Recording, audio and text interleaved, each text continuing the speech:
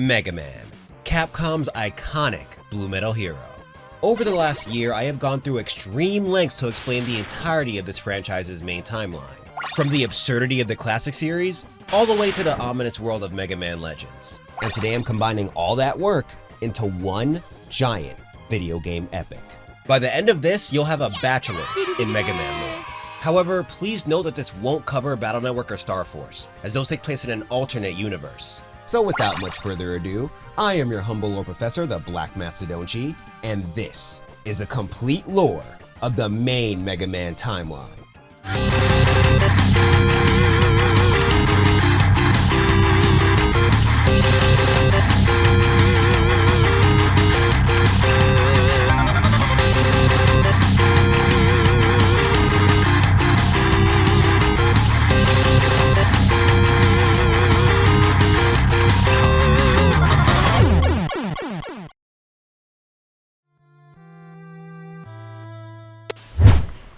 It was the 1980s, a time when Capcom mostly made arcade games, but for their newest title, the company hired a fresh team of young talent to take on the project, one of them being one of the most influential people to the Mega Man IP, Keiji Inafune.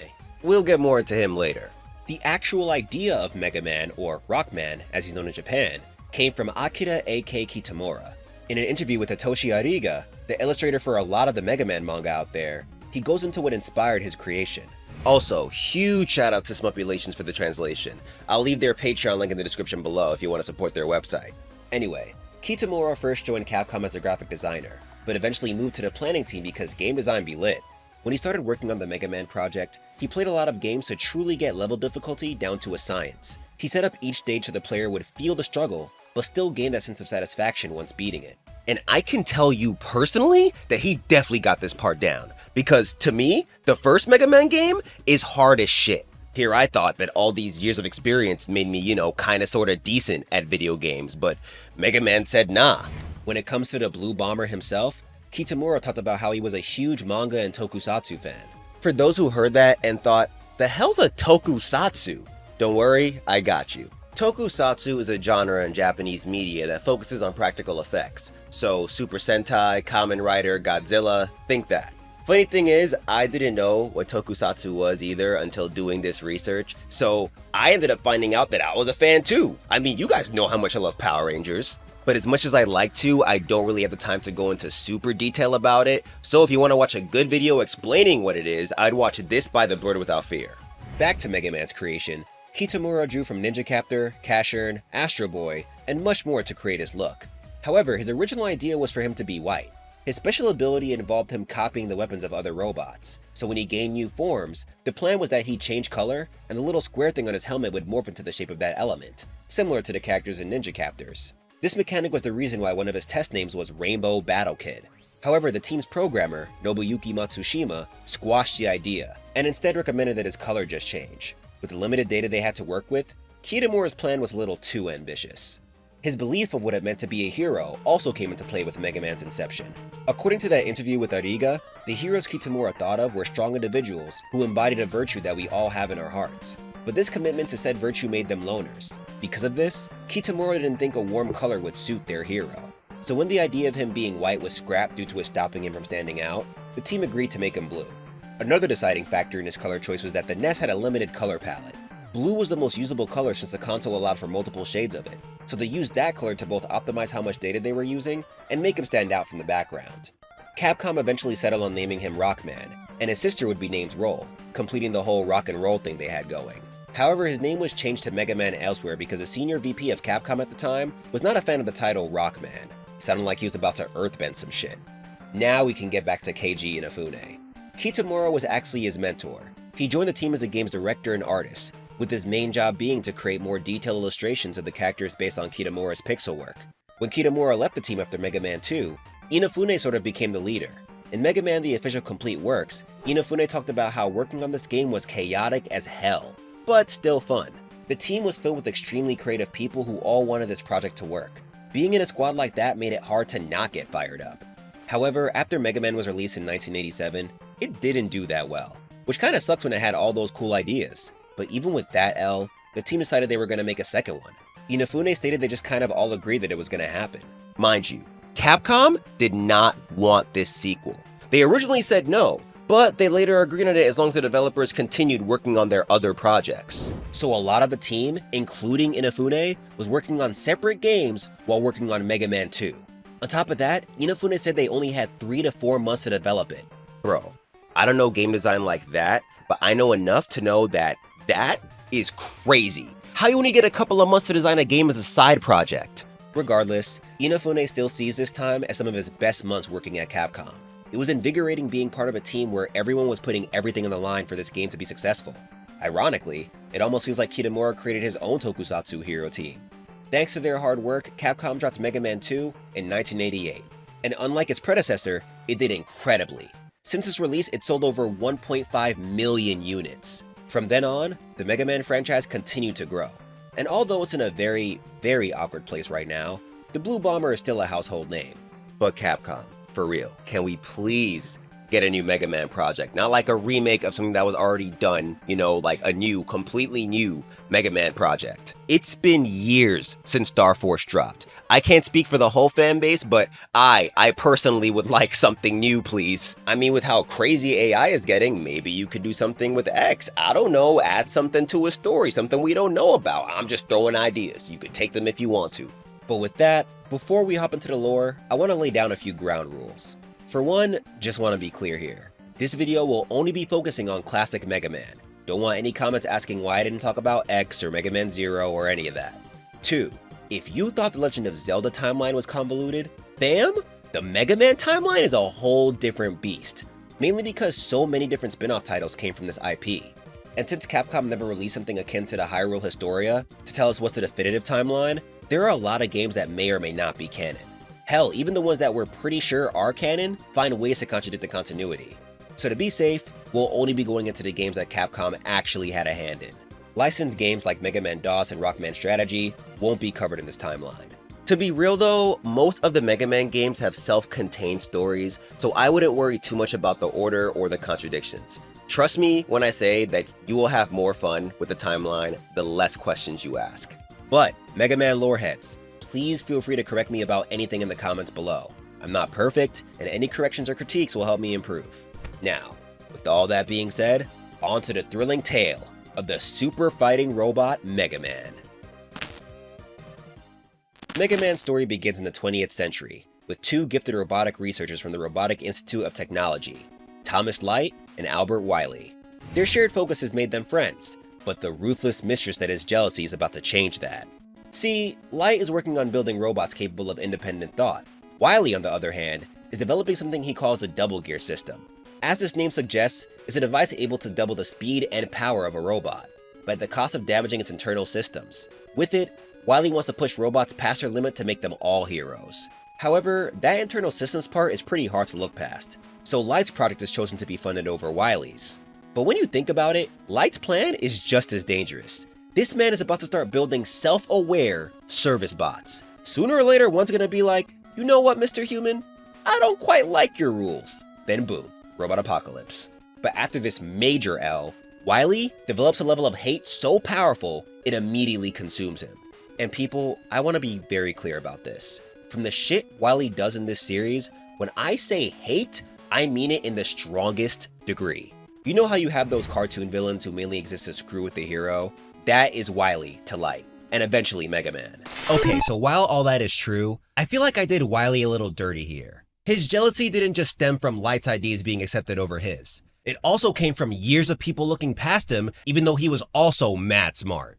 According to the Robot Master's field guide, Wiley heavily contributed to the field of robotics as well, but only Light got the awards and the fame. So when you take that into account, him crashing out and secluding himself is a tiny bit more warranted.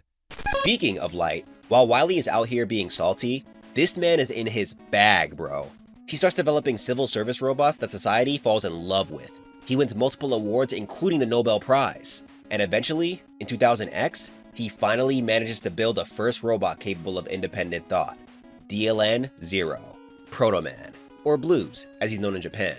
By the way, one cool thing that the development team implemented was model numbers for each robot. The beginning acronym is based on the creator, so DLN is Dr. Light numbers. Sadly though, something is wrong with Protoman's power core. so Light makes plans to basically do robo-surgery to fix him. However, out of fear that this operation would change who he is, Protoman leaves before the necessary fixes can be done. And this is where Weil comes back into the picture. The jealous-ass doctor finds Protoman and takes him in to repair him, realizing that this is a Dr. Light creation. For some reason, Protoman is cool with letting Weil do the repairs instead, so the guy replaces the solar core that Light used originally with a nuclear one. And he gives him the ability to throw hands. This man really saw a robot with no weapons and said, "Nope, violence." Meanwhile, Light works on the kinks of his solar core, then continues his streak of playing God by building DLN-1, Rock, and DLN-2, Roll. The remake of MegaMan, MegaMan Powered Up, calls him Mega in the manual, but I'm not calling homie Mega bro. What? Plus, due to different events occurring, MegaMan Powered Up isn't even canon to this timeline. So throughout the video, when he's not MegaMan, I'll call him Rock. Just want to say that now so no one gets confused. Rock and Roll work as his lab and house assistants, and with that success, he built 6 more industrial robots: DLN-3, Cutman, DLN-4, Gutsman, DLN-5, Iceman, DLN-6, Bombman, DLN-7, Flameman, and DLN-8, Electman. In the alternate timeline where MegaMan Powered Up occurs, he also built DLN-9, Oilman, and DLN-10, Time Man. So this part was a mistake. The Robot Master's field guide says that Oilman's and Time Man's numbers are unknown. However, in the Archie MegaMan comic, Time Man is DLN-A, while Oilman is DLN-B. But with their creation, Weil finds his chance to strike, leading us into the first title within this timeline, MegaMan. Before we get into what happens next, can we just take a sec to look at the US box art for this game? Like, I know everybody has talked about it, I know it's a common thing, but hey, it's my turn now.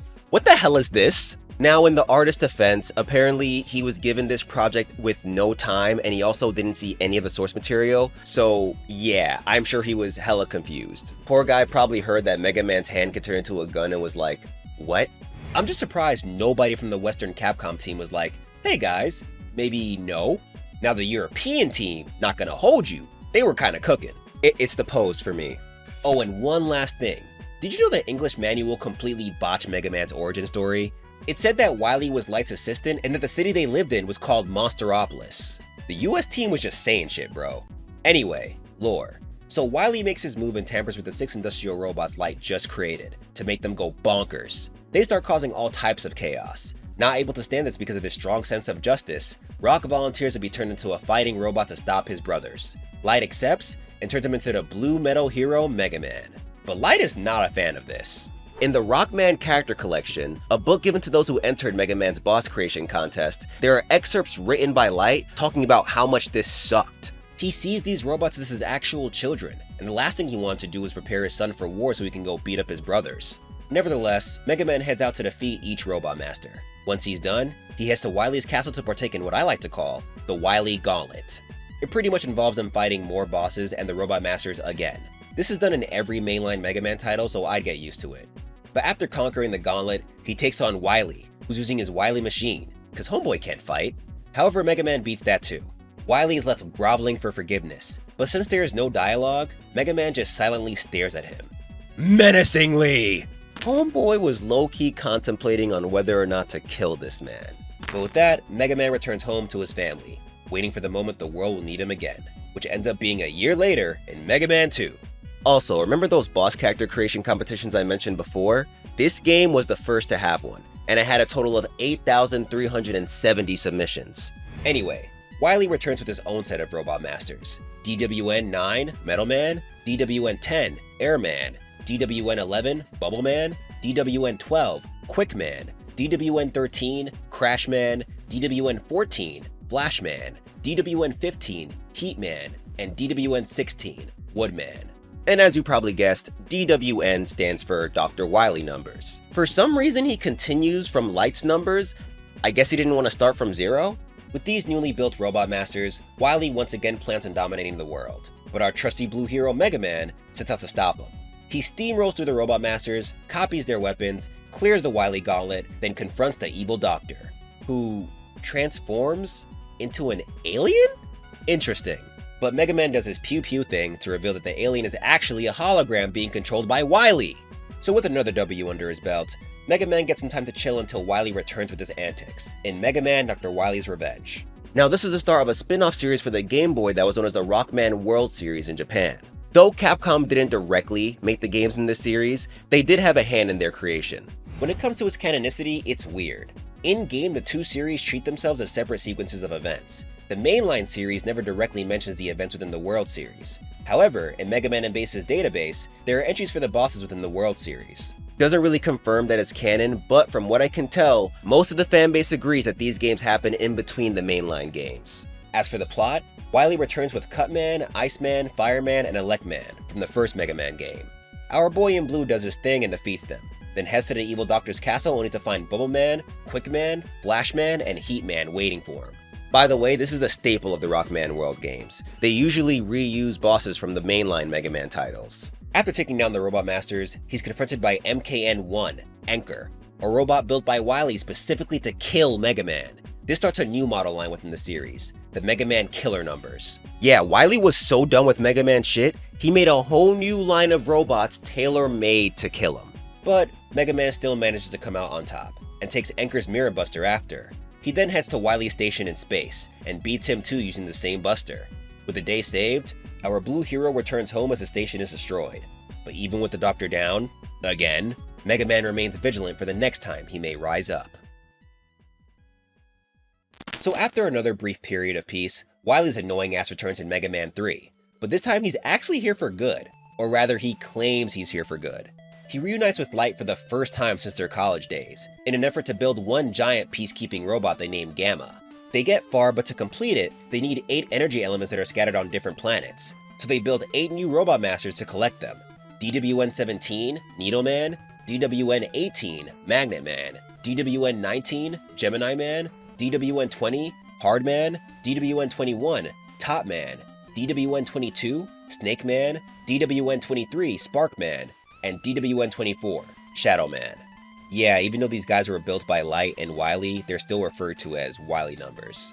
So the Robot Masters are sent to these planets, but they start going haywire. It's up to Mega Man and his new partner, Rush, to defeat them and collect the energy elements. And yes, this is the game where Rush made his debut. See, before in Mega Man 2, there were these items dubbed Items 1, 2, and 3 that helped Mega Man traverse through stages. In this game, they just combined those items into Rush, and he remains as Mega Man's partner throughout the series. This is also the game where sliding was introduced. It added more possibilities for Mega Man movement-wise. There was a point where they thought about adding crouching, but the team agreed that the player would barely see the height difference in buster shots, so it made no sense. So now we have sliding. Anyway, throughout his quest, he's confronted by this mysterious robot who calls himself Breakman. Eventually he does his thing, collects the elements, but when he gets back to the lab, Light's all like, "Oh no, Mega Man! Right after we received the last element, Wily ran and stole Gamma!" And Mega Man's like, "Bro, y'all are the same age. Why didn't you stop him?" So he heads over to Wily's castle, goes through the Wily gauntlet, and takes down Gamma and Wily. Breakman then pulls up to save him while the castle crumbles. But Wily isn't that fortunate. He ain't dead though, he escapes in his UFO. But after Mega Man regains consciousness, Light hears the whistle that Breakman has been doing throughout the game, then reveals that Breakman was actually his older brother Protoman this whole time. With that, Mega Man runs to try and catch up to him, but instead, he sees a vision of him in the sky. On to the next title in the series, Rockman World 2. So, quick fun fact, outside of Japan, they used Roman numerals to differentiate this series from the NES series. So you have Mega Man 2, the number, and Mega Man 2 with the Roman numerals. This is why from now on, I'll just be calling these titles by their original names, Rockman World. I don't know who thought the Roman numeral thing was a good idea, but they were wrong. Also, quick development note. In Mega Man The Official Complete Works, Inafune mentions how they hired another company to work on this game, and immediately regretted it. They just didn't get it. So after this game, they returned to the company that made the first one. Anyway, Wily hatches a whole new scheme to steal a time machine known as a Time Skimmer. He plans to use it to change the past. After stealing it from the Time-Space Research Laboratory, Light, Mega Man, and Rush quickly begin their investigation. Thanks to Rush, they find out that of course, Wily stole it, so Mega Man and his pup head out to stop him. But before he can do that, he has to take down Metal Man, Airman, Crash Man, and Woodman. Meanwhile, Wily finds out that the Time Skimmer is only capable of going to the future and back, not the past. So he alters his plan a little, and goes to the future, 37.426 years in the future to be exact. There he finds a much more peaceful version of his world. So peaceful that future Wily is actually done being evil. Future Mega Man isn't even Mega Man anymore, because he doesn't need his weapons. But even after seeing all this peace, Wily still decides to ruin it by going to his future self and deadass being like, "Yo, being good is for pussies! Is that really what I amount to? A pussy?" You've got to have some crazy levels of hate if you're willing to ruin the future just to mess with your scientific rival. And sadly, future Wily falls for the bullshit. The guy goes evil, and together with his past self, they steal future Rock, and they modify him into an evil fighting robot they call Quint. In the present, MegaMan manages to defeat the first 4 Robot Masters. He then heads to Wily's castle, only to run into Needleman, Magnetman, Hardman, and Topman. After taking them out, he faces Quint. Our boy gives him the work, so Quint flees, leaving behind his weapon, a weird pogo stick called a Sakugarne, or Sakugarn? With Wily's trump card out the way, MegaMan heads to the Wily station and beats the Doctor yet again. Then he takes a little break, until MegaMan 4. This game takes place a year after the events of Mega Man 3, and it's also the game where Eddie makes his debut. This is another one of Mega Man's support bots. He gives him items at random. Plot-wise, it's been a minute since anyone has heard from Wily, so it's just kind of assumed that he's dead. Then one day, Light receives a message from a young scientific genius named Dr. Cossack. He calls Light trash, and to prove it, he sends 8 of his own Robot Masters to defeat Mega Man. DWN-25, Brightman, DWN-26, Toadman, DWN-27, Drillman, DWN-28, Pharaohman, DWN-29, Ringman, DWN-30, Dustman, DWN-31, Diveman, and DWN-32, Skullman. Fun fact about Skullman, he became the team's favorite boss in this title. They loved him so much, they recreated a whole stage just for him. So equipped with this new Mega Buster that allows him to charge his shots, Mega Man takes down the Robot Masters one by one, then beats Cossack. But then Protoman appears with Cossack's daughter, Kalinka. She reveals that her father is not the bad guy here. Wily kidnapped her and forced him to do this. With that, the evil Doctor pops in, and reprimands Protoman for betraying him. Then he's like, "Yo, Mega Bitch! See me in my new castle! You won't!" So as you would guess, Mega Man infiltrates the Doctor's castle, conquers the gauntlet, and then beats Wily once again. But the Doctor escapes as his base self-destructs. Afterward, Mega Man returns home to his family. Now in between Mega Man 4 and 5, we have Wily and Light's Rock Board, that's Paradise, and Rockman World 3. Not 100% sure which order these games go in, but we'll start with Wily and Light's Rock Board. Not much to say here, it was just Monopoly, but Mega Man. They also introduced reggae in this game, so that's cool. So, funny thing about reggae, Wily built him because he was lonely, but he ended up being extremely annoying and condescending. Dude laughed at the Doctor whenever things went wrong. Homie gave him life and he paid him back with disrespect. Then Wily continues his antics in Rockman World 3. The city is hit with sudden weather abnormalities and other issues, which gets everyone in a panic. Knowing this is Wily's fault, Light sends Mega Man to handle it. He first faces the brought back Gemini Man, Snake Man, Spark Man, and Shadow Man. Then he infiltrates Wily's castle and takes on Drill Man, Dust Man, Dive Man, and Skull Man. Following this, he's met by the second Mega Man killer, MKN2, Punk. But this guy is no match for our boy. After he beats him, he takes his Screw Crusher weapon and uses it to defeat Wily again. Now, onto Mega Man 5. This title takes place 2 months after Mega Man 4, so technically Rockboard and Rockman World 3 took place in a 2-month time span. Also, this is the first game that places us in the year 20XCX. An army of robots, seemingly led by Protoman, attacks the city and kidnaps Dr. Light. So Dr. Cossack helps Mega Man out by upgrading his Mega Buster and giving him the support bot Beat. Before this, Light and Cossack were working on this robot together. With that, Mega Man proceeds to take down a new set of Robot Masters, DWN-33, Gravity Man, DWN-34, Wave Man, DWN-35, Stone Man, DWN-36, Gyro Man, DWN-37, Star Man, DWN-38, Charge Man, DWN-39, Napalm Man, and DWN-40, Crystal Man. Afterward, he moves to Protoman's castle, but once he confronts him, the real Protoman shows up, revealing that this imposter is actually someone named Darkman. Wily created him to frame Protoman, cause he's still salty about him betraying him back in Mega Man 4.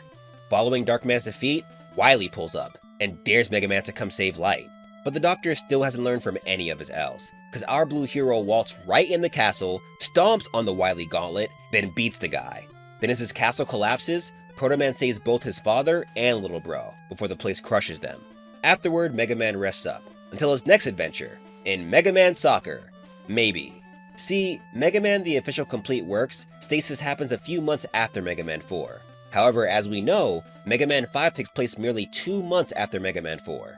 I don't know about y'all, but I take a few as more than 2, so it feels right to place the game right here after Mega Man 5. If you have a better idea for where this goes, by all means let me know in the comments. Anyway, in this title, Wily decides he has a bone to pick with soccer for some reason. He sends revived Robot Masters from past titles to attack soccer fields all over the world, so it's up to Mega Man to save soccer. Not much else to this game, to be honest. Next, Rockman World 4. Sometime later, Mega Man and the fam end up attending the World Robot Exposition, where scientists show off their greatest robotic creations. But Wily pulls up and ruins the party with a special electric pulse, which puts the robots in the expo under his control. Mega Man would have been affected, but thanks to his, and I quote, conscience of justice circuitry, he's good. Yeah, Mega Man was straight up built to do what's right. Kinda sad when you remember that Light's whole thing was to build robots with independent thought. Meanwhile, Mega Man over here has no choice but to be a hero. So like the past Rockman World games, Mega Man faces the 8 recycled Robot Masters, which is a huge continuity error because that means these Robot Masters were in the Expo. Why would Wily's robots be in a Robot Expo? He's evil. Anyway, Mega Man takes out the first 4 Masters, but is then confronted by a new model in the Mega Man Killer series, MKN3, Ballad. Our boy beats him, but he escapes. He reappears after the last 4 Robot Masters are defeated, but Mega Man beats him yet again, taking his Ballad Cracker in the process. He then closes in on Wily, who's in a new battleship, and foils his schemes yet again. Like he always does, Wily says to place the blow, but surprisingly, thanks to Ballad, Mega Man escapes unharmed. Now on to Mega Man's next adventure, in Rockman World 5, the last game in the World series. And unlike its predecessors, this title actually has its own bosses. In this one, the world is at peace once again because Wily has been quiet for a minute. Then one day while on a stroll with Roll, Mega Man is attacked by a new robot, SRN-1, Terra, and his Mega Buster does nothing to him.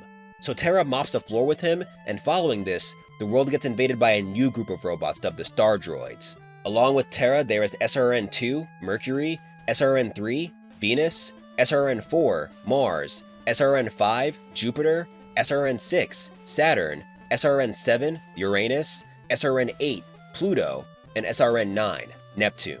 And look, the Star Droids even got their own model acronyms. So Light sends Mega Man to travel the galaxy to stop this new threat.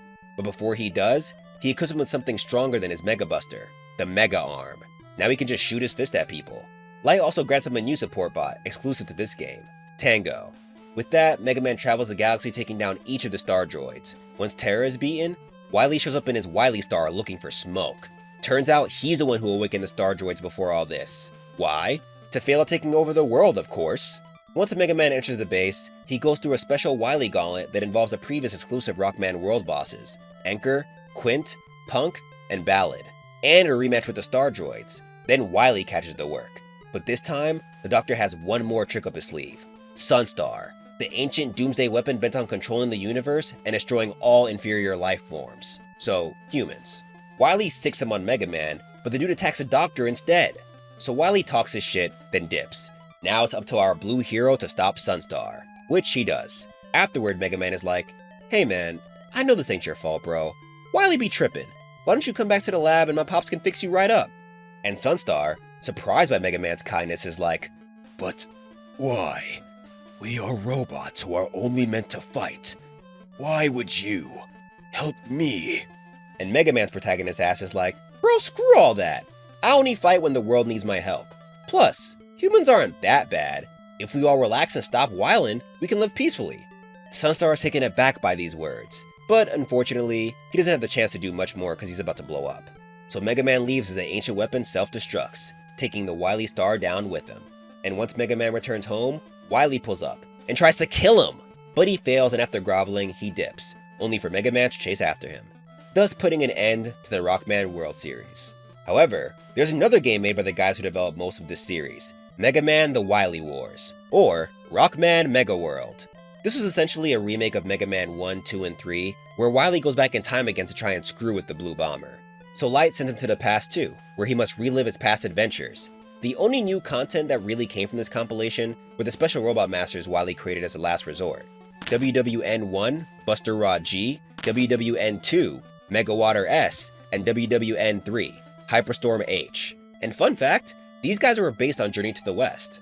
However, MegaMan takes them down. Okay, so I know last time there were a few folks who commented on where they believe Wily Wars fits in the timeline. Like, I remember someone saying it happens right after Rockman World 2 because Wily used a time skimmer to make his time machine, but hear me out. Stepping away from the plot, I think we can all agree that the Wily Wars was just an excuse to drop a remade compilation of the first 3 Mega Man games on the Sega Genesis. I mean, Wily even named his new group of robots the Genesis Unit, like, come on. Since this title changes nothing about the actual plot and could just as easily be taken out of the timeline, I don't think its placement matters that much. All you really need to know is that Wily tried it and Mega Man stopped it. Now let's move to the next game, Super Rockman Adventure. Fun fact, in Inafune's opinion, this is one of the worst games in the series. This is the point where Mega Man was being sold to the lowest bidder, and apparently, the one who was originally in charge of this project quit at the last minute, so it was practically thrown at Inafune. Unlike previous Mega Man titles, it alternated between animated cutscenes, choice-making events, and a first-person shooter mode. I didn't get to play this game, but this shit already sounds like a clusterfuck. As for the story, Wily ends up discovering a supercomputer named Ra-Moon, within mysterious ruins in the Amazon. This device not only revives his robot masters from Mega Man 2 and 3, he also notices that it releases strong electromagnetic waves. So of course, Wily makes this the backbone of his new plans to take over the world. Thanks to him, the waves get stronger and begin to affect technology around the world. It eventually puts Roll in a coma, so Light immunizes Mega Man and his brothers, the Dr. Light numbers from the first game, then together, they put a stop to Wily's plans and save Roll.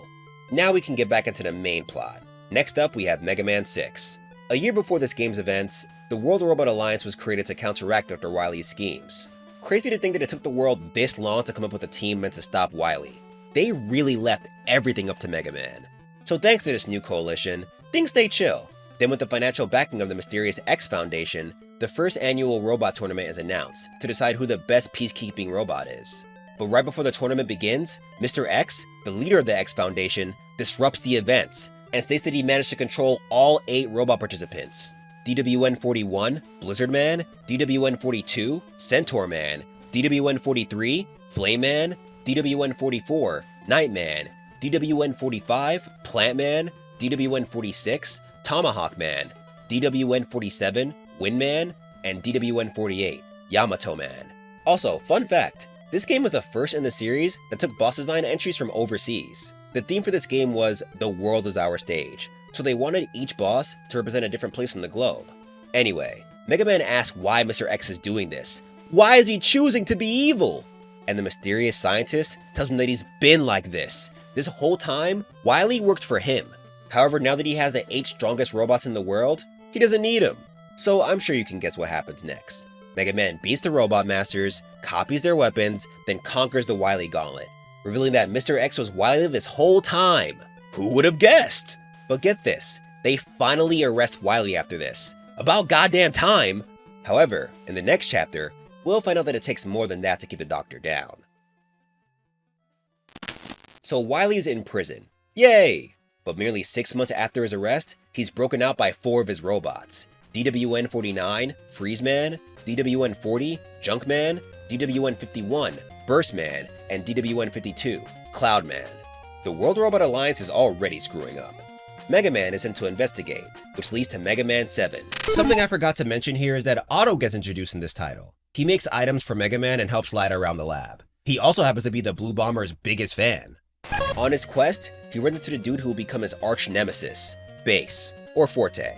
Funny thing about Bass, the person who did the pixel art for him, Hayato Kaji, talked about how it was mad hard to animate him because his head was so weird to work with. But Bass and his dog Treble are after Wily as well, so for now, Mega Man sees him as a teammate. After beating the 4 Robot Masters who broke the scientist out, Mega Man finds out that Wily attacked the Robot Museum and stole a Gutsman. Then a new set of Wily numbers emerge. DWN-53, Springman, DWN-54, Slashman, DWN-55, Shademan, and DWN-56, Turboman. Mega Man goes after them, but in the process, he finds an injured Bass. Our hero tells him to go to Light, and he'll fix him right up. But when he returns home later, he finds the place in ruins. Bass destroyed it and stole the blueprints for Mega Man's Super Adapter. This is a device that allows Rush and Mega Man to combine into Super Mega Man. It's a form that's a combination of the 2 Rush transformations introduced in Mega Man 6. After finding that out, Mega Man gets a call from Wily, where he reveals that Bass and Treble have been working for him this whole time.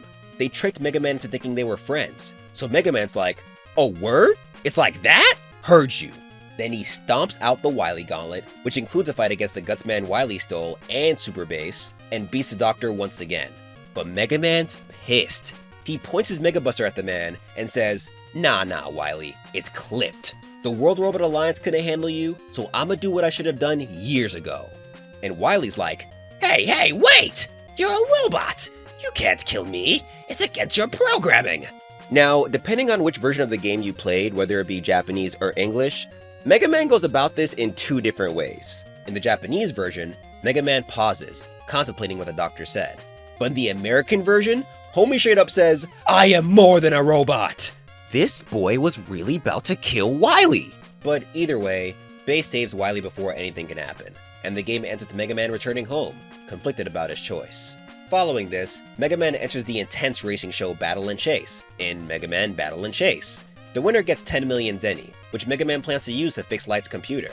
After dealing with Wily and Base, our boy manages to win. But Light fixes his computer by himself, so they use the money to throw MegaMan a big party. Nope, that's wrong. Napalm Man is the actual winner. Because of his love for weapons, he always dreamed of opening up a weapons museum. That's why he entered the Battle and Chase tournament.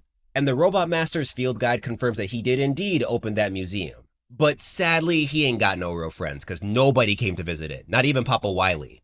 After that successful stint of racing, MegaMan joins Protoman and Base in the first arcade game in the series, Rockman the Power Battle. Now, here's the thing about this game. The creators themselves has said that they see this title and its sequel as taking place in a parallel universe, so it's not in this continuity. It's set in stone that it's not in this continuity. But then don't you? Why are you talking about it? Well, two things happen in this game and its sequel that hint towards the Mega Man X part of this timeline, so I thought it would be a good idea to just add it in for the extra lore. Plus, both these games are in the Complete Works book, so I kind of feel like I have to talk about them. Anyway, in the Power Battle, Wily's annoying ass brings back 18 more Robot Masters from the past to, of course, rule the world. MegaMan and Protoman set out to stop him, but Base just joins in because he wants Wily to see that he is the only robot he needs. So in this title, each character has their own ending. We can start with Protoman because he doesn't do much. He just watches as Wily's castle burns down. Then the game's all like, Protoman was a robot built by Light, but is he friend or foe? Protoman, it's been mad games. Just help your little bro out. Nobody said you gotta chill with Light. In Base's ending, Base saves Wily and is all like, see, Doctor? Now you know who the strongest is. But Wily blasts back like, yeah, Base, you idiot! You still can't beat Mega Man. You're trash! But no matter. The new robot I'm working on will blow you both away. Then Base gets all mad like, screw you, Doctor. All you make is junk anyway. But Base, wouldn't that make you junk too? In Mega Man's ending, Light mentions that he knows what robots need to prevent crises like these in the future. They need to be able to make decisions for themselves. Once again, Light, think about what you're saying here. Is that really what we need right now? But after saying this, he says that he wants to do more AI research, and him saying this might be alluding to his later creation of the first robot with free will, X. And that bit Wily talked about might be alluding to his later creation of Zero. Regardless, the whole scene ends with Mega Man saying he will fight for everyone's future. Now back to the main continuity. Next up is Mega Man 8. So one thing this game tried to do was have animated and voice cutscenes. Sounds great, right? Well... You must recover all the energy immediately, Mega Man. But where is Dr. Wily? That's a good question. Yeah, the voice acting was pretty bad. I'm surprised nobody told him to at least do it over again or just scrap it, but yeah. Anyway, somewhere in space, a good robot and an evil robot end their epic skirmish with one final clash. It knocks them out, and they both fall down to Earth. In the middle of a fight with Base, Mega Man is told by Light about what just happened, so he heads to the deserted island where the two robots crash landed. But somehow, Wily got there first, and he managed to find this weird purple orb. Mega Man would give chase, but he's stopped by the body of the good robot that crash landed. Feeling bad for the guy, he asks Light to come pick him up for repairs. Then he sets his sights back on Wily, but the crazy doctor is ready with the new squad of Wily numbers. DWN-57, Tengu Man, DWN-60, Clown Man, DWN-62, Frost Man, and DWN-63, Grenade Man, each of them infused with energy from that orb. Mega Man takes them out and collects the energy so Light can take a look at it. When he returns home, Light warns that Wily cannot get his hands on this, lest he destroy the world. Then the damaged robot MegaMan found wakes up, spots the energy, gets pissed, and dips. MegaMan goes out to find him and is forced to fight him in order to calm him down. But luckily, after he ends up getting captured by one of Wily's robots, the space bot saves him, proving that he truly is one of the good guys. His name is Duo, and he tells MegaMan that the energy Wily is using is known as evil energy. Yup, just evil energy. We could even get a name, Capcom. Duo states that he has been traveling the universe to destroy this energy, because if he doesn't, it will consume everything. So MegaMan's like, well, can't have that. And the two robots agree to work together to stop Wily. And just in time too, because Wily has 4 more Robot Masters ready for the smoke. DWN-58, Astroman, DWN-59, Swordman, DWN-61, Searchman, and DWN-64, Aquaman. MegaMan goes after them while Duo hunts down the remaining evil energy on the planet. After the last Wily number is taken out, he heads to his tower to partake in the usual gauntlet. Base gets involved too, so he catches the work as well. But after defeating Wily yet again, MegaMan is consumed by evil energy. Duo arrives just in time and manages to cure him. Then with the help of Protoman, he's taken home. Once he wakes up, he's given a thank you note by Duo. Then MegaMan rests up until his next adventure. But in a parallel universe, Duo returns for another adventure in Rockman 2: The Power Fighters. And just so there is no confusion, yes, this is indeed the sequel to Rockman: The Power Battle. Don't know why they put 2 after Rockman, and I don't know why they called it The Power Fighters instead of The Power Battle, but go off, Capcom. In this title, Light discovers a mysterious energy source from space dubbed Alien Energy. But Wily revives more robots from the past and steals the energy for himself. So MegaMan, Protoman, and Duo go after Wily to stop him. And Base joins because he's still pissed that Wily dares to use robots other than him. Similar to its predecessor, each character has their own ending in this game. And to be honest, they're each kinda wild. So, in Base's ending, we get the usual banter between him and Wily. But the Doctor takes it a step further and reveals that Base was an accident. His idea of Base came about because Wily was trying to use MegaMan as a template for his next creation. But in the process, he accidentally created Basenium, which he says is currently the most powerful energy source in the world. And from Basenium came Base. Oh, and this is probably a good time to mention that MegaMan is actually made out of an alloy called ceratanium, or ceramic titanium. It's pretty much lighter and more durable titanium. Should have mentioned that earlier, but I honestly forgot. Anyway, after Base's whole backstory is revealed, Wily states that he learned from his mistakes and has created a whole new robot more powerful than Base and MegaMan. And this time, he doesn't just allude to it, he full-on shows Zero in his glass case. Well, Zero's shadow, at least. He then says that this project will take a while to complete, and he's also working on a whole new project along with it. It's believed that this other project is the Maverick virus, which also becomes important in Mega Man X. Now I know this all happens in a parallel universe, but you see why I wanted to add this to the video. Anyway, in Duo's ending, he and Light just talk about the alien energy, and Duo nods to Mega Man 8 by saying that helping them this time repaid his debt. In Protoman's ending, Light confronts him and pleads for him to come in for repairs, but Protoman is all like, "Don't worry about my problems, Doctor. I know my body better than anyone. Now I gotta go, cuz I've got things to do. Shit like staring off into the distance while my scarf waves in the wind. Later." And finally, in Mega Man's ending, Wily ends up coming at Mega Man, calling him a hypocrite for claiming he fights for peace when all he does is destroy robots. And this shakes Mega Man to his core. Look at his face, bro! He's even like, "Oh god, you're right! I could have negotiated with them at least! I really am just like Wily!" But his friends show up out of nowhere and make him feel better with that good old friendship talk no jutsu. And Wily uses that chance to escape. But the crazy thing about this is that Wily's not wrong. Now back to the main timeline once again. Next is Mega Man and Base. Really cool fact about this game, Inafune actually hired manga artists to draw the boss characters for this title. He also got Ariga to do the cover art. And kudos to them because I realized that this game is the reason for a lot of my favorite designs within the Mega Man series. All this shit looks clean.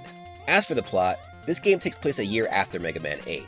Wily just finished building a new castle to carry out his schemes, but out of nowhere, a robot named King commandeers it, wishing to rule the planet for himself. He believes that robots are above humans, so they should be in control. And Light was over here trying to give robots independent thought. You see how easily this can backfire? So the robot kicks Wily out of his own crib, then steals the data from both his and Light's robots. Following this, he infiltrates the robot museum to steal more data. Protoman attempts to stop him, but tell me how he doesn't only get washed, but King cuts him in half. This dude is real! Now the new big boss has enough data to build his own robot army. And this introduces a new series of boss to the series, the King numbers. KGN1, Dynamo Man, KGN2, Cold Man, KGN3, Ground Man, KGN4, Pirate Man, KGN5, Burner Man, and KGN6, Magic Man. Tengu Man and Astro Man from Mega Man 8 also joined the army cause why not? With nowhere else to go, Wily asks his old friend Light to help. And though Wily has proven time and time again that he cannot be trusted, Light helps him anyway because they can't have this new guy ruling the world. So they send Mega Man and Bass to save the day. After taking down the robot army, they confront King and beat him thanks to the help of Protoman. Yeah, don't worry, he's good. He does end up knocking himself out though, because he uses something called the Big Bang Strike to take out King's shield. But after defeating him, King shows that he has a heart. He teleports Protoman to safety. Then Mega Man tries to get him to come to Light's lab, where he can get the repairs he needs. But King says that if anyone tampers with him other than Wily, he'll explode, revealing that Wily is the one who created him. So this whole plan was all Wily. Can't trust this man for shit. Then as if on cue, Wily appears asking what the hell is going on. There's an enemy in front of him. He should be fighting. And poor King is like, I don't understand. Why must we robots fight each other for the sake of humans? Nevertheless, King is remotely repaired by Wily and is forced to battle Mega Man and Bass again. The Robo Duo wins, and King begs him to stop Wily. So they beat the Wily Gauntlet and take out the Doctor. Afterward, Mega Man is left feeling down that yet another robot had to be destroyed by his hands. But he later receives a letter from King stating that everything is alright. Bass, on the other hand, is mad because Wily plotted against him again. But Wily says he just wanted to see if King was stronger than him.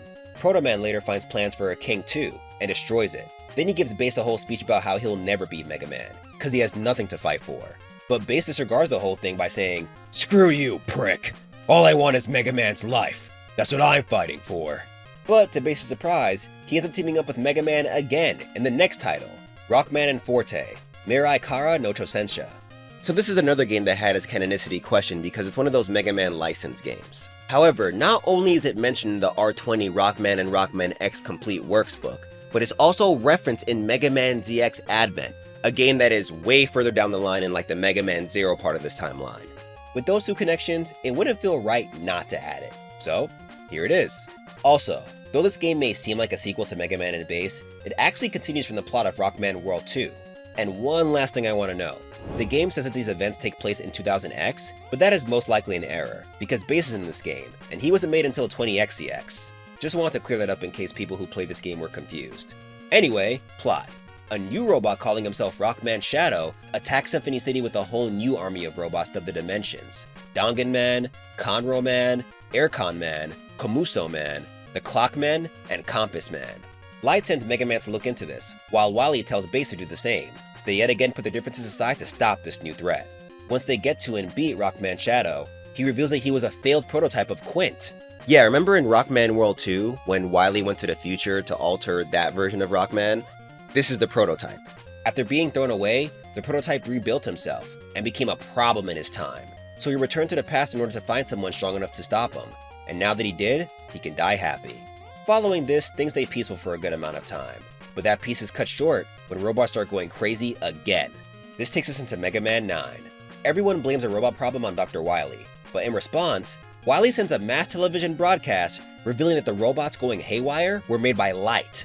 He even releases his bank info so the public can send him money to build an army strong enough to stop the rampaging robots. As an ex-convict, Wily is wild for this one. Mega Man is sent to look into this, but while on his adventure, Light is freaking arrested. They wasted no time taking him in. So like always, Mega Man must defeat 8 new Robot Masters before he can get to Wily. These guys are DLN-65, Concrete Man, DLN-66, Tornado Man, DLN-67, Splash Woman, DLN-68, Plug Man, DLN-69, Jewel Man, DLN-70, Hornet Man, DLN-71, Magma Man, and DLN-72, Galaxy Man. On his quest, he finds out these robots were in the process of getting decommissioned. They reached their government expiration date, so Wily used this as his chance to reprogram them to work for him. To save his robot brethren, Mega Man conquers the Wily Gauntlet in his castle, then beats the evil doctor once again. But the guy tricks our boy into thinking that Light's in the next room. This traps him. Luckily, his big bro Protoman does what he does best, and rescues him before the place self-destructs. Later, Light is freed, and he finds uses for the robots who are about to retire. Sometime after this, a robotic virus dubbed Roboenza sweeps the globe. Roll ends up getting infected, and for a month, no cure is discovered. Eventually, the infected robots start causing chaos. Wily, who's in the process of building a cure, gets attacked by some of the infected, and they steal the parts he needs. So the doctor goes to Light asking for help again, and the gullible man agrees. Even though Wily framed him in the last game, Light sends MegaMan to retrieve the stolen parts, and Protoman joins him because this job is too big for just one super fighting robot. And this takes us into MegaMan 10. This time, the robot masters they're forced to face are DWN-73, Blademan, DWN-74, Pumpman, DWN-75, Commando Man, DWN-76, Chillman, DWN-77, Sheepman, DWN-78, Strikeman, DWN-79, Nitroman, and DWN-80, Solarman. In the process, Wily manages to create a prototype cure for Roll, but after beating the last Robot Master, MegaMan gets infected with Roboenza. Then Wily reveals that the virus was created by him, cause who else would do some wild shit like this? So Roll gives her brother the prototype cure, and he heads out to get the doctor the business. He takes on the Wily gauntlet, then beats the man who ironically got sick himself. So MegaMan takes him to the hospital to heal, but the doctor ends up escaping a couple of days later. And before we continue, I just wanted to mention that this game had extra stages you could download that featured the MegaMan killers, Anchor, Punk, and Ballad. But now, on to the last game within the classic MegaMan timeline, MegaMan 11. Sometime after the events of MegaMan 10, Wily randomly remembers his double gear system. As a reminder, this is the project that he was working on when he was younger, the one that led to him hating Light with all of his soul. He then steals DWN-81, Blockman, DWN-82, Fuseman, DWN-83, Blastman, DWN-84, Acidman, DWN-85, Tundraman, DWN-86, Torchman, DWN-87, Impactman, and DWN-88, Bounceman, from Light, and enhances them using his system. To help MegaMan stop them, Light installs a prototype of the double gear system. Then our boy proceeds to defeat this title's robot masters, and along the way, he finds out more about Light's and Wily's past. Once he beats Wily for the final time, or at least final time that we know of, Wily once again hits MegaMan with the truth, saying he only won because he was using a system that he created. But Light comes in to back his son up. In an effort to get Wily to atone for his crimes, he tells the doctor that this is all proof that their technology can do more together. But Wily is too lost in his hate. He refuses to work with Light and leaves. With that, our heroes return home, putting a close to this chapter in the MegaMan timeline. Yo, what's going on, fam? Hope you're enjoying your trip through the MegaMan timeline so far. Before we get into the X part, I want to introduce you to a segment I'm going to be doing between each section. The MegaMan Lore Tier List. I've seen a lot of folks judge these franchises for their gameplay, but I want to focus on their narratives. And a video like this felt like the perfect time. So, classic MegaMan. I'll be honest with y'all, out of the stories we're about to get into, I feel like this is the least interesting. Most of his adventures felt like Monster of the Week episodes. Wily would come up with some crazy plan, then MegaMan would stop him. And every now and again you'd see plot points from past games return. But this isn't really a bad thing. Where classic MegaMan wins is in everything outside the main story. The extra lore behind the Robot Masters and other characters goes crazy. Like, did you know Wily built so much debt that he had to use his car to build a Robot Master? That's Turbo Man. Some of them were even stolen because he was that broke.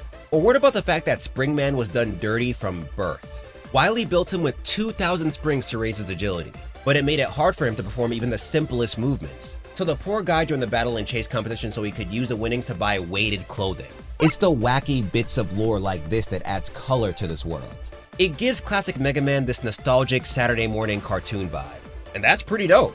I feel like that's a type of energy that's hard to capture. With all that being said, I rank classic MegaMan as 4th on the MegaMan lore tier list. Now let's move on to X. MegaMan X, or Rockman X as he's known in Japan, was created by the same team that worked in the classic MegaMan series. According to MegaMan and MegaMan X, the official complete works, Keiji Inafune and the team began coming up with ideas once they entered the Super Nintendo era of consoles. Inafune being one of the big players in the original MegaMan team. I talked about him more in my last video if you want to educate yourself on his story. They wanted to make something new and different, but were aware they couldn't just change the MegaMan formula. This made for an arduous brainstorming process, and it didn't help that Inafune and his protege, Hayato Kaji, switched roles.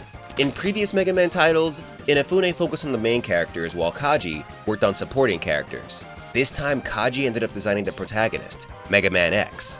In the complete works, he commented on how difficult it was partially because they had way more color to work with compared to the past, which is understandable. Classic Mega Man was almost all blue just to save data. Now with the introduction of the Super Nintendo's better hardware, these guys had options. And looking at the design now, I think Kaji killed it. I can't imagine being a kid from 1993 watching the debut of a character like this, knowing it came from a series that looked like this.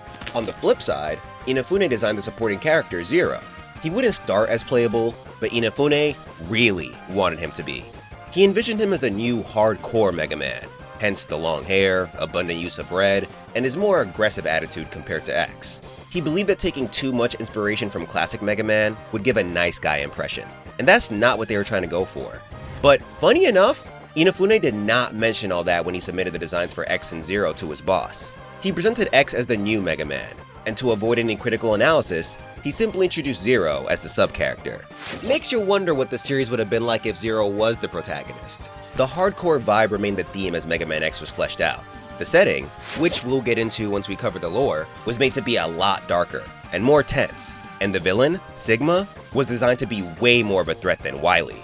While iconic, Inafune believed that the Mad Doctor had a side about him that you couldn't really hate. And I get that. In the last video I mentioned how Wily kind of felt like a cartoon villain, and that added some charm to him, sure, but because of it, I was never really worried about his schemes. I knew the majority of his plans would fail and lead to him groveling for his life. Sigma, on the other hand, was created to be an absolute evil, and has a little more complexity to his backstory. Just by looking at their design side by side, you can see the difference in aura. Gameplay-wise, a ton of new features were added to take advantage of the Super Nintendo's power. Since RPGs were popping off during the time, they added armor upgrades to simulate the feel of leveling up and getting stronger. Mounts were introduced to add a certain flair of luxury to the game. And of course, the graphics fucking digivolved, giving us a game that still looks good today. Also, quick tangent. There was this album that came out for X1 that featured a bunch of different background music for the stages. And in it, they left a developer diary giving readers an idea of how they felt while creating the game. It's mad funny, so I highly recommend you read it yourself. Once again, shout out to Shmupulations for the translation. But here is one entry that caught my eye, and I want to share it with y'all. I have no ideas. I can't think of a single thing. Nothing. The programmers are getting angry, the designers are getting restless. I'm in hell. This is surely hell. How did I get into this mess?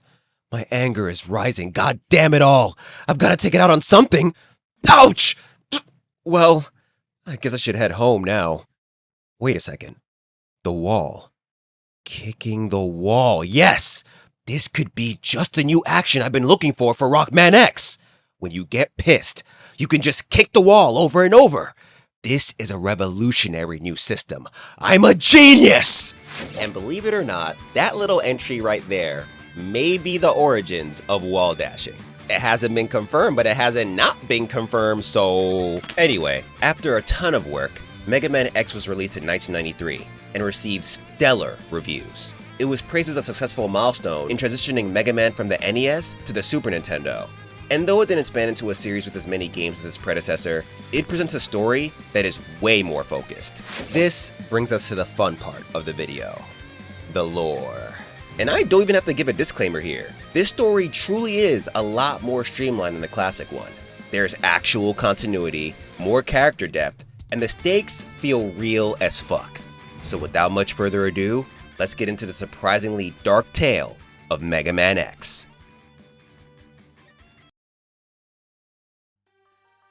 So, contrary to what I thought back when I was a kid, X actually isn't an older Mega Man. In fact, he's more like a much younger brother. See, Dr. Thomas Light, the creator of Mega Man, had this ambitious yet insane goal of designing robots capable of independent thought. He got close with the likes of the Blue Bomber, Roll, Protoman, and other robots, but their AI was never sophisticated enough to make them truly self-aware. Light couldn't settle with that. He was either going to create robo-humans or die trying. Eventually, sometime in 20XCX, after the events of the classic Mega Man timeline, he does it. He creates his magnum opus, Mega Man X, the first robot able to feel, think, and make his own decisions. However, Light is worried about how a robot like him will affect the outside world. Is the populace ready for a sentient artificial being? What if he breaks the rule of robotics and harms a human? He estimates that it'll take 30 years to confirm X's reliability, but Light knows he won't live that long. So he seals his creation in a capsule meant to test his internal systems until he's ready for the world. He dies soon after, and goes down in history as the father of robotics. Elsewhere, Light's scientific rival, Dr. Albert Weil, is adding the final touches to his 2 final projects. The first is Zero, a robot described to be stronger than MegaMan and Base, at least according to MegaMan 2 The Power Fighters. The second is the Maverick virus. Unfortunately for the Doctor, it becomes apparent that Zero suffers from a flaw in his cognitive functions, which makes him violent and disobedient. On top of that, death ain't too far away from this guy either, so he's forced to seal both Zero and his unfinished Maverick virus before his passing. However, we'll soon find out that true genius never dies. Fast forward to the next century, and we're now in 21XCX. Enter Dr. Kane, a scientist searching for fossil records to verify his findings on Mesozoic plant life. But after more than a month of excavating, he comes up empty, so he moves his dig site. But then on April 10th, 21XCX, he finds something way cooler than some fossils: the buried remains of Light's lab. Before long, he comes across the scientist's notes. He immediately peeps that Light was cooking up something huge in here, something that would change the world's perception of robotics. So with intrigue fueling him, he drops his fossil search to study these notes. This leads him to the capsule Light left here long ago. Once he verifies that all the diags have been run, he opens it and meets X for the first time. And then, X kills him because he deems him as inefficient, then he enslaves the human race and takes over the world. I'm kidding. But imagine though, that would have been the illest setup for Zero to become the protagonist, if I'm being honest. But for real, X meets Kane, and from jump, Kane realizes this is not your average robot. In his diary, he explains that X feels more like a man, which goes to show how much of a genius Light was. Even a whole century into the future, his work is still ahead of its time. The two spend months together, then using Light's notes and X as a base, he designs a new generation of robots they call Reploids, or Reploids, as they're known in Japan. They begin coexisting with the humans, and to Kane's surprise, they acclimate well to society. The Reploids are chill and helpful, and the humans love them. But of course, this peace doesn't last for long, cause, you know, the plot's gotta plot. Remember Zero? Well, the Maverick virus that was sealed with him has been leaking out of his capsule. It infects a couple of Reploids and causes them to act out.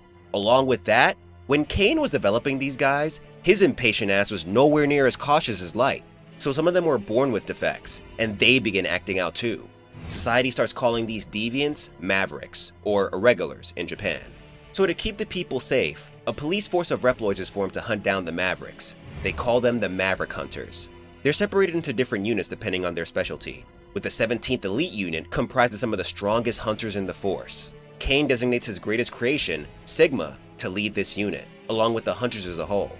Now, while all this is happening, X is sort of having an early life crisis. He questions his place in the world and continues to wonder what Light's big plan for him is. Kane lets him rock though, confident that he'll figure things out on his own. Plus, he has bigger problems to worry about. Zero has finally woken up from his slumber, and he still suffers from wanting nothing but the smoke.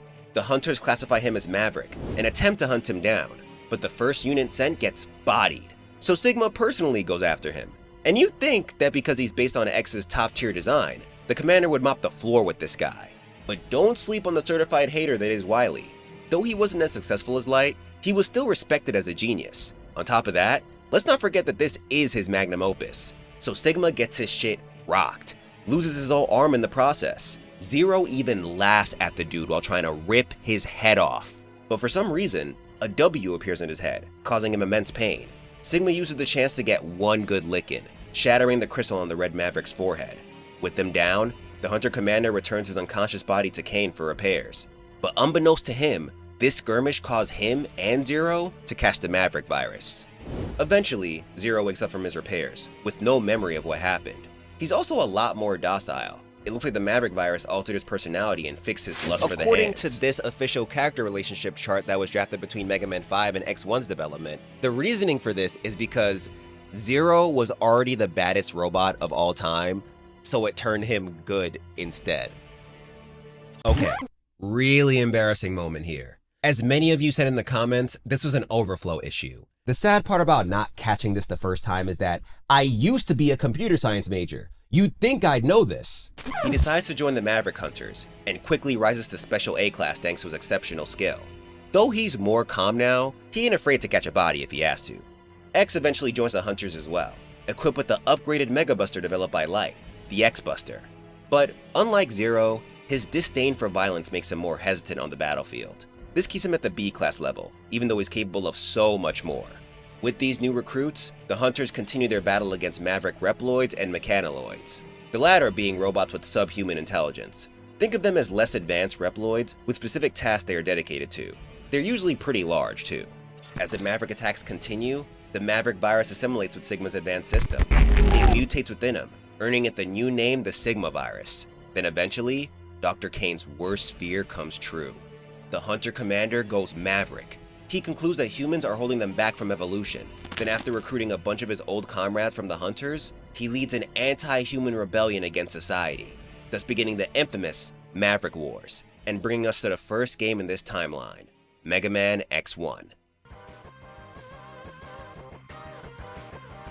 So already, this story is leagues above classic MegaMan. The tension, the stakes. Inafune wanted this to be hardcore, and they fucking did that shit.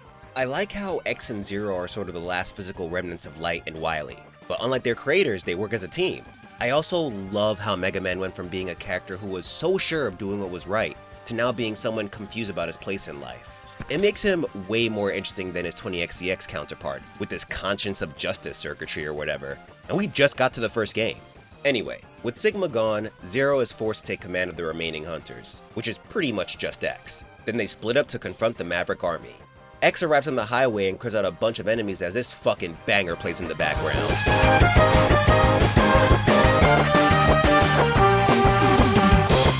But he's stopped by a Maverick named Weil. This guy also used to be part of the Hunters, and like Zero, he was Special A class. However, he also had a malfunction in his brain that made him disobedient. He ended up going Maverick, and during the rebellion, he joined Sigma's side almost purely because he really does not fuck with X. Like, he despises the guy. So now that he's right here, he takes sweet pleasure in beating the shit out of him with his ride armor. But luckily, Big Bro Zero saves him, and for whatever reason, he's missing his green ball titty thingies.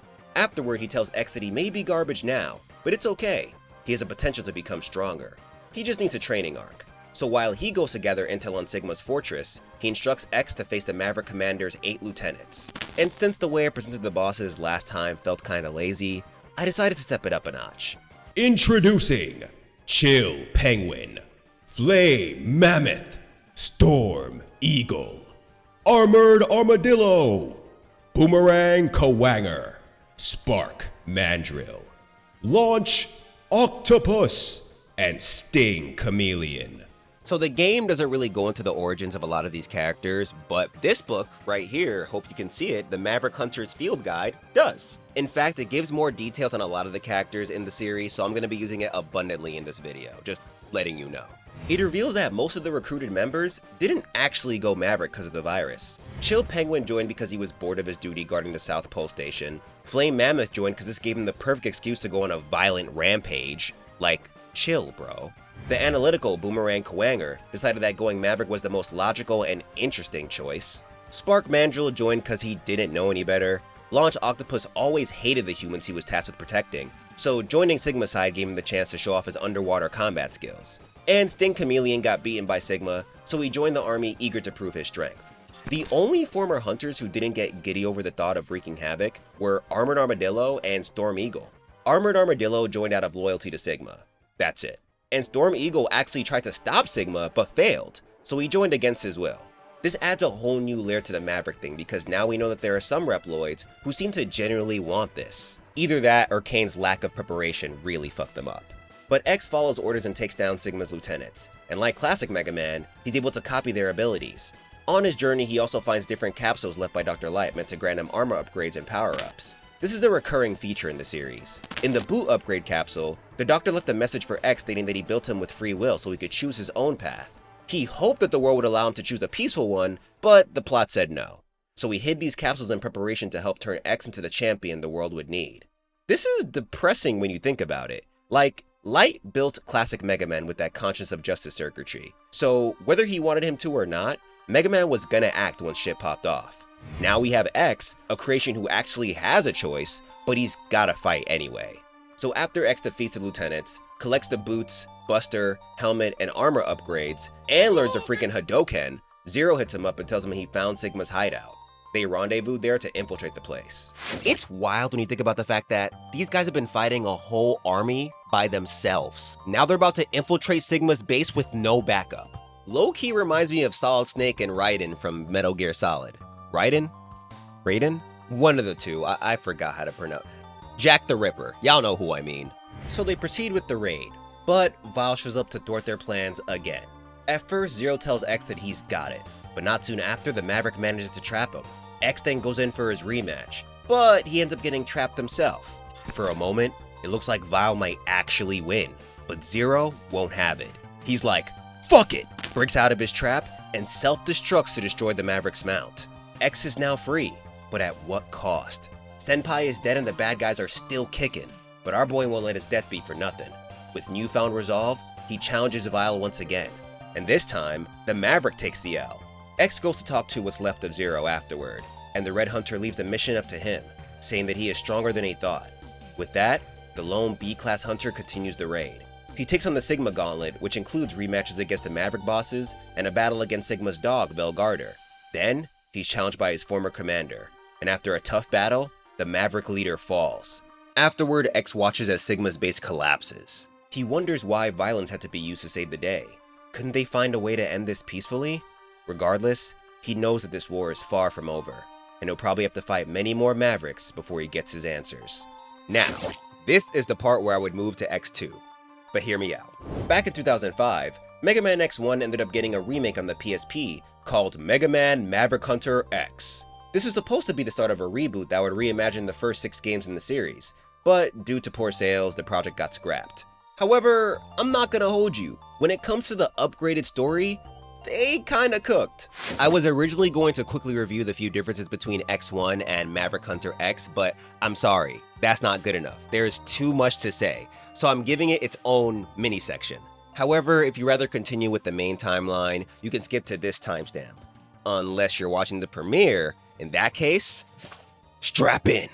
So Maverick Hunter X has this OVA named The Day of Sigma that gives us a pretty in-depth look at what led to the Maverick Wars.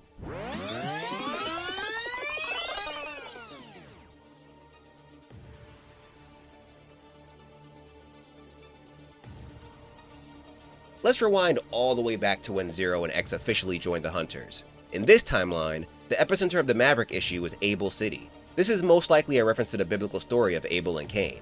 In the book of Genesis, Abel and his older brother Cain both made offerings to God, but only Abel's offering was accepted. This led to Cain killing his brother out of jealousy. In this case, since Dr. Cain is the creator of the Reploids, he's kinda indirectly the reason why Abel City will fall. Anyway, X and Zero are pretty close, but many of the other Hunters don't really fuck with X like that because he's too hesitant on the battlefield. However, Sigma finds this human side of him interesting. At this point, he's already slowly going Maverick, and he believes that the power of X's emotions can aid in their evolution. He visits Weil in prison and tries to recruit him, but Weil hates X even more in this timeline. So when he hears that the Hunter is at the center of the commander's plan, Weil decides that he's not gonna side with anyone. He's just gonna wreck shit and beat up X. That's it. No ambitious goal, nothing. For Weil, it's simply fuck X and anything he's involved with. Eventually, Zero and X track down the culprit behind the Maverick attacks plaguing the city, Sigma. So they tag team him, but fail. Zero gets put down so easily that it makes me question if they even fought in this timeline, and X doesn't really do any better. With both of them down, Sigma launches missiles at Abel fucking City, devastating the place and almost killing Dr. Cain. This is gonna sound crazy. Not saying that there is anything right about this, but this is how you start an anti-human rebellion. Like, I don't know. This really made me think about how Sigma started the Maverick Wars in the original timeline. That shit was weak, bro. You recruit a bunch of Hunters and attack the city? Okay. This Sigma had the balls to commit to the cause and do the unthinkable. Imagine if this is how they started the original X1 back in 1993. First time players would have lost their fucking minds. But after Sigma's act of genocide, X receives the #1 enemy of any villain when they're on their high horse, a flashback. He recounts the moment that Light sealed him in his capsule. Here the scientist tells him that his name, X, is a variable meant to represent his limitless potential. But he's too dangerous for the world right now and blah blah blah. Y'all know the rest. This vision pushes him to tap into his hidden power and hit his former commander with the shining finger. leaving Sigma's face scarred. Unfortunately, he's knocked out soon after. Sigma then leaves to stand on a rooftop and bask in the destruction he created, thus starting the actual game. For the most part, things go similarly to X1. X now has a navigator giving him information from Hunter HQ. During the first Weil boss fight, the Maverick once again makes it clear how much he does not mess with him. Rebellion? I don't know what you're talking about. I'm just here to cause trouble for you. I hate you. Which reminds me, the characters are fully voiced in this game, and they actually sound pretty good. Lucas Gilbertson does a decent job at making Zero sound like the badass he's meant to be, and Roger Rhodes, in my opinion, is a definitive Weil voice. Anyway, X loses to Weil, fights Sigma's lieutenant, gets stronger, and then Zero self-destructs. Afterward, he confronts Velgarder and then Sigma. And I gotta give it to Mark Gartha, the voice of X. Oof, pass don't you? What are you doing, bro? His name is Mark Gatha, not Gartha. Apparently, along with forgetting simple computer science facts, I also can't read. He really killed it here. The emotion in X's voice is perfect. I'll finish this right here, right now. I will defeat you, Sigma! Of course, X defeats the Maverick commander, and the game ends with him driving on a cycle, while Light talks about his reasoning for creating him in the background. And from what he says, it looks like Light's plan for X was similar to Sigma. The Doctor also wanted X's conscience to aid in the evolution of Reploids, but more in a positive way and less in a destroy all humans way. Outside of the main story, the game also has a non-canon Weil mode, for those who need a little more hate in their lives. In it, you play through the story as Weil instead of X, and honestly, I'm a little surprised by how in-depth it is. I thought it was just gonna be a reskin of X's story, but nah, homie has his own cutscenes and dialogue with the bosses. As for his main goal, Day of Sigma already hinted at it, but actually, you know what? I'll just let Weil tell you himself. You've been drawn into Sigma's rebellion as well? Rebellion? I couldn't care less. I just hate you, that's all. I mean, yeah, he wants to prove to Sigma that he's a robot that can change the world, but it's mostly fuck X. So he proceeds to fight the Hunter as well as all the Maverick bosses. And what's hilarious is that most of the Mavericks are like, bro, what are you doing here? And in response, Weil says some violent shit like, I'll take down anyone who gets in my way. Bro, I know you hate X, but calm down, damn. This whole rampage leads to him getting jumped by the Hunter duo. He wins at first, but gets too busy talking all that hot shit, giving Zero the chance to grab onto his leg. Then our boy X charges his buster and blasts his ass. Afterwards, Sigma comes up to him like, dude, what was the goal here? What was the plan? And he's like, I'ma be real, I don't know. So Sigma calls for his broken body to be picked up. But tell me how this all ends with him saying he doesn't care about the world. By defeating X, he validated his existence.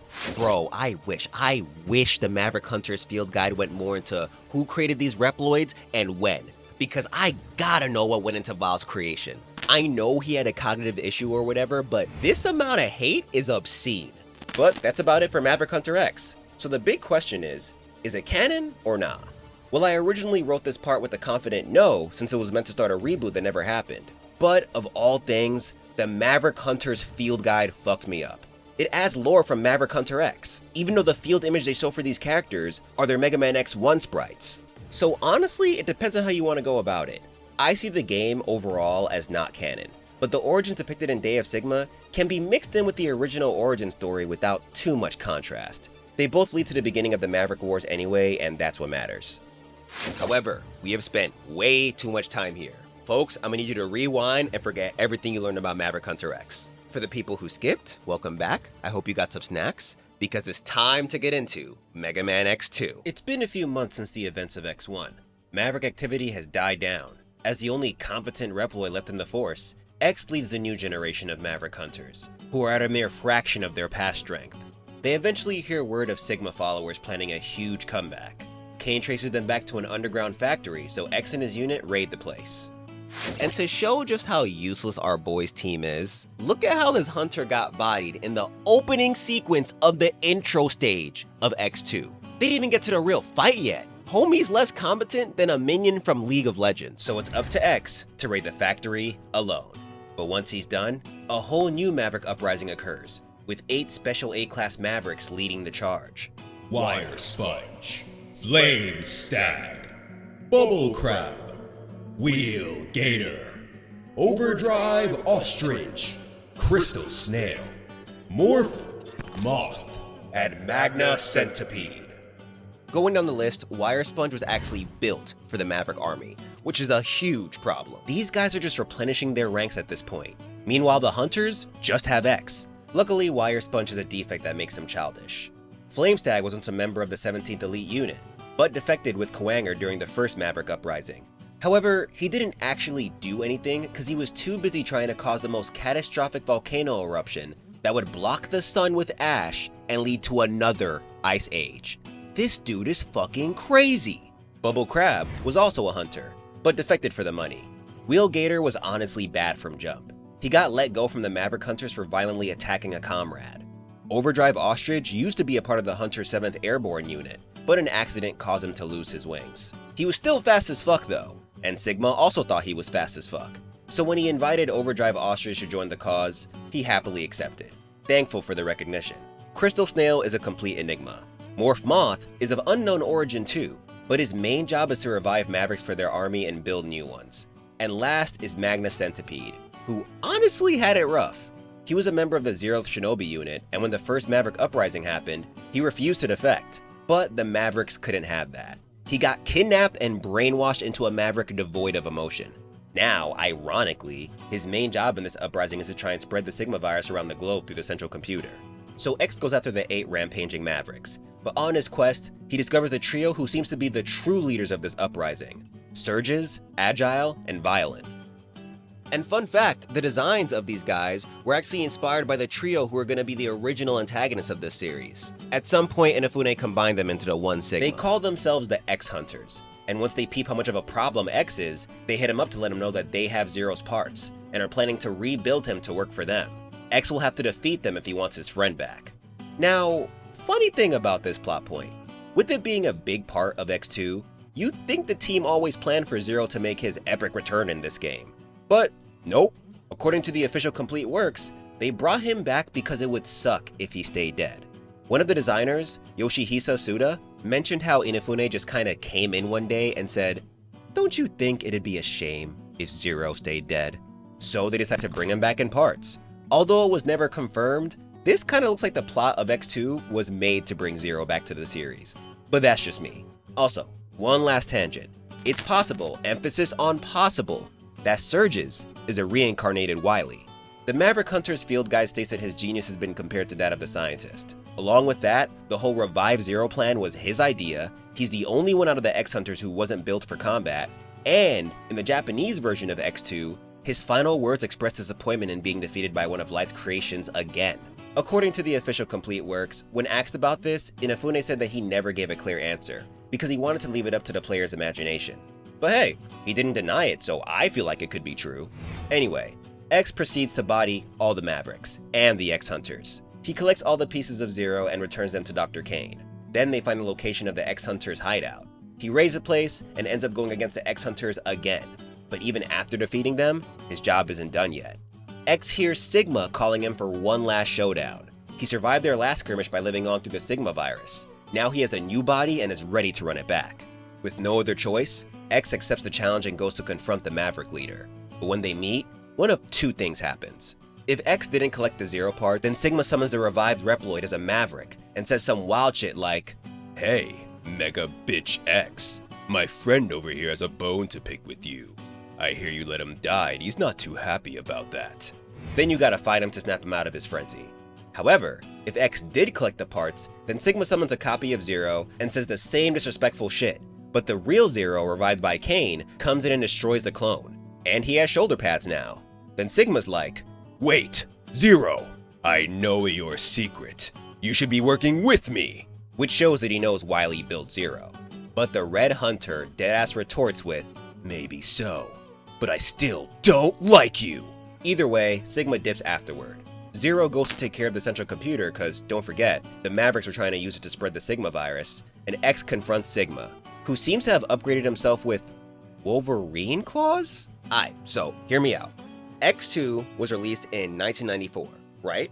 And X-Men Children of Atom was another game developed by Capcom that also came out in 1994. Just 8 days before X2, in fact. Meaning these games were most likely developed at the same time.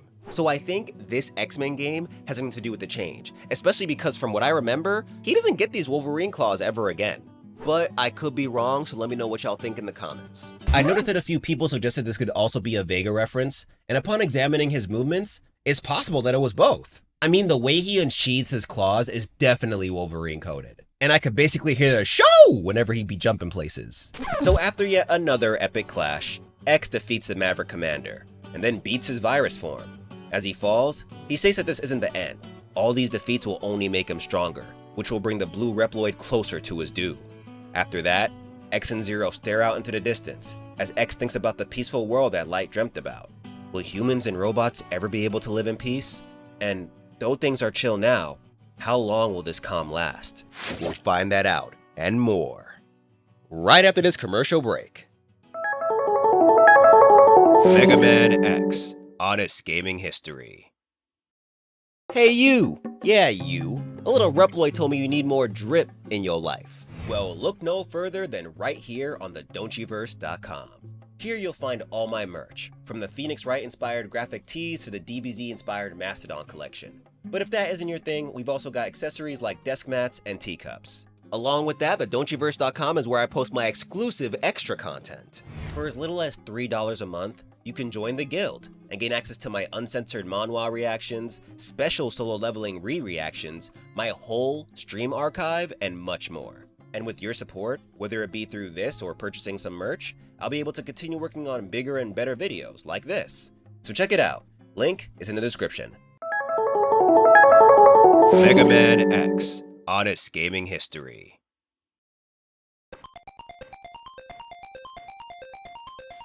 To kick off this chapter, we begin with the first spin-off game in this spin-off series, MegaMan XTREME.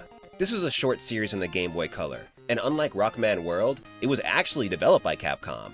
Also, the sole artist for this game, Haruki Suetsugu, killed it with these designs. Like, look at this cover! Look at how dope it looks! In fact, all the art for this game looks sick as hell. Lore-wise, it's been some time since the last Maverick uprising. X now has some support in leading the hunters with Zero by his side again, but shit gets out of hand once more when someone hacks into the mother computer of Maverick Hunter HQ. All the data is overwritten, which throws the world into chaos. With the help of a Reploid named Midi, X enters cyberspace to find the culprit. And I don't know how true this is, but I can see how this idea might have led to the cyber world we see in Mega Man Battle Network. Like the Rockman World series, X must face revived bosses to proceed. However, here, the reasoning is a lot cooler. Since he's fighting in cyberspace, he's fighting old Maverick data. On his journey, he runs into one of the culprits, Zane, a member of the Shadow Hunters. He eventually beats him along with the 4 revived Maverick bosses, then confronts Sigma, cause of course he's the mastermind behind all this. After defeating him, X finds the hacker responsible for messing with the mother computer, a Maverick named Techno. X shoots his terminal, which kills the guy, but unbeknownst to him, Midi and Techno are twins, and I guess for them that means they share the same CPU. So killing Techno kills Midi. On top of that, Techno wasn't even bad. Sigma made him do all this. So after Midi encourages X to keep pushing forward, the Hunter avenges him by taking Sigma down again. But I guess X and the squad didn't learn from their lesson, cause they get hacked again. This time it's by Gimel, the other half of the Shadow Hunters. So X must once again enter cyberspace. After fighting 4 more revived Mavericks and the remaining Shadow Hunter, X defeats Sigma once and for all. And the dude shows that he's already sick of losing to him, saying, Why do you always win? Sigma, this is your 3rd loss. Until you start racking up as many L's as Wily, I don't want to hear shit. So peace temporarily returns to the world, until a Reploid scientist named Dr. Doppler is like, wait a minute, if this Sigma virus is the problem, why don't we just make a cure? That's what the humans do.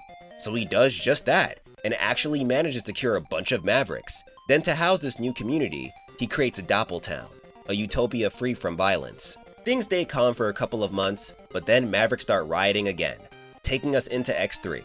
But get this, all the Maverick Hunter's data points to Dr. Doppler as the mastermind behind everything, so X and Zero head out to question him.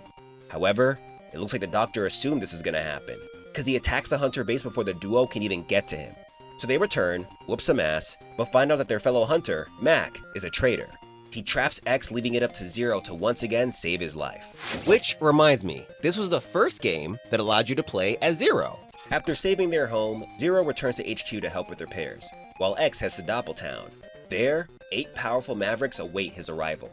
Blast Hornet, Blizzard Buffalo, Tunnel Rhino, Gravity Beetle, Volt Catfish, Neon Tiger, Toxic Seahorse, and Crush Crawfish.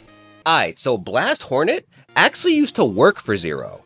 Before all this, Zero's presence was requested at Doppeltown, but he went in instead. In doing so, he ended up getting infected by the Sigma virus. Hate to see it. Blizzard Buffalo used to be chill, but then the Sigma virus came in and he started attacking innocents.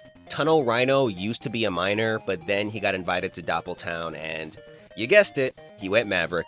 Gravity Beetle used to be a part of the Hunters, but went Maverick out of revenge for Boomerang Kwanger. That's cool. I think that's the first Maverick boss connection in between games so far. Volt Catfish used to work as a backup generator for cities during times of disaster, but then that damn Sigma virus made him go crazy too. Neon Tiger used to protect the wildlife in his home from poachers, but Sigma virus, Toxic Seahorse, is another enigma, but he was tasked with poisoning drinking water for humans, which is fucked up. And finally, poor Crush Crawfish had a flaw in his system that made it hard for him to tell friend from foe. So bitch-ass Doppler used this to his advantage to get him on his side. Along with these bosses, Dr. Doppler also sends his Nightmare Police and the revived Weil, Weil Mark II. The Nightmare Police is made up of 2 Mavericks named Bit and Bite. They were built using the specifications of the most advanced Reploids in the world. So, on paper, they should be hella strong. The Maverick Hunter's field guide even says that Bite's strength could be compared to Sigma's. Regardless, the Hunter duo takes out the Maverick bosses, the Nightmare Police, and Weil. And hold up, I've been racking my brain about this for the longest. Is it me, or does Bit look like Metabee from Metabots? Let me know in the comments. Anyway, using the memory chips of the defeated Mavericks, Dr. Kane pinpoints the location of Doppler's lab. With that, the 2 Hunters commence yet another gauntlet, which includes a rematch with Weil and a battle against a fused Bit and Bite. They turn into this godlike Reploid named God Car Machine Oinari. Oh, and Weil still got that deep, deep hate for X. When X finishes him off, he tells the guy that he will haunt him till the day he dies. Weil, fucking relax. Then X finally reaches and defeats Doppler, but it's revealed that Sigma was behind everything. He corrupted the Doctor using his virus form. That vaccine? It was just a placebo. And to add to the list of horrible shit Sigma made him do, the Doctor reveals that he was forced to make the Tyrant a new battle body as well. So X rushes to fight the Maverick leader and wins, even with this new body. And homie is so salty, bro. He's like, What? I still can't beat you? Even with this magnificent battle body? but once he's down to his virus form, he's like, fuck it, and tries to possess X. But his plan fails in one of 2 ways. One involves Doppler sacrificing himself to destroy Sigma with the vaccine. The other ending involves Zero coming in to save X instead. He somehow infused Doppler's vaccine in his Z-Saber and slashes Sigma with it.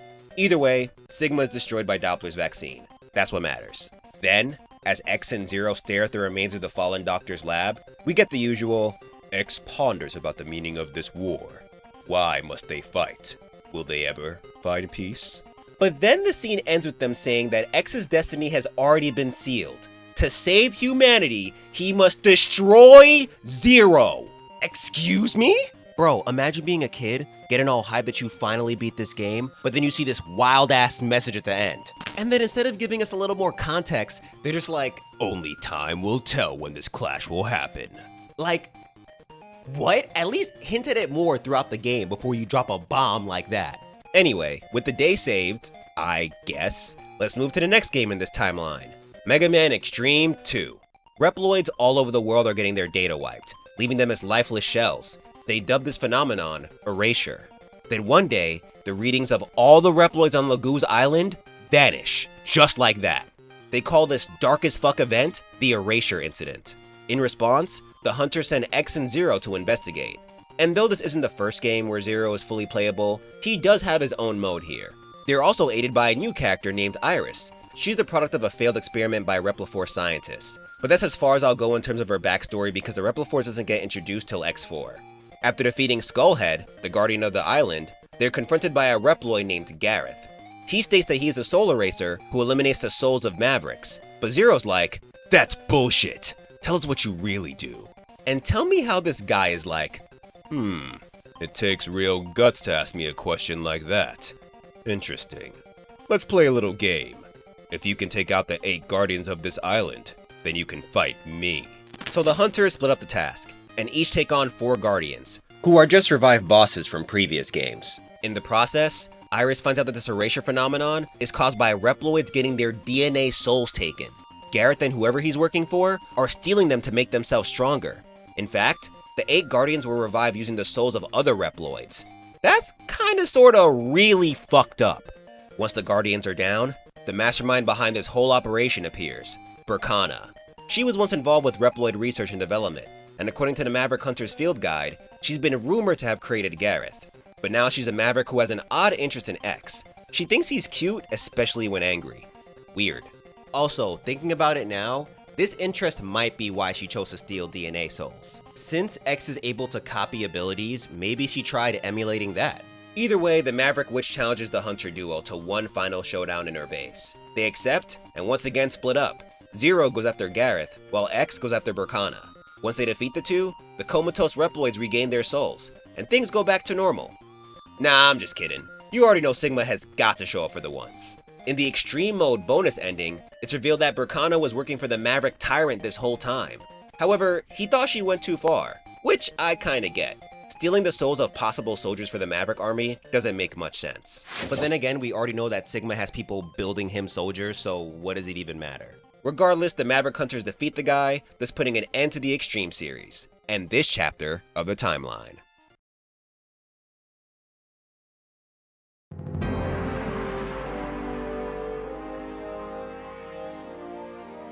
So next up is X4.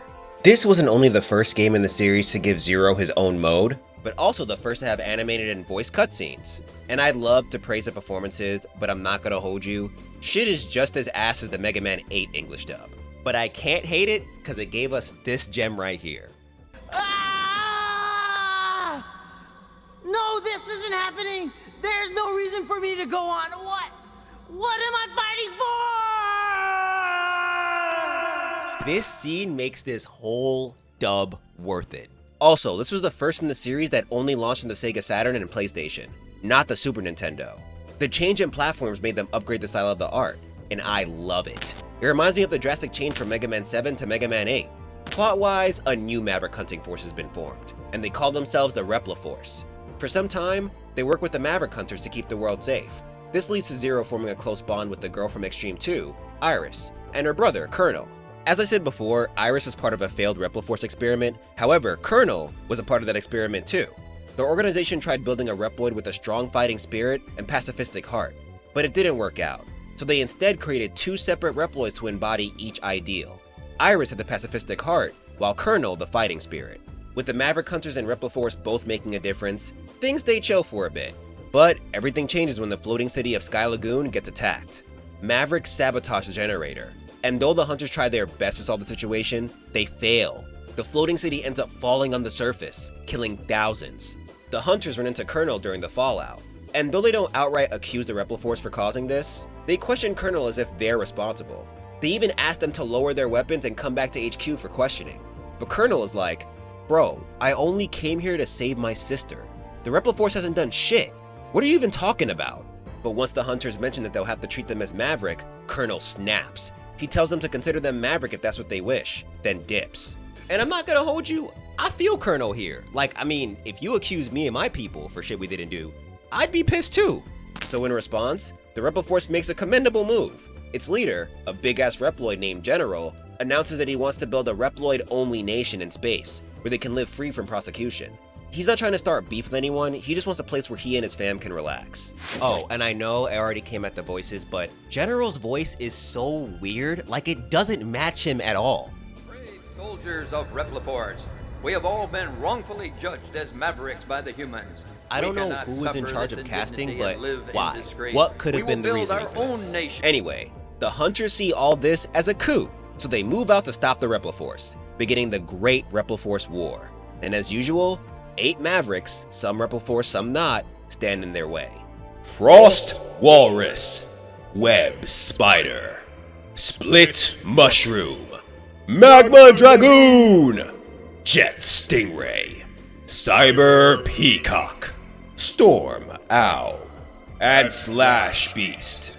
Before all this, Frost Walrus was already a violent individual, which made him a target for the Maverick Hunters. This aggressive nature made him jump at the opportunity of joining the Repliforce. Web Spider was a Maverick Hunter who ended up joining the Repliforce as their guerrilla unit's commander. Split Mushroom was revived by Sigma. Jet Stingray is just like Armored Armadillo. He got recruited to the Repliforce and his loyalty to the cause made him join the war. Cyber Peacock was once an AI meant to protect important computer systems, but he was reprogrammed by Sigma. Storm Owl is also a member of Repliforce, but he's been holding a grudge against the Hunters ever since the defeat of his old friend Storm Eagle. Slash Beast joined the Repliforce to test his strength. And last but not least, we have Magma Dragoon. He was once a Maverick Hunter, but he betrayed them. He was actually the one who sabotaged Sky Lagoon and started this whole mess. His reasoning? He wanted the chance to face X and Zero without holding back. Yup, homie defected and then joined the Repliforce for the smoke. But when you think about his inspiration, it actually makes sense. According to the Maverick Hunter's field guide, Magma Dragoon is a practitioner of the Ansatsuken, Akuma style from Street Fighter. And if you didn't already know, Akuma lives for the hands. However, the reference goes even deeper than that. One of Akuma's greatest feats in Street Fighter was destroying an island with one blow. Though it wasn't done in the same fashion, Dragoon also caused an island to get destroyed. I have no idea if this was done on purpose, but if it was, that's pretty cool. Anyway, Zero and X engaged with the Mavericks. Zero was aided by Iris, while X is aided by a new recruit named Double. As they do their thing, the Repliforce continues constructing the satellite they plan to migrate to space with. However, it looks like this new home also doubles as a big-ass space laser. The game refers to it as their final weapon. This part confused me because General never gave any reason to make us think he needed to build some crazy, violent weapon. I thought this was supposed to be a chill, peaceful move, but I guess not? If any of you guys can give me clarity on this in the comments, it would be much appreciated. Maybe I missed something. Okay, so I saw a few people saying that General needed the weapon to protect him and his people from anyone who tried to stop their migration. And I get that, but ain't a giant laser a little much? I'd understand if he had some secret weapon hidden somewhere, but nah, their home is the weapon. That's mad aggressive, if you ask me. But after finishing off the Mavericks, Zero ends up having one final showdown against Colonel. They've been beefing since the Hunters accused the Repliforce of going Maverick. Their clash ends with Zero as the victor, but he ain't too happy about this. Not only did he not want to kill his old friend, but now he has to explain to his sister how he died. Regardless, the Reploid falls, asking Zero to let Iris know that he died as a proud Repliforce soldier. Afterward, the Hunter duo chases after the rest of Repliforce who dipped to space. As they fight through the satellite, X is stopped by Double, who reveals himself to be a spy. Sigma was manipulating everything behind the shadows to get the Hunters and Repliforce at odds. He sent Double to keep an eye on X, but even with the element of surprise on his side, the Yellow Maverick is still no match for our blue hero. Meanwhile, Zero confronts Iris, and unfortunately for him, she opts for the Avenge My Brother route. This leads to Zero killing her, which leads to this. What am I fighting for? Man, I will never get tired of that. Now X and Zero can apprehend the General. When they get to him, X asks why this had to lead to violence, and the Repliforce leader responds with, "Bro, you're the ones who called us Maverick, the fuck did you expect us to do?" And X is kinda left standing there like, damn, you right.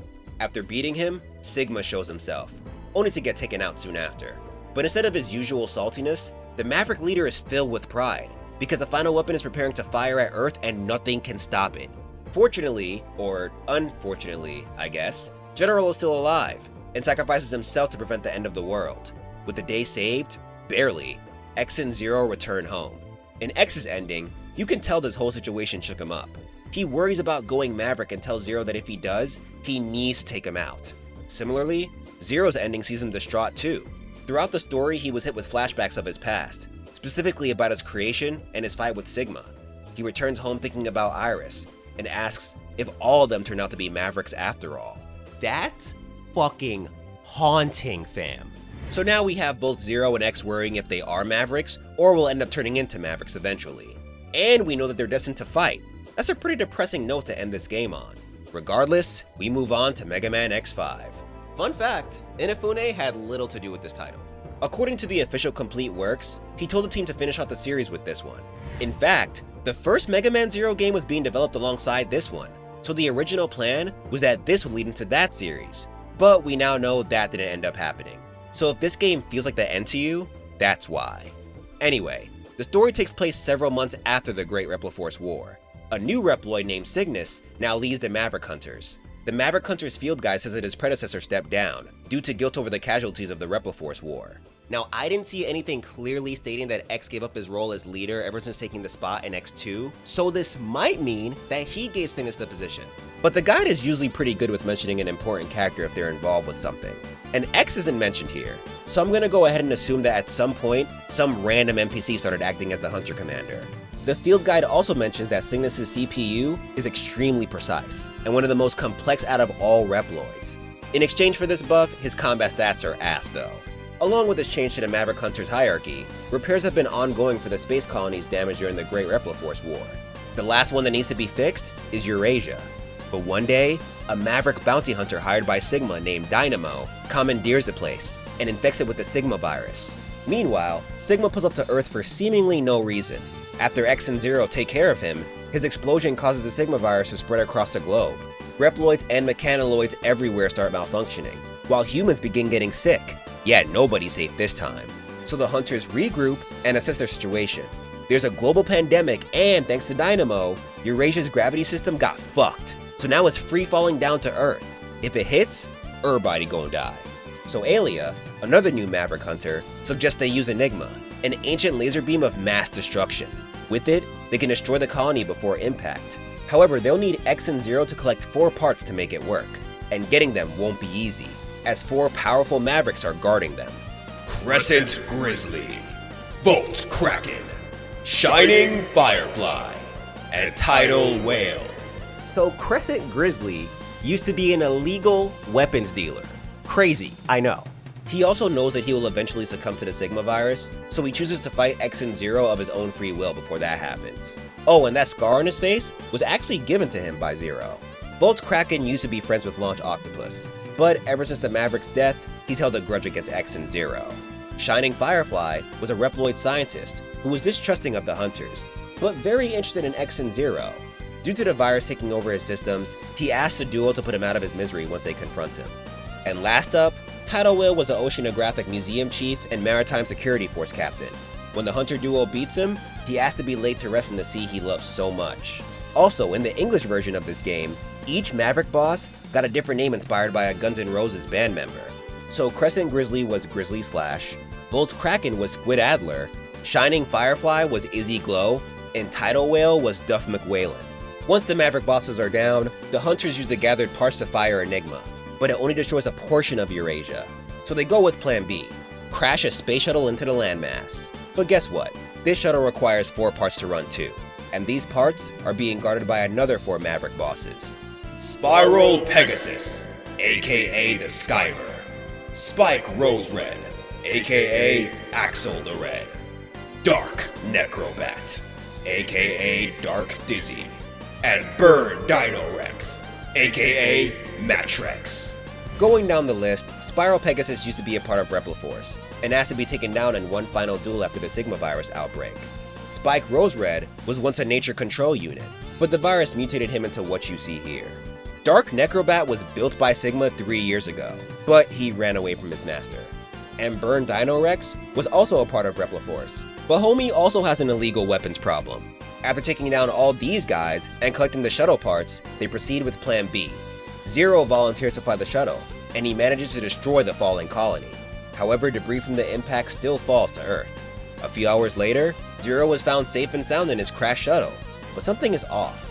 The virus from the colony and Sigma virus somehow fused and caused the formation of a small cyberspace pocket dimension.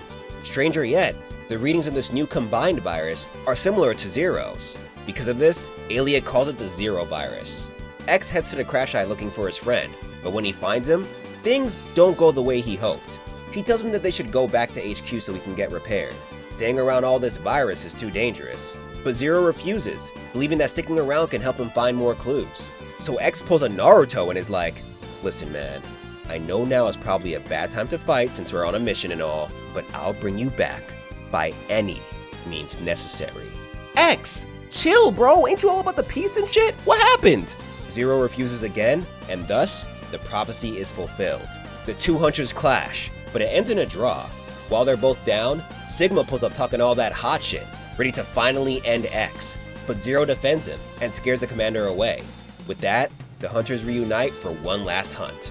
Once they get to Sigma, the guy reveals everything. He's been receiving help from an old man, a man who is very interested in Zero, and thinks of him as his son. Though he doesn't outright say it, it's pretty obvious this old man is Wily. Under the doctor's instructions, Sigma spread the Sigma virus all over the planet, and set up the Eurasia colony crash to try and increase its power. The hope was that it would turn Zero back into his true self, the tool for world domination that his creator wanted him to be. And though it failed, all this still raises a huge concern. If Sigma was instructed by Wily, that means they were somehow conversing. So, did Wily find a way to transfer his essence into the Maverick virus? I'm not 100% sure if he did, but let me know what you think in the comments. Anyway, Zero's basically like, yeah, you may be right about all that, but it's still fuck Sigma till I die! Then together with X, they beat him, but the salty-ass Maverick blows himself up, severely damaging the Red Hunter. X is distraught over his state, but Sigma, somehow still kicking, uses this as an opportunity to nail both of them. But Zero, also somehow still kicking, blasts right back and destroys the Maverick. This leads to two different endings. In X's ending, he's found by a hologram of Light, who somehow repairs him and sends him back to Hunter HQ? After that scene, we move 3 years into the future. X is now a Special A-class Hunter, who fights with his old friend Z-Saber. A Hunter comments on how his eyes have a new sharpness that is reminiscent of Zero. This makes me think about Aaron Hansen / Egoraptor's sequelitis video on MegaMan X. In it, he talks about how the blue Reploid was slowly growing to look and fight like Zero in the first game. I feel like that observation comes full circle here. Anyway, in Zero's ending, we watch as his life flashes before his eyes. Now that he's aware that he was the original holder of the Maverick virus, he lets himself die believing it'll help the world achieve peace. The final image he sees is a virus. So this is all depressing as shit, but there's a third ending that takes the cake. This one gets triggered earlier. Depending on how you go about the game, Zero can end up going Maverick once he crash lands on Earth. In this situation, X is forced to defeat his friend, and then face Sigma alone. Once he wins, Hologram Light finds him once again, but this time he's repaired with no memory of Zero. Without the tragedy of his best friend's death dragging him down, he sets his sights on a new goal, building a utopia for everyone that he wants to call Elysium.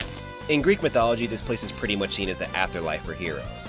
But more specifically, in Homer's writings, he describes it as a land of perfect happiness at the end of the earth. So yay, X is finally gonna create his utopia free of violence, but at the cost of forgetting his best friend. That's fucked up. However, none of that matters because the X series continued even though Inafune didn't want it to. According to the official complete works, the next game in the series, X6, just kinda fell into his lap. He said that the series was moving in a direction that was out of his control, and going forward, he wanted to be careful with how he managed it. Oh, if only you could see into the future, my friend. So this game takes place merely 3 weeks after the colony drop incident. Yeah, screw that whole 3-year time skip back in X's ending. The Hunters have put the majority of their efforts into rebuilding their home, but unfortunately, because of the pollution caused by Eurasia's debris, humans have moved underground. The good news is that this devastation put a lid on Maverick activity, so at least that's working out for them. Sadly, someone shows up to ruin the peace. Enter Gate, a prestigious Reploid researcher and former associate of Alia. Back in the day, his interest in X and Zero led him to create Reploids that were ahead of their time. However, just like Light feared for X, the streets didn't understand what he was cooking, so he became a recluse. His colleagues grew jealous of his strides in robotics, so they sabotaged the Reploids he created so they'd be deemed as Mavericks.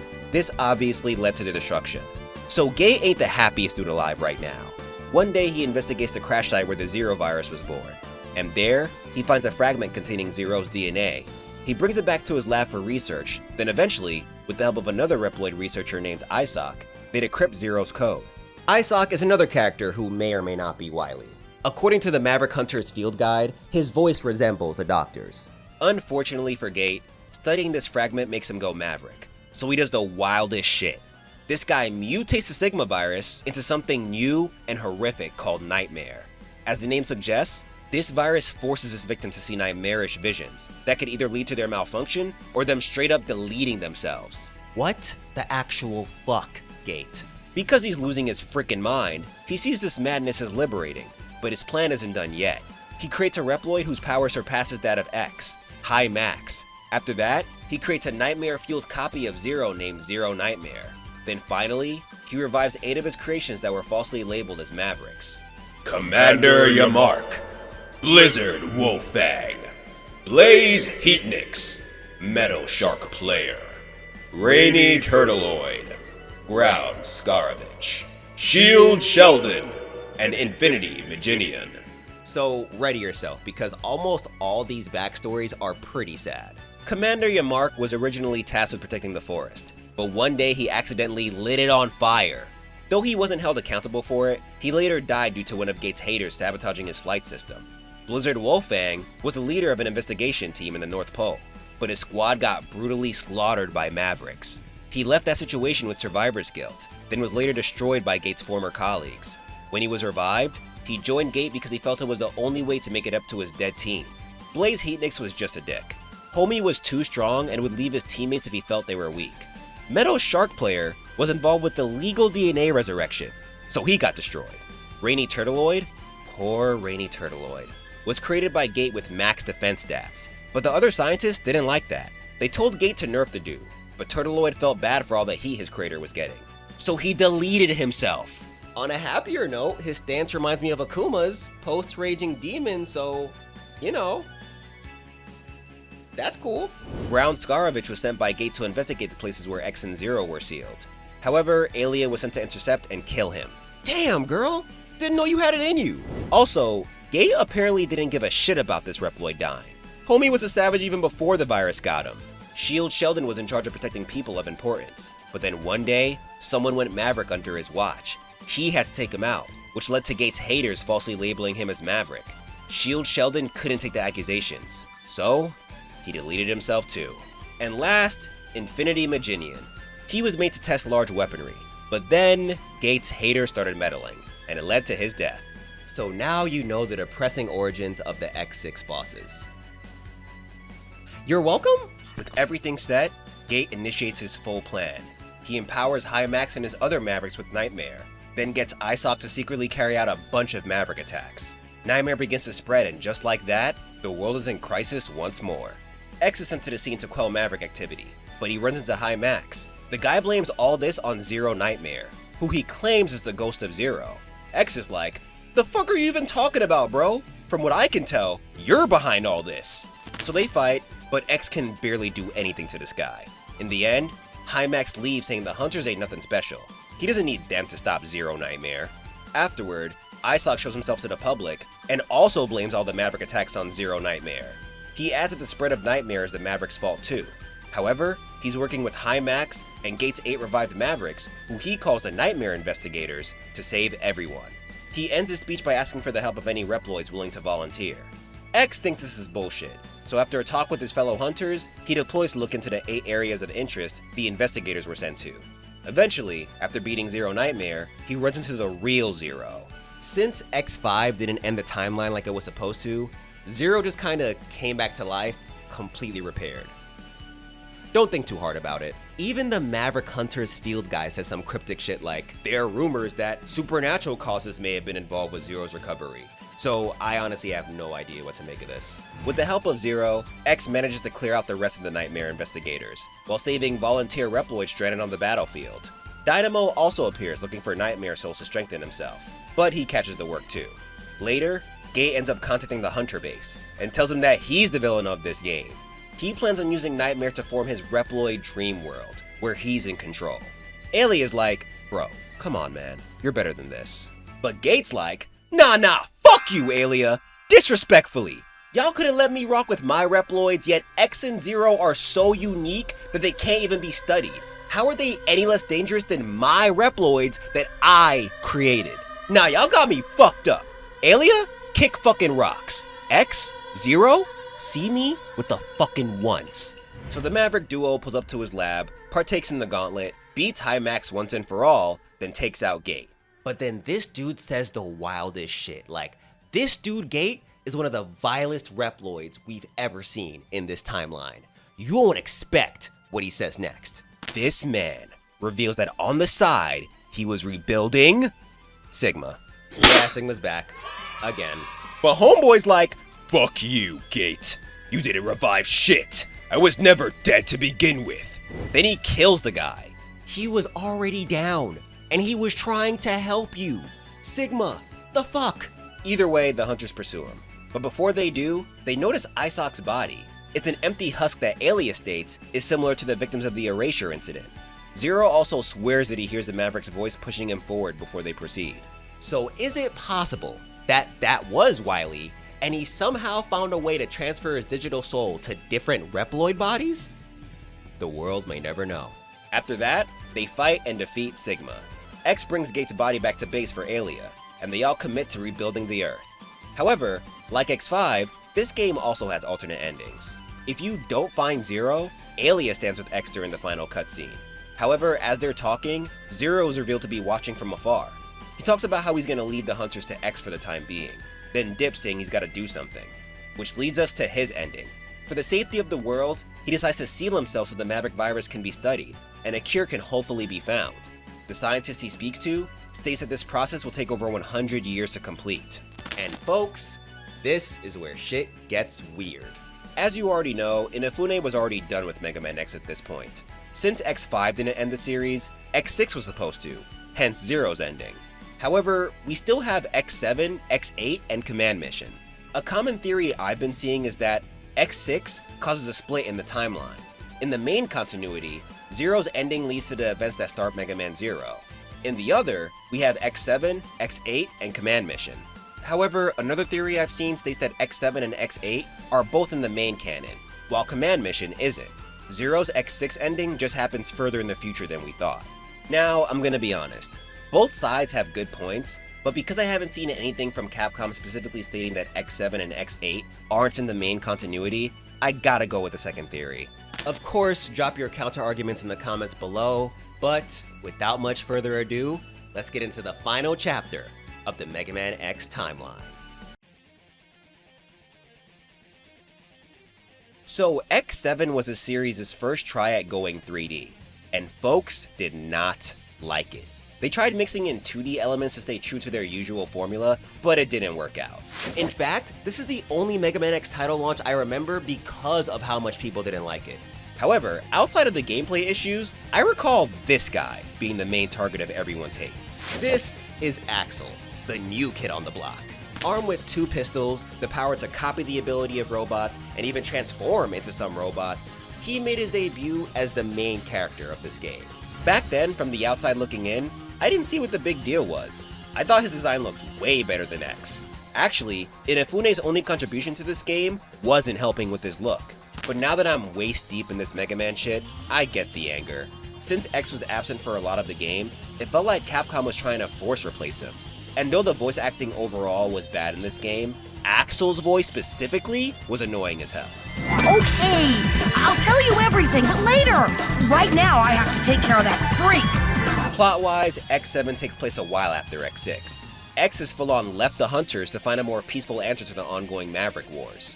This weakened the Force, so a new coalition was started by a Reploid named Red to fill the void. This is where our boy Axel comes in. He's a prototype of the new generation of Reploids, but that's all we know about his past. He joined Red Alert and quickly proved himself as an asset with his copy ability. However, things start getting weird when Red begins taking suggestions from someone dubbed the Professor. This guy convinces the Vigilante Syndicate to use the DNA data that Axel collects from his ability to strengthen themselves. But this leads to them attacking innocent Reploids. Once Axel takes notice, he runs away from the organization. Red won't have that though. He sends agents to bring him back. Zero ends up running into him, and together they stop the pursuers. But since Axel was at the center of all this chaos, he's looking sus as hell right now, so Zero arrests him. Once they make it back to HQ, Axel immediately shows interest in becoming a hunter. But X is so against it. Yeah, even though he retired, I guess he still hangs around the hunters. Then a transmission comes in from Red. Aware that Axel is with them, he challenges the hunters to a game. He'll release some of the Mavericks they caught, and they'll compete to see who can take them down. If they win, then Axel is theirs. X thinks this is stupid, and I see his point. They're about to get into another senseless fight all because Axel doesn't want to go back to his team. But if they let Axel go, the team will only continue to steal DNA data, so they have no choice but to fight. Regardless, X stays back because he's sick and tired of the violence, leaving Axel and Zero to take on the Mavericks and 8 agents of Red Alert.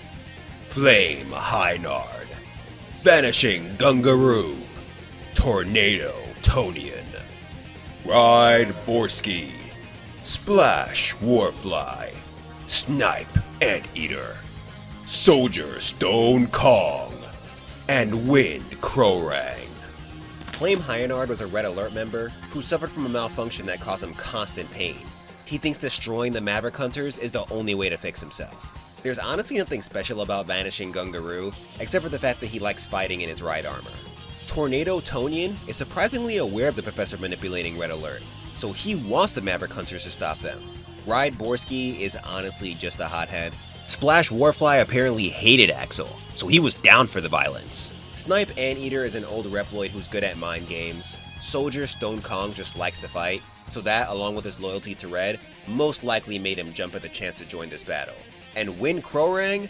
Yeah, nothing interesting about him. He took control of a fleet of Air Force ships during this battle, if anyone cares about that.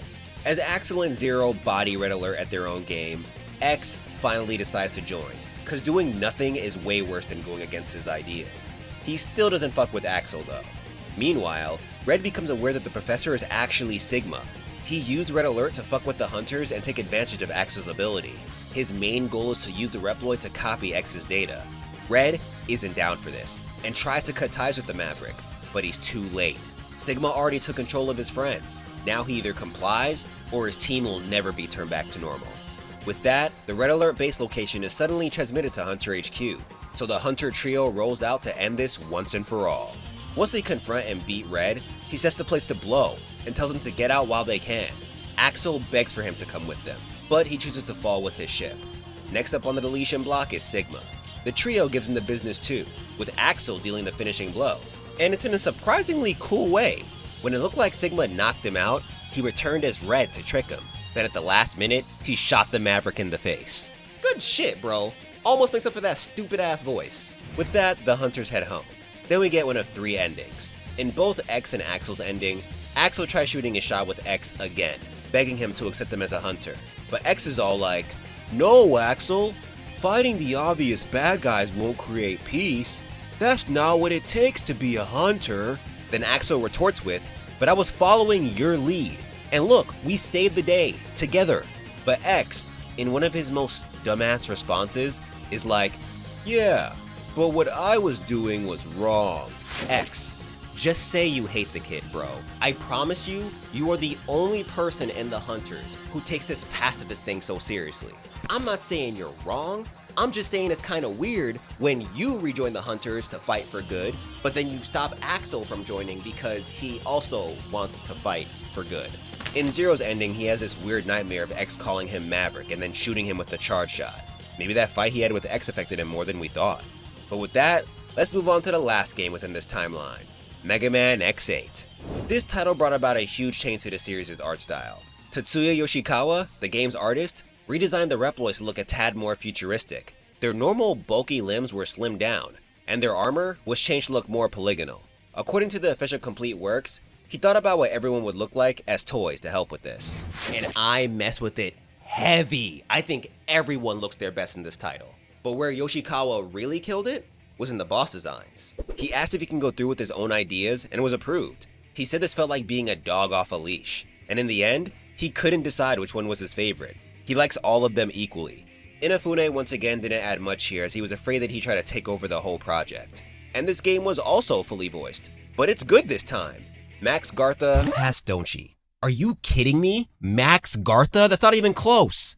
Lucas Gilbertson and the GOAT Roger Rhodes fulfill the roles of X, Zero, and Weil respectively. Since this came out before Maverick Hunter X, I'm assuming they got a feel for their characters in this game and then fully went off in that game. When it comes to the plot, this game takes place somewhere after the Red Alert incident. The Maverick Wars is still ongoing with no end in sight, so the humans initiate the Jacob Project to escape from the carnage. This project involves the construction of an orbital elevator named Jacob that'll take its passengers to the moon. The one leading all this is Lumine, the self-proclaimed leader of the new generation of Reploids. Yeah, whoever built Axel continued. Now we've already seen the advancement of Reploids throughout this timeline. So what really makes this new generation so special that we gotta add new generation at the beginning? Well, like Axel, these guys come with copy chips. But compared to Axel, these copy chips are busted. Axel normally has to use his copy shot to copy robots. However, these new gen Reploids come with the data of hundreds of Reploids pre-installed. This doesn't just allow them to copy others at will, but also makes them immune to viruses, since they can voluntarily change their DNA. Wait, I just thought about this. Someone is out there creating virus-immune robots that have the power to transform into a variety of old Reploids? Isn't that, I don't know, kinda sorta really fucking dangerous? What if one of them poses as Cygnus for the day and then gets mad at the Maverick hunters to go Maverick? What then? Anyway, progress on the Jacob project is going smoothly, but guess who fucks everything up this time? Weil! Yeah, the #1 certified hater is back. He kidnaps Lumine and commandeers the elevator, talking about beginning a new world. Then another Maverick uprising occurs. 8 new-gen Reploids start tearing up the city. Alright, last one. Let's make this count. Bamboo Pandemonium, Optic Sunflower, Dark Mantis, Gravity Antonian, Earthrock Trilobite, Gigabolt Man o' War, Avalanche Yeti, and Burn Rooster. Okay, so the first one is a doozy. Bamboo Pandemonium went Maverick after determining that the evolution of destructive creations, such as Reploids, meant that the world wanted to be destroyed for a new beginning. Bro, what? History said destroy, so you also said destroy? Optic Sunflower used to be in charge of a Maverick Hunter training ground. Dark Mantis was in charge of an underground military facility and refused to believe that he went Maverick. We'll soon find out that he indeed went Maverick. Yeah, I know, it's weird that all these new gen Reploids went Maverick even though their whole thing is to not get viruses, but don't worry, it'll be explained soon. Gravity Antonian also dismissed the idea of being Maverick, saying it's the world that's evil. Earthrock Trilobite used to be in charge of mining. Gigabolt Man o' War used to provide energy to the city of Megalopolis. I've never heard of this place till this game, but apparently it's in Australia? Avalanche Yeti used to care about the world's environment, but now he's willing to destroy it just to please his master. And Burn Rooster used to be in charge of waste disposal. He also has my favorite design out of all the bosses. Pretty ironic when he's basically a glorified garbage man. With their mission set, Zero, X, and Axel, since I guess he and X are cool now, deploy. They also have the help of new hunter navigators Lair and Pallet. Lair helps with spotting enemy weaknesses, and she has a huge crush on Zero, so much so that she even knows his battle style. Pallet helps with guiding the hunters through each stage, and turning the metals they collect into various upgrade chips. She also fights like Axel. And this is probably a good time to mention that Aelia got hands too. She fights like X, with their very own Aelia Buster. Anyway, one by one the Maverick bosses catch the work. However, there is this odd conversation that X has with Aelia after the first boss fight. Take a listen. X? What's the matter? The mission's only just begun. That's right. It's begun again. How long must this war go on? Just the thought of wiping the floor with those Mavericks makes my trigger finger itch. Axel! No, Aelia. Axel's right. There's no time to be wishy-washy here. Even as we speak, Mavericks are causing havoc. X! What the fuck?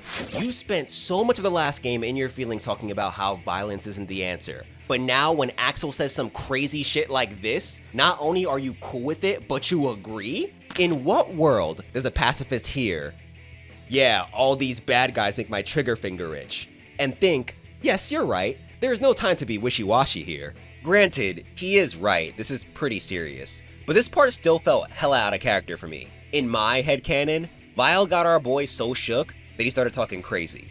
Either way, the Maverick bosses are defeated, and the team finds the dark truth behind all these new gen Reploids going Maverick.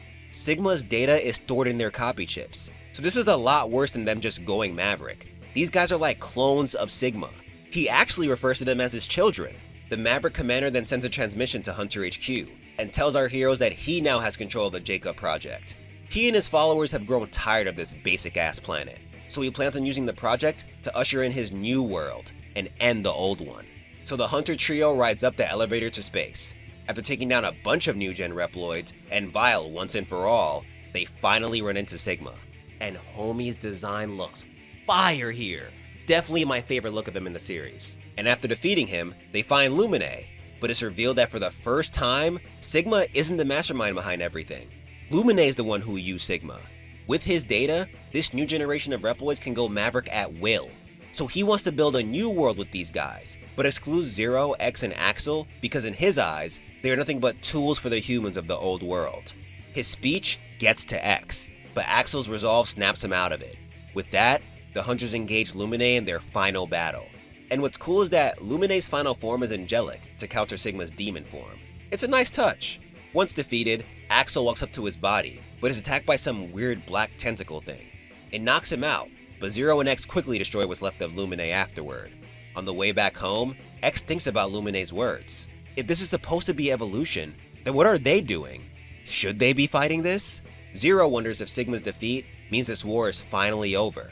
He also comforts X, letting him know that even if they are destined to become scrap, they must continue the fight against the Mavericks. Then in a post-credit scene, we see something shine within Axel's wound. It's definitely related to Lumine, but unfortunately we'll never find out what this is since there isn't an X9. We also find out that copy chip production stopped once Lumine's Maverick stunt became public, but production ended up resuming because society needs new-gen Reploids to help with space development.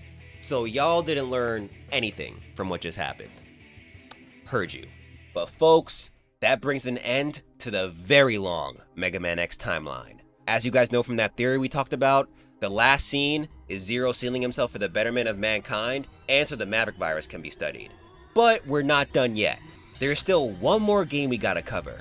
It's not canon to this timeline, but I mean, we've already covered pretty much all the X games, so might as well. With that, let's get into MegaMan X Command Mission. So you know how MegaMan X had some features inspired by RPGs? Well, that comes full circle with this game since it actually is an RPG. However, that's also the reason why Inafune had nothing to do with this title. He believed that MegaMan X belonged in the action genre. So when Capcom told him to make an RPG for the series, he said no and left it up to the others. The story takes place in 22XEX, the same time as the Mega Man Zero series.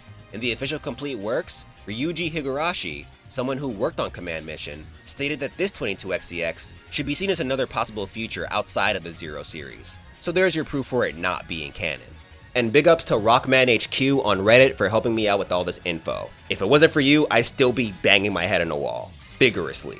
Anyway, the discovery of a new mineral dubbed Force Metal has revolutionized Reploid engineering, so a government organization simply named the Federation established Giga City, an artificial island for mining and researching Force Metal. But you know we can't have nice things, so soon after its establishment, a rebellion breaks out, led by some dude named Epsilon. They banish all humans and demanded the Federation recognize Giga City as an independent Reploid state. Not willing to stand for this, Colonel Redups from the Far East Maverick Hunter HQ sends X, Zero, and a hunter named Shadow to calm shit down. However, once they get there, Shadow betrays them, and X and Zero are separated. Later, our blue hero wakes up in a place called New Hope, where he finds out about a resistance force fighting against the rebellion. Their leader, Chief R, is being kept hostage in Central Tower X, so X head out to save him. Eventually, he runs into the Reploid bounty hunter, Spider. He was originally sent to go after X, but he ends up switching sides and joining the resistance effort. Together they save Chief R, and from here, the real mission begins. X continues his work with the resistance to stop the rebellion. On the way, he recruits more like-minded Reploids to his cause, including old friends like Axel, who was looking into the origins of his creation before all this. Zero also ends up joining, even though he initially talked shit about X's squad. But, sadly, Spider ends up dying while trying to save everyone during a mission. On their quest, they also learn about an advanced version of Force Metal dubbed Supra Force Metal. The Rebellion is using it to create a warhead capable of driving all Reploids in the Northern Hemisphere, Maverick. The Resistance can't have that. But when they get to where it's supposed to be, it's gone. Eventually they get to Epsilon, who reveals that he has Super Force Metal in his body. However, they still manage to beat him. Colonel Redups congratulates them on a job well done, and instructs them to go to Central Tower to get picked up. But when they get there, the Colonel betrays them and kills Chief R. Redups is actually a new generation Reploid who can also copy appearances and abilities. At some point, he switched places with the real Spider and spied on X from the inside, hence why his name is Spider backwards. He's also the one who stole the Supra Force Metal warhead. His big plan is to collect all the Supra Force Metal and fuse with it to make his copy ability omnipotent. He used the Rebellion and the Hunters to do everything for him. As a final touch, he sends a broadcast to the world accusing X and the team of going Maverick and conspiring with Epsilon and the Rebellion. Pissed, X and his friends travel to the Far East Hunter HQ for one final battle. Once they take him out, the last of Epsilon's soldiers, Therum self-destructs with the Supra Force Metal, so no one can use it for evil ever again. Afterward, Epsilon's Maverick status is posthumously dropped, since Redips was behind everything. And with that, X's last adventure comes to a close, thus putting an end to the MegaMan X timeline. Hello again, and welcome back to the MegaMan lore tier list. Now that we're all MegaMan experts, how does his lore compare to the rest? Well, if classic MegaMan felt like a Saturday morning cartoon, then X is like that anime you'd watch later on Toonami. This story was way more linear and focused, and I love how X was given an ongoing dilemma unlike his predecessor. Classic MegaMan had his moments where he questioned the violence he used, but that was a constant thing with X. It added more depth to his character and, dare I say, made him feel more human. One nitpick I had though was with how they dealt with his character arc. He had been pushing towards this non-violent path throughout the entire series, so his departure from the Maverick Hunters in X7 was interesting and made sense. I think they should have found a way to keep him in the game while messing around with that idea more. Perhaps have him go on separate missions aimed at finding the cure for the Maverick virus. Then boom, you can easily link that to the beginning of the next series, Mega Man Zero. Speaking of Zero, having him serve as the second protagonist was a dope touch. He was a nice foil to X, and once again, it was cool watching the descendants of Light and Wily team up for good. All this was aided by the much darker adventures within each game, and the fact that there was more tying them together made the series feel like one giant coherent story rather than a bunch of one-off quests. Suffice to say, the team cooked. But unfortunately, X's story suffers from one blaring issue that's not even its fault. It's not done. Mega Man X8 being left on that crazy new-gen Reploid cliffhanger was diabolical. Like, the ramifications of what could happen if they kept evolving are wild, and could have been a fascinating arc for X. But nah, all the potential was left buried. For that, and I know some of y'all are gonna hate me for this, I gotta put X in second place. It could have been first if it wasn't for the next series in this timeline. So without much further ado, let's get into the lore of Mega Man Zero.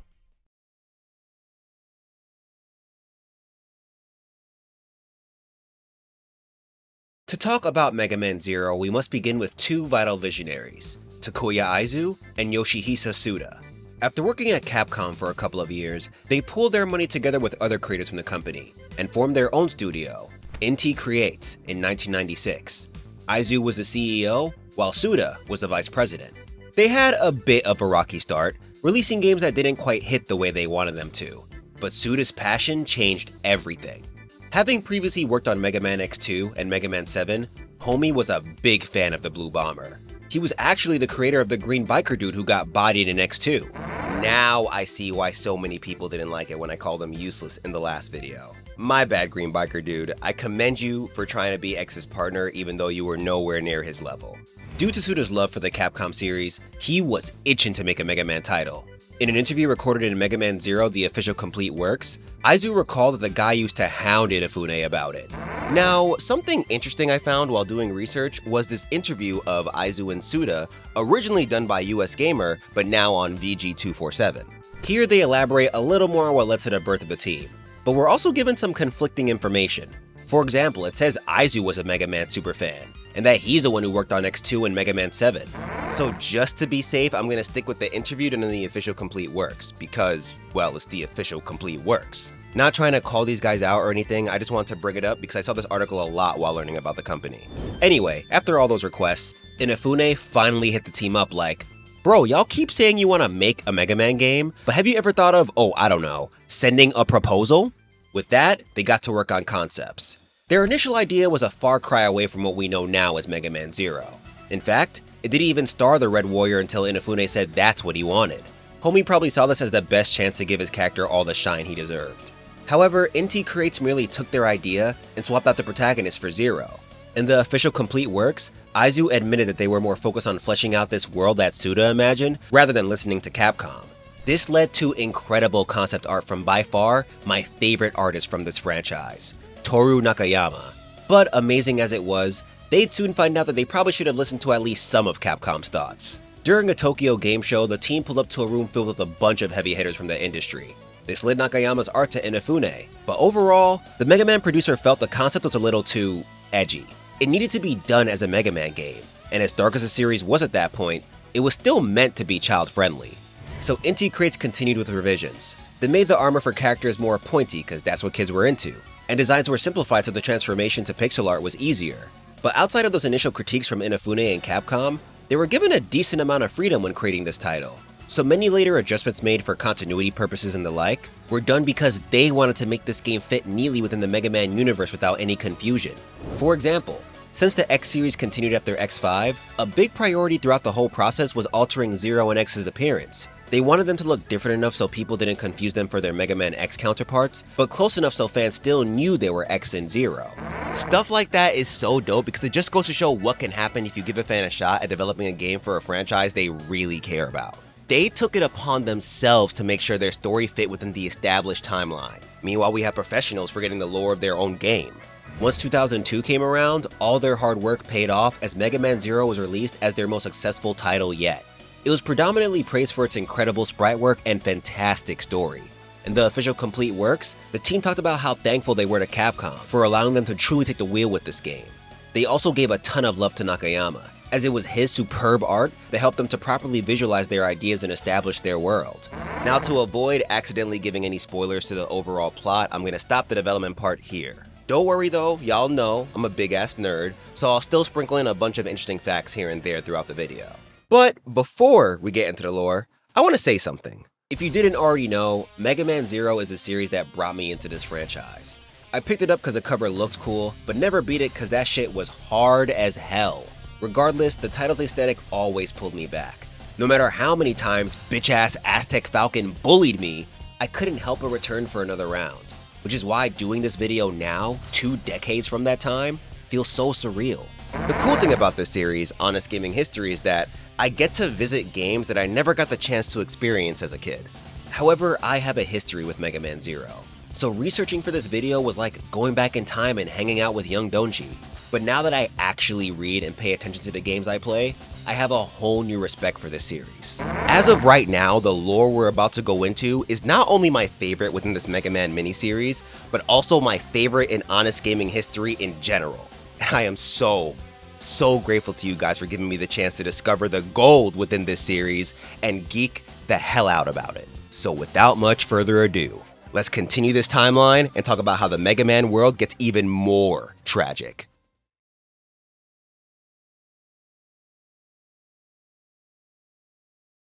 So in case you missed the last 2 videos, here's a quick summary of the lore so far. Dr. Thomas Light was a genius who wanted to create robots capable of making their own decisions. He became famous, won mad awards, and changed the world with his advanced civil service robots. Wily, a robotic genius in his own right, was always thrown in his shadow, so he developed an obscene level of hatred for the guy, and turned into a supervillain bent on world domination. One of Light's most treasured inventions, Rock, would then ask to be altered into a robot capable of stopping the crazy doctor. Light does so against his better judgment, and thus, Mega Man is born. Then the classic timeline ensued, with most of it involving Mega Man and Light thwarting Wily's schemes. But years later, Light decided to go crazy on a whole new project, the robot with infinite potential, Mega Man X.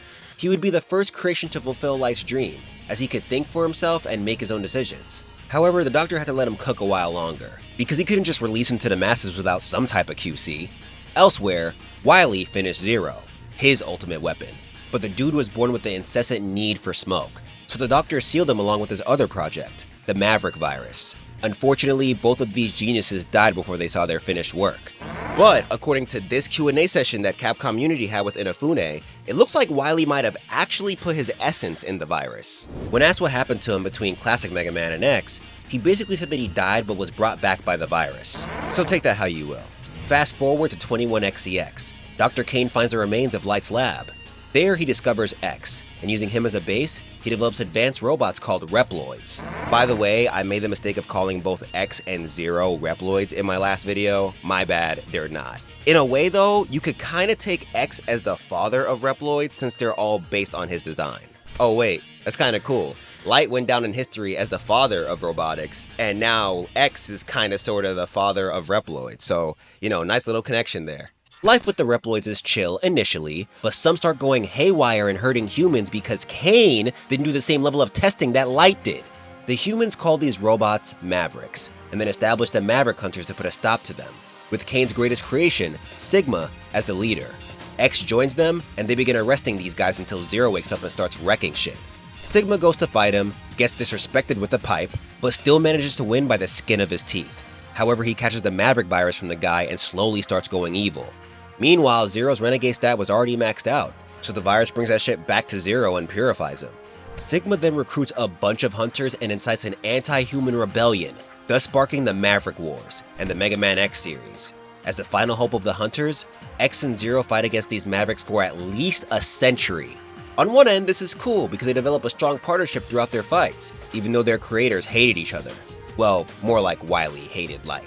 But mad humans and Reploids die because of this war, Zero questions what he's fighting for, ends up fighting X, and honestly, shit just keeps getting worse the longer it goes on.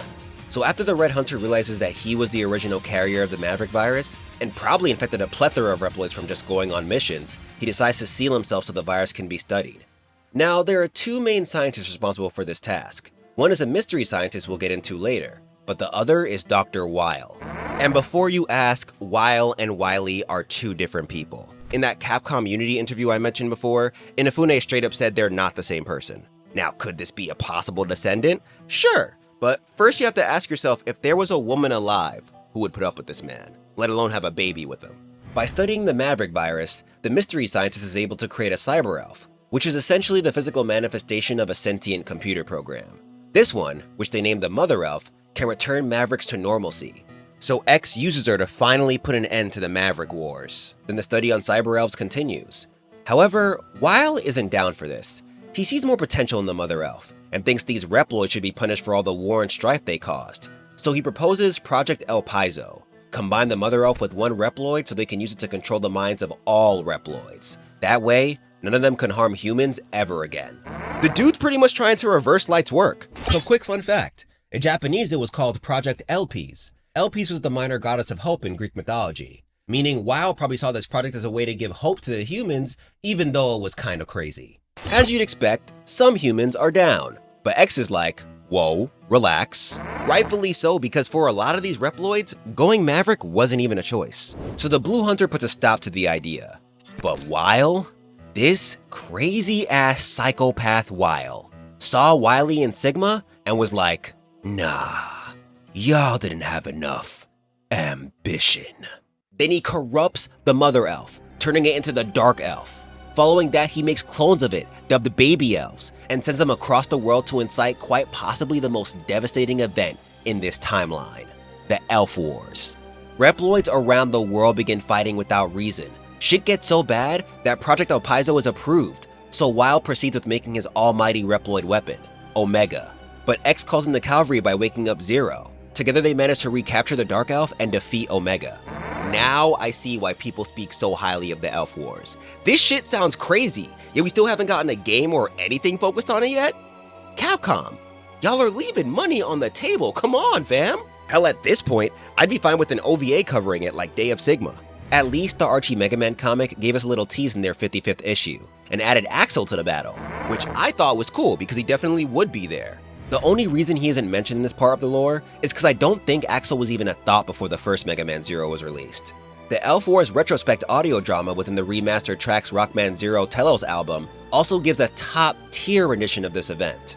Which reminds me, Inti Creates published these remastered track albums that contain audio dramas meant to flesh out different parts of the lore. A lot of you ask, so to answer all your questions, yes, I listened to them, and yes, I will be adding their info to this video. And one last thing. For those who know about the lore of Mega Man Zero, I'm aware I'm missing a key detail about Omega's creation, but I want to recapture that same shock we felt when we found out for all the newcomers to the story. So relax, don't come at me in the comments yet. Anyway, even though Zero and X managed to end the Elf Wars, the damage done is freaking insane. 60% of the human population? Gone. 90% of the Reploid population? Dunzo. Nobody won this war, fam. Afterwards, Zero reseals himself because he's not trying to have history repeat itself, especially after that mess. X is sad to lose his best buddy, of course, but he's got a world to save. To fulfill his dream mentioned in that really depressing X5 ending, X establishes Neo Arcadia, a utopia where humans and Reploids can live together in peace. 8 Reploids are later assigned to assist X in judging any leftover Mavericks. They're named the 8 Gentle Judges. As for Weil, for starting the most catastrophic war in this timeline, his memories and knowledge are turned into data, and his body is replaced with a self-regenerating armor. Then he's sentenced to spend eternity banished from Neo Arcadia. Meanwhile, Omega is sent off to space. Okay, I see what they're doing here with the whole "that's too good for you" bit, but they'll soon find out that they would have been better off if they just killed him and Omega. As X continues his benevolent rule of Neo Arcadia, 4 special Reploids are designed from his DNA: Sage Harpuya, Hidden Phantom, Fighting Fafnir, and Fairy Leviathan. These guys are dubbed the 4 Guardians, and they're assigned to protect Neo Arcadia as well as help rebuild the outside world. Harpuya, the captain, leads a strong air squadron and is capable of controlling the weather in small areas. His name is derived from the ancient Greek word for harpy, harpia. In Greek mythology, these were beings that were half bird, half human. And in Yu-Gi-Oh, they're known for jumping poor, unaware duelists nonstop. His weapons are the Sonic Blades, 1 or 2 of the 10 shining weapons. These are special weapons that were given to some of the strongest hunters during the Maverick Wars. The X-Buster and Z-Saber, as well as the rest of the weapons used by the Guardians, fall under this category too. Though I don't believe it was used to its full potential, I like this little lore detail Inti Creates added. I think it's pretty cool that folks started passing down legends about these items. It makes this world feel more alive. Phantom runs Neo Arcadia's anti-resistance intelligence unit, the Cutting Shadow Squadron, and I don't think I need to explain where his name comes from. His loyalty to X knows no bounds, and he wields the Dark Cross. Fafnir is the Meathead member, who's always looking to fight someone. Every group needs one of these guys. His name comes from Fafnir, the great dragon from Norse mythology. He runs the Squadron of Fire and Ash, and uses the multiple launchers Sodom and Gomorrah. So when I first heard these names, I thought they were mad cool. But this is also a biblical reference. In the book of Genesis, Sodom and Gomorrah were 2 cities God destroyed because of their wickedness. This reference goes even deeper because of a later event, but hold on, we're getting to that. Lastly, Fairy Leviathan leads the Deep Sea Squadron. Her name comes from the sea monster of the same name from biblical stories and mythology. With her Frost Javelin, she's tasked with helping Harpuya make areas outside of Neo Arcadia habitable for humans. Now, according to the official complete works, these guys, or at least their weapons, weren't originally made for combat. They were initially the controls of the weather controlling station, Weather Orbit. They were also supposed to be all blue to reflect that they're practically X's children, but Nakayama designed them with different colors so they could visually represent their element. Harpuya was thunder, Leviathan was ice, Fafnir was fire, and Phantom didn't have an element. The team was originally met with resistance at this choice because normally, blue represented X and red represented 0. But they decided to go through with the idea because color is very important when distinguishing characters, especially when we're talking about pixelated ones on a GBA screen. Neo Arcadia continues to prosper under X, but our boy soon realizes that the Dark Elf is still a problem. He brings it to Yggdrasil, the most secure area in the city. This is another Norse mythology reference, as Yggdrasil was the name given to the Tree of Life, which housed the 9 realms. X then seals the Dark Elf using his body. According to the now deleted timeline that was on the Rockman Zero collection website when it first launched, when X sealed the elf, the shock ripped his soul from his body and split it into 5 different cyber elves. 4 of them incorporated themselves into the 4 Guardians, while the other went off somewhere. Someone mentioned this in the comments of the last video, and at first I didn't think it made sense because the Guardians were made before the Dark Elf was sealed. However, it's still possible that these elves incorporated themselves into the Guardians while they were out and about. The MegaMan knowledge base also knows that each Guardian embodies a specific side of X. Harpuya, his strong sense of justice, Leviathan, his playful and determined side, Fafnir, his fighting spirit, and Phantom, his dedication to his cause. So maybe these strong emotions came from the Cyber Elves, or maybe they just came from X's DNA. Let me know what you think in the comments. With X gone, a young girl named Ciel quickly realizes that society will crumble without him. So at the age of like 9, she creates a so-called perfect copy of X. This part of the lore actually came about merely a month before the game's release. I'm not kidding. In the official complete works, the team said that the final boss was always a big topic of discussion with them and Capcom. One day they said, "Bro, wouldn't it be lit if X was the villain?" To that, Inafune was like, "Sure, why not?" But at the last minute, they thought it'd be kinda crazy to put this guy who all young Mega Man fans saw as a hero, as a villain. So they changed the main antagonist to a copy of X. That led to the idea of Ciel being his creator. But due to how young she is in Mega Man Zero, that would mean that she made him as a little kid. So they added more lore to make sense of that. Apparently, to aid in building a utopia for Reploids and humans, researchers were doing experiments on human DNA to produce advanced children. Ciel is one of those children, and her special skill is that she's a Reploid genius. I also remember reading that she's a descendant of the mystery scientist who created the Mother Elf, so it's possible that they used her DNA for Ciel. Copy X secretly takes up the leadership role of Neo Arcadia, with even the Guardians unaware of the switch. However, his rule is a lot stricter than X's. He has the original's inherent nature to protect humans, but he's lacking in his compassion stat, especially when it comes to Reploids. Then everything goes south when Neo Arcadia is faced with an energy crisis. Copy X declares that the Reploids are the problem. To conserve it for the humans, he begins deeming random ones Maverick and killing them mercilessly. The Guardians carry on like this is regular shit, but the gentle judges peep that something is off. X was never this quick to execute anyone. Many Reploids run away into the wastelands outside of Neo Arcadia and form the Resistance, but Copy X don't like that.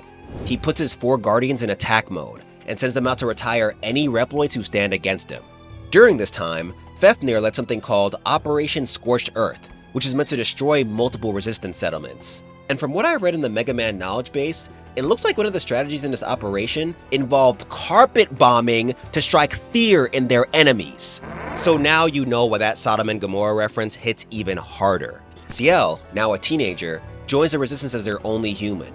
But she's not just leaving the false utopia to seek refuge. She's searching for the only robot who stands a chance of stopping her creation and saving Reploid kind. This brings us to the first game in this series, MegaMan Zero.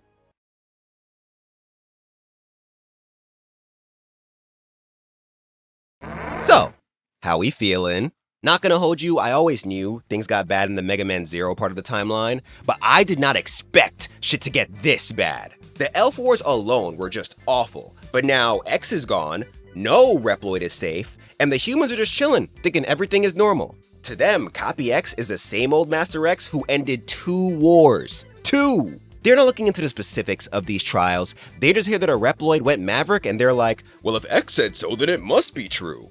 So yeah, don't get me wrong, the MegaMan X timeline is depressing as hell, but this timeline setup is on a whole other level.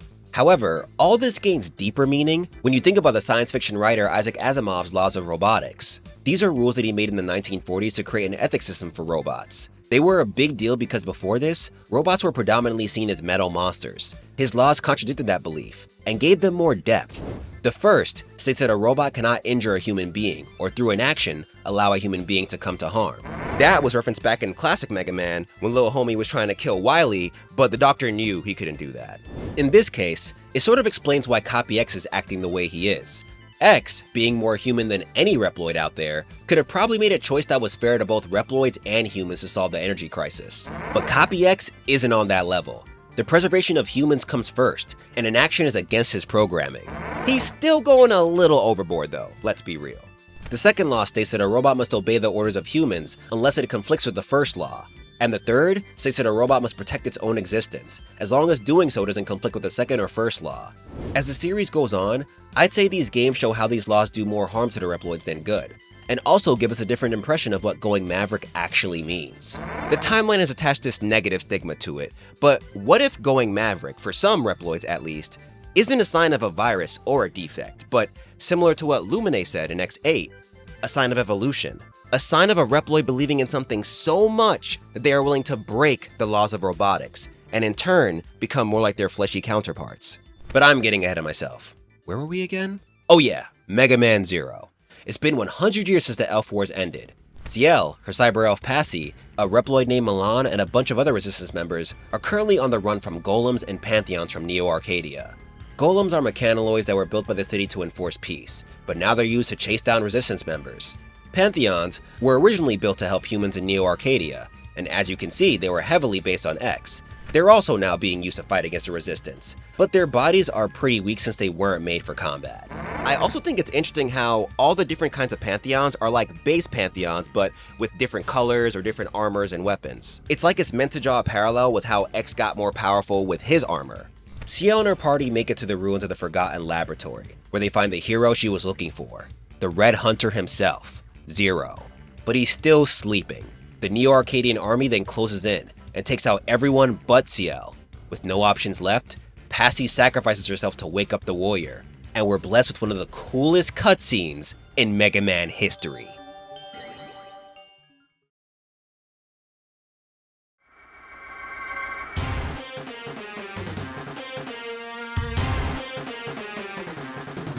Fam, this means something to me. I still get chills watching this scene. The music, the pan up showing you the badass character you're about to be using for this whole adventure, the feeling of knowing you're the only thing stopping this girl from getting captured. Everything about this moment just hits. Sure, there are any animations or whatever, but Zero don't need that shit, bro. The aura emanating from my man is enough. Then as if homie couldn't get any cooler, he picks up Milan's regular ass resistance buster and goes to town on everyone who was trying to chase Ciel and them down. Mind you, Zero woke up with no memories. Ciel was just like, Zero, please help me. And Zero was like, heard you. Maybe I'm giving this intro a little bit too much credit, but I don't know. I feel like the way Inti Creates set this up, veterans of the series could get hype because Zero's back and he's the main character this time, but newcomers like me could also get hype because of what led up to this and how fire Zero looks. Like, peep the way he cool guy stands. Look at how his hair flops in the wind as he's running. Inti Creates was investing in that cool factor and it paid off big time. Anyway, Zero makes light work of the army while traversing through the lab, but Ciel ends up leaving herself open in the perfect spot to get captured by a golem. Zero tries to save her, but that baby resistance buster can't do shit. Suddenly, a random cyber elf appears and is like, Zero, it's dangerous to go alone. Take this! And hands him his true weapon, the Z-Saber. With it, he bodies a golem and saves Ciel. She expresses that watching him do all that proves that he's a legendary Zero, but he still questions if he's the hero she's heard of. Regardless, since he has nowhere to go, he follows her to the resistance base. Here she explains the whole Neo-Arcadian energy crisis problem, but says that X is the one doing all this, not Copy X. Zero is confused by this, as X sounds familiar to him. Even though his memory might be hazy, deep down, he knows his best buddy would never do this. Either way, he agrees to help Ciel in the Resistance. Now, I'm not going to go into every single Resistance member, but here are a few important ones that I genuinely like. Servo was like your cyber blacksmith. Throughout the series, he gives you different weapons. In this game, along with the Buster and Z-Saber, Zero gets a shield boomerang and triple rod. Andrew is an older Reploid who's honestly just here to give good vibes. He tells you stories about his past, and in this game, he talks about the time when he fell in love with a human and went as far as to change his appearance so they could both look old together. That's a level of love I hope you all get to experience. Lastly, Alouette is a cyber elf caregiver who looks up to Ciel. The Resistance is overall mad nice though, like most of them do nothing but praise Zero and express gratitude for helping them out. You can really tell they needed someone like him. After getting acquainted with his new home, Ciel sends him on his first mission. Resistance members are about to be turned into scrap metal in a Neo-Arcadian disposal center. It's up to him to save them. The former hunter makes quick work of the enemies guarding the place. Then he runs into his first real wall, Aztec Falcon of the Strong Air Squadron. This guy is a special type of Reploid known as a Mutos Reploid.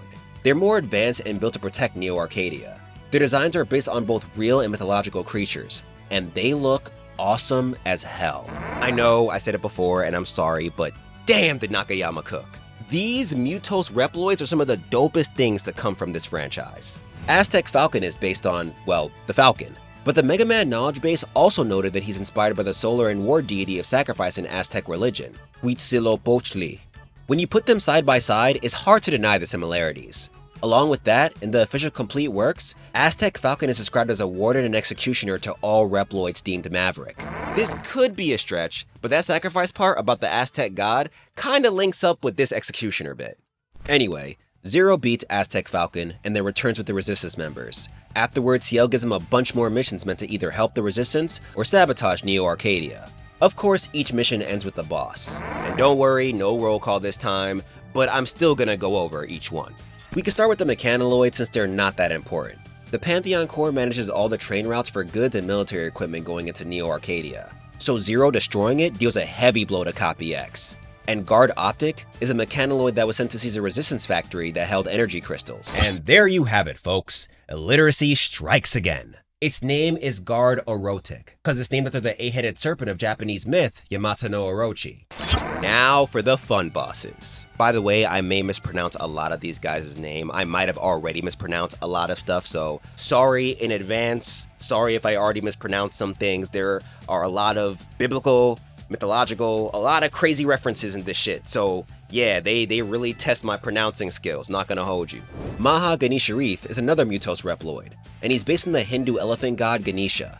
He's described as being a walking, combat-ready data server, which I think is pretty freaking cool. He also belongs to Leviathan's Deep Sea Squadron. Anubis Necromancis III, based on the Egyptian god and guide to the underworld Anubis, works for Fafnir. Apparently, he's a product of an undamaged heart unit that regenerated itself using nanobots and declared itself the Third. Okay. Blizzak Stagroth, inspired by the White Stag, is another member of the Deep Sea Squadron. He enjoys dismantling Reploids under the guise of questioning them. Homie's like a screwed up Batman. The last 4 bosses are the 4 Guardians, who seem to enjoy fighting Zero. Well, everyone minus Phantom. When he meets and beats Fafnir, Homie just expresses how hyped he is to be fighting a strong Reploid. Leviathan starts out excited too, but gets mad at him when he shows mercy. And Harpuya starts off by scoffing at Zero for being the legend that he is, and still choosing to side with criminals. But after losing, the dude is deadass like, "Stay healthy until we next meet, and then I shall retire you." This reminds me of those enemies in anime who'd save the good guy but hit you with the whole, "Nobody can take you down but me." Those are famous last words for someone who's going to become the homie later. Meanwhile, when you meet Phantom, he's like, "Legends of the past need to stay in the past." It's like everyone is hyped to face Uncle Zero, but they know saying that will get them in trouble. Then we have Phantom being a hater because his fake dad told him to. While going on these missions, Zero also collects elemental chips meant to enhance his abilities. Neo Arcadia also sends a big-ass mechanaloid named Hittite Hotade to try and blow up the resistance base, but Zero manages to destroy it before anyone gets, well, blown up. Once all the missions are complete, their base gets attacked again, but this time, they're forced to evacuate while Zero handles the aggressors. In the midst of all this, Ciel tells Zero the truth. She set everything off by creating Copy X, but before they can continue, Zero dispatches to fight more enemies, and a Mutos Reploid from Phantom Squad, Hanu Machine. He's based on the Hindu monkey god Hanuman, and he was the award for my favorite boss design in this game. This wasn't a thing I planned on doing, but I just wrote it out, so I guess we're doing it. After defeating that guy, Zero tells Ciel that he'll take out this Copy X if it'll make her happy. They have a way to teleport right into Neo Arcadia's stronghold, but they need to hack into the place's security first. Fortunately for them, that cyber elf that gave Zero his Z-Saber appears, and he just so happened to accomplish exactly what they needed. Then he reveals himself to be the cyber elf of X by telling them to terminate the copy of him with extreme prejudice. So, 1, if that whole soul split into 5 cyber elves thing is true, this would be the one that went off on its own. But 2, X telling these guys to exterminate his copy with extreme prejudice might just be the funniest thing he said in this timeline. Dude really said, "Screw all that compassion, homie's gotta go." With that, Zero heads straight into Neo Arcadia. He fights more bosses like the Strong Air Squadron's Herculeus Ancus, a Mutos Reploid based on the Herculean Beetle. He also goes through your typical boss rematches. However, when he beats Phantom, the guy blows himself up to try and stop Zero. Homie is dedicated. After all that, Zero finally reaches the dictator of Neo Arcadia. And tell me how he's like, "Ah, so you're the pirate copy of X." The fake then gloats about his accomplishments, talking about how he's running the utopia that X and Zero could never establish. But our boy hits him with the truth. Killing countless innocent Reploids to save energy and calling that peace is insane. This utopia he speaks of is just as much of a sham as he is. Copy X laughs this off, but all that chuckling stops after Zero whoops his ass. The former hunter tells him that even though he lost his memories, his body remembers that X was more real than he could ever hope to be. The copy then morphs into a second form out of anger, but Zero mops the floor with him again. This leads to a pretty somber ending since Copy X glitches out while wondering why this is all happening. He was supposed to be a perfect copy, a hero, and it's hard not to feel for the guy here. He thought he was doing everything right, and according to the laws of robotics, he was. But now he's getting killed for it because protecting the humans led to him harming his fellow mechanical beings. Either way, Copy X can't just let Zero have the win. So with his dying breath, he sets the place to blow. Our boy escapes just in the nick of time. Later, we find him laid out in the middle of a desert. Cyber Elf X appears and explains how hard things were after Zero sealed himself a century ago. However, the most difficult moment was when he realized he no longer cared about fighting enemies. He asks his friend to let him rest and to please handle everything from here. Zero stands up and is basically like, "I've gotcha, best buddy. I won't stop till all my enemies are terminated." Then before him, he finds an army of Pantheons. He begins taking them on by himself. And with that, the first game comes to a close.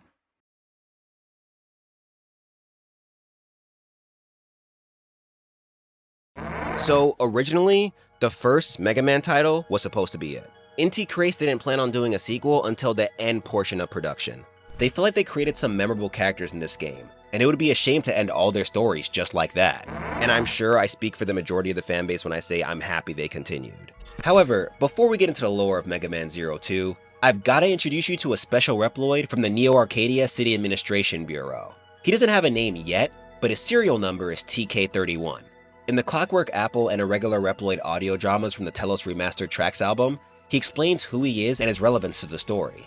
Sometime between the beginning of the Energy Crisis and the start of 02, he takes part in an investigation led by Harpuya of a submerged library. Before they go, the Guardian makes it clear to report anything they find to their hunter leader. Once TK31 enters, he's drawn to ancient records detailing the tragic events of the Elf Wars. He describes the knowledge as forbidden fruit, referencing the story of Adam and Eve. Harpuya shows up like, "Hey bro, the hell did I just say about reporting to your lead hunter? Now you done went and saw some shit you weren't supposed to." With that, he tells the Reploid to forget everything he saw. TK31 obeys, and for some time, he believes that he can put this all behind him, but everything changes in as little as a week. Another Reploid who goes by HE22 starts talking about how sus it is that more Reploids are being judged as Maverick. Then he mentions that the sunken library they investigated was blown up, and Reploids from that team, his friends, have gone missing.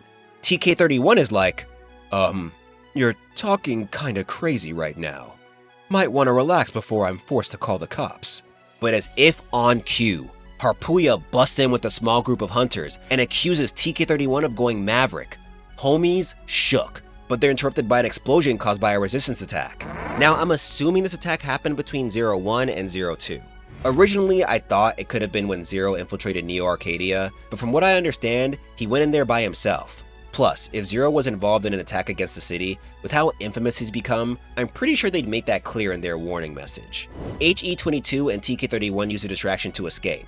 HE22 then reveals that he's part of the Resistance. They've been looking for TK31 since he knows about the records in the sunken library. Now they need to get the hell out of here and regroup with his comrades. TK31, with newfound resolve, agrees to help the Resistance, but he insisted they go to Area 7 first. That's where one of the baby elves made from the Dark Elf is being kept. With it, he'll gain enough power to stop Neo Arcadia. He then declares himself the savior of all Reploids, and takes on the new name, Elpizo. In the audio drama is Elpiz, since the product's name in the Japanese version is Project Elpiz. Now we can get into Mega Man 02. The game takes place a whole year after the first title. Zero's been traveling on his own in search of Ciel and the Resistance, but he's only been met with more and more soldiers from Neo Arcadia. My man's been fighting for a year straight. He's forced to face off against another wave of enemies until he finally collapses from exhaustion. There he's found by Harpuya and Aztec Falcon. I'm assuming this is the same one you beat in 01, but I could be wrong. Surprisingly, the green Reploid doesn't kill Uncle Zero. Instead, he brings him back to the Resistance. Oh yeah, and I'm sure you're wondering what Neo Arcadia is up to now that Copy X is dead. Well, the Guardians decided to cover the whole thing up, to not scare the humans. This is gonna backfire like crazy later, but I kinda see why they did this. Harpuya, since he was pretty much the leader of the Guardians, currently runs Neo Arcadia. When it comes to the Resistance, a lot has changed. Ciel has devoted her time to creating her own energy system to solve the crisis, so now the new leader is Elpizo, the same dude from the audio drama. Ciel mentions that they met when he helped them escape Neo Arcadia in the past, so I'm assuming she's referencing the attack that HE22 and Elpizo used to escape. The new leader also came with a gift, one of the two remaining baby elves. Alouette names it Crea, but its Japanese name is Cree, which is the French verb for to create. Add that to the imaginary biblical reference counter I never established. Now, this whole change in the Resistance hierarchy sounds nice on paper, but here's the thing. Elpizo and Ciel do not feel the same way about how they should deal with Neo Arcadia. Elpizo has this plan he calls Operation Righteous Strike, which involves him leading a frontal assault on Neo Arcadia, freeing the arrested Reploids who are wrongfully accused of going Maverick. Ciel, on the other hand, wants to focus on this energy system, because if they fix the problem that started all this, Neo Arcadia could actually become the utopia they all want. Elpizo's not trying to hear all that peaceful shit though. He straight up asks Ciel if he can carry out his plan. She reluctantly gives him the okay, but only if he promises one thing. But before they can continue, a Resistance member lets them know that someone left Zero outside. Once he's repaired, he meets Elpizo. The new leader greets him with his hand out and asks him to aid in his mission. Zero pauses and thinks, this dude wants to fight Neo Arcadia head on? Oh, nah, homie's crazy. Then he ignores the handshake and tells him that what he's doing is gonna be tough. Elpizo's like, "So, what's your plan?" But Zero didn't think that far ahead, so Elpizo just kinda laughs it off. Afterward, he meets up with CL to catch up with her and learn about the baby elf they're keeping here. Then once Servo gives him his shield boomerang and new chain rod, he runs into Elpizo talking more about his plan to the Resistance. Zero's like, "Attacking Neo Arcadia head-on is next level stupid. You're basically asking us to retire ourselves. What we should do is conduct small operations to bide our time until CL finishes her energy thingy." Elpizo was down for this, and thus, the first 4 missions are presented to Zero. The bosses for each one are Mutos Reploids just like in the last game. First is High Leg Ouroboros. He used to be a part of Phantom Squad and he's based on the Ouroboros, the symbol of the serpent eating its own tail. After Zero beats him, he finds the second baby elf, whom Alouette names Preya. In Japanese, it's Prie, which is the French verb for to pray. Also, in the Alouette's Diary audio drama, Azul Luna and Rojo Sol were considered as well. This was a reference to the 4th MegaMan Battle Network titles, Blue Moon and Red Sun. They came out the same year as Zero 2. Anyway, after finding Preya, Zero is also met by Cyber Elf X. He warns him about the baby elves, telling him that they'll do anything to return to their mother, even drive someone mad. Yeah, that can't be good. The next boss is Polar Cameras, who's part of Leviathan Squad.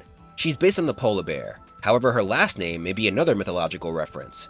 In Ainu mythology, Kamui are divine and spiritual beings. Kamui, Cameras. Couple that with the fact that bears are very prominent figures in Ainu mythology, and the reference makes even more sense. Phoenix Magnian used to work for Phantom, but now works under Fafnir. He's of course based on the Phoenix. And lastly is Panther Flawclaws. He's from the Strong Air Squadron and is based on the Black Panther.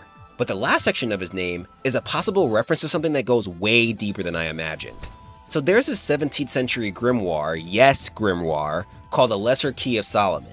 It contains material about magic and sorcery written by multiple anonymous authors. Now there's a book within it called the Ars Goetia, which goes into detail on a bunch of different demons. One of them, Floros, was a great Duke of Hell who was commonly represented as a humanoid leopard with big claws. Flaw claws, Floros. And the big claw thing, bro, Inti Crate did not have to cook so hard with these references. I didn't think researching a fictional story about robots would lead me to a real life book about magic. I didn't even know the Lesser Key of Solomon was a thing until now. And they said video games can't teach you shit. Also, now's a good time to say that homie over here wins best boss design for this title. Dude had no reason looking this cool. And screw it, let's make a little game out of it. In the comments below, let me know your favorite boss designs for each game. Maybe I'll tally it up and we can make like a definitive tier list or something, I don't know. Anyway, after completing these missions, Elpizo informs the Resistance that they are now ready to commence Operation Righteous Strike. CL comes to remind him that this plan is unnecessarily violent and can easily go south. Plus, her energy system is nearing completion. They just need to be patient. But in a sudden outburst, Elpizo's like, "Listen here, you uppity little..." Listen, CL. What if Neo Arcadia takes your precious energy system for themselves and continues their oppression? Do you really think this will fix everything? I mean, the guy has a point, but that doesn't mean you should risk the lives of all these Reploids for a dumbass frontal assault. Like, I feel like the main flaw in this plan is not the attacking Neo Arcadia part, but doing it head-on part. But them baby elves, bro, messing with his head. After straight up ignoring CL's pleas, he leaves to lead the Resistance at the front lines. Zero is asked to follow him, but when he enters the battlefield, he's met with a horrific sight. Countless Resistance soldiers are dead. At the end of the battlefield, he finds the remaining 3 Guardians along with Elpizo's unconscious body. Fafnir and Leviathan start talking shit, but Harpuya silences them and basically tells Zero that there is no point in saving Elpizo. He won't thank him or stop his plans. He'll only put more Reploids in danger with his actions. But Zero believes that he can stop the crazed leader and keep the Resistance safe. Harpuya calls his resolve selfish, but before they can continue, Zero gets a call from base telling him that a bombardment aircraft is on the way to them. They need him back now. Since Fafnir and Leviathan are still salty about getting their asses handed to them in the last game, they poke fun at the fact that our boy's friends are in danger of dying. However, Fafnir says something about how sending bombs is not really his thing. If the MegaMan knowledge base is right about that whole carpet bombing strategy he implemented back in the day, then homie straight up lied here, but that's besides the point. Zero teleports back to base with Elpizo. Then once they're gone, Harpuya says that he doesn't think that destroying the Resistance is justice. However, if they choose to rebel against human society, they must be eliminated. This is a pivotal moment for the Green Guardian because he's aware that what they're doing may not be for the better good. But due to the laws of robotics, he can't just sit idly by while the Resistance is willing to do things that could harm humans. Technically, you can say that this is the first sign of him going Maverick. Back at the Resistance base, Zero and CL manage to defuse Neo Arcadia's bomb. Then Zero faces Kuagust Ancus, the brother of Hercules Ancus from the first game. He's based on the stag beetle, known as the Kuagata in Japan. After Zero beats him, he shows regret for not being able to avenge his brother. Afterwards, Zero returns to base, but Elpizo and the baby elves are nowhere to be found. He left a message apologizing for his failed plan, but stated that the only reason why it failed is because he didn't have enough power. So now he's gonna get that power to destroy Neo Arcadia and all the humans in order to free Reploid kind for good. Homie apologized for his shitty plan, and then proceeded to go through with an even shittier one. That's crazy. That's crazy. The Resistance operators managed to grab the locations that Elpizo teleported to, so Zero rushes off to pursue him. In the Forest of Notice, he finds the former Resistance leader with the baby elves. He says that he now knows what he needs to become all-powerful. And Zero, remembering what Cyber Elf X told him before, correctly guesses that he's talking about the Dark Elf. The guy then leaves, stating that the key needed to unlock it is in this area. Zero chases after him, but the Mutos Reploid Burble Hecalot stops him right after letting Elpizo pass him. This guy is based on the frog-headed Egyptian goddess of fertility, Hecate. He used to be a part of Phantom's team, but he was transferred to the Strong Air Squadron. After defeating him, Zero finds Elpizo holding Cyber Elf X hostage. The lunatic says he is one step closer to becoming stronger than the Red Hero, then dips. X warns Zero that he needs to hurry his ass up. If Elpizo gets to the Dark Elf, it's clipped.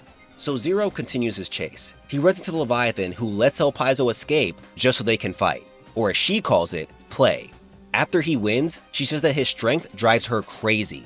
Then something similar happens with Harpuya. The Guardian appears right after Elpizo manages to evade Zero's grasp again. He says that he got the IFF beacon, and wonders why he's moving on his own. But he ends up shrugging off the thought to fight Zero. Then after our boy beats him, the loss fills Harpuya with more joy than anything else. Homie's like, "Yes, I love that you're still this strong. Only you can make me feel this alive, Zero." Then when he runs into Fafnir, the guy admits that he was chasing after Elpizo originally, but he's more hyped that he gets to face Unk again. After he loses, he tells Zero that he had fun. He even hits him with the "see ya" afterward. What? Bro, it's like, since Phantom is gone, all the other Guardians feel freer to express how lit it is to hang out with Uncle Zero. Just going off their dialogue, it genuinely feels like they'd be super depressed if Zero ever died. But that's just me. Let me know what you guys think about all this in the comments. To be real, I think it's kind of adorable. Anyway, once Zero returns to base after failing to capture Elpizo, the former commander hits them up like, "What's good, Resistance? I'm coming to you live within Yggdrasil, the most secure area in Neo Arcadia. And the place where X sealed the Dark Elf." With that, he removes a seal, but something goes wrong. Cyber Elf X then tells Zero that he's trying his best to hold the Dark Elf back, but he needs to go and stop this psychopath. So Zero heads back to Neo Arcadia for his final mission. He goes through the traditional gauntlet, which includes fights against Leviathan and Fafnir in their second forms. When he gets to the Temple of Wind, he finds Elpizo, the baby elves, and a half-awoken Dark Elf. Harpuya is there too, but Elpizo is in the process of controlling his mind. The Guardian is doing his best to resist. This is a wild turn of events when you remember that Harpuya was in charge of the mission that led to Elpizo turning into this mess. Out of frustration, he uses the baby elves to take full control, then leaves so he can destroy X's body and fully release a Dark Elf. Harpuya asks our hero to kill him, but Zero manages to take him down without doing all that. He proceeds to face Elpizo, but the guy paralyzes him. With nothing stopping him, he destroys X's body. Then he fuses with Kreia, Preya, and their mother. Zero is forced to face his new form, and somehow, he gets the W. Afterward, Elpizo apologizes for everything he's done. He says that he was weak-minded and pathetic, and that it's hard to accept failures, but this one feels like it made him stronger. The Dark Elf then changes color, which scares the baby elves away. She turns Elpizo into a Cyber Elf and they both leave. Cyber Elf X appears and tells Zero about the Dark Elf's past, how she was once the Mother Elf but became corrupted. Zero feels like he knows her, which could be a reference to the fact that she came from studying the Maverick virus within him. Then the title comes to a close, but after the credits roll, we hear a mysterious voice say that now that the Dark Elf is awake, it's time for Omega to take action. Yup, if you thought things were bad now, you ain't seen nothing yet. Weil, the same one who started the Elf Wars, is returning, and he's not too happy about how Neo Arcadia banished his ass. To find out how he screws with the world even more, we move to the next chapter.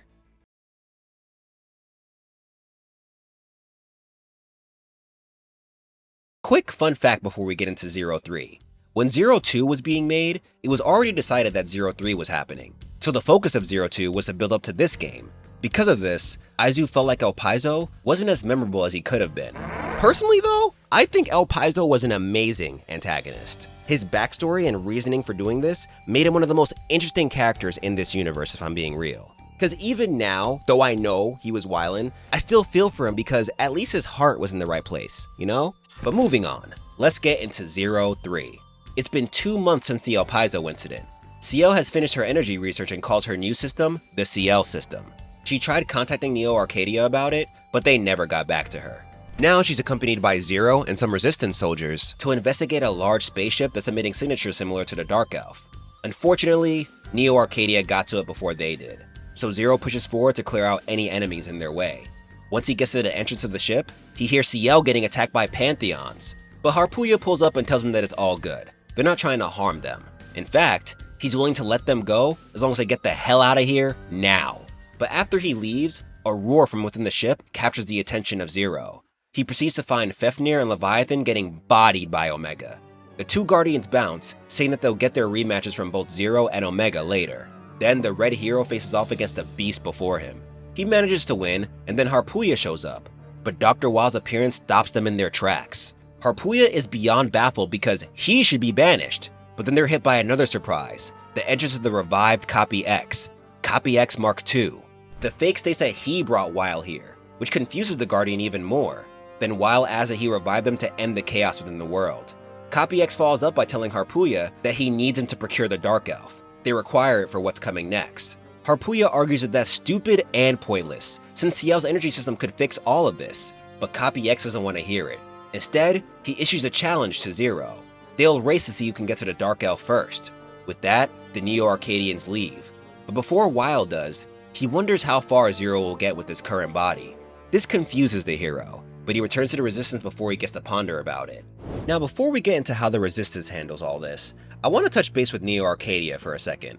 The Weil Numbers audio drama within the remastered Tracks Telos album reveals that the Guardians were treated like shit after this. After Copy X returns, he immediately unbanishes Weil and makes him a prominent government figure. With this newfound power, the Doctor commands everyone to focus on capturing the Dark Elf. When Harpuya returns to see how his friends are doing, he finds out that only 3 people were selected to work on their repairs. 3! Which isn't good because Omega messed Leviathan and Fafnir up bad. One of the humans working on their repairs states that they're in critical condition.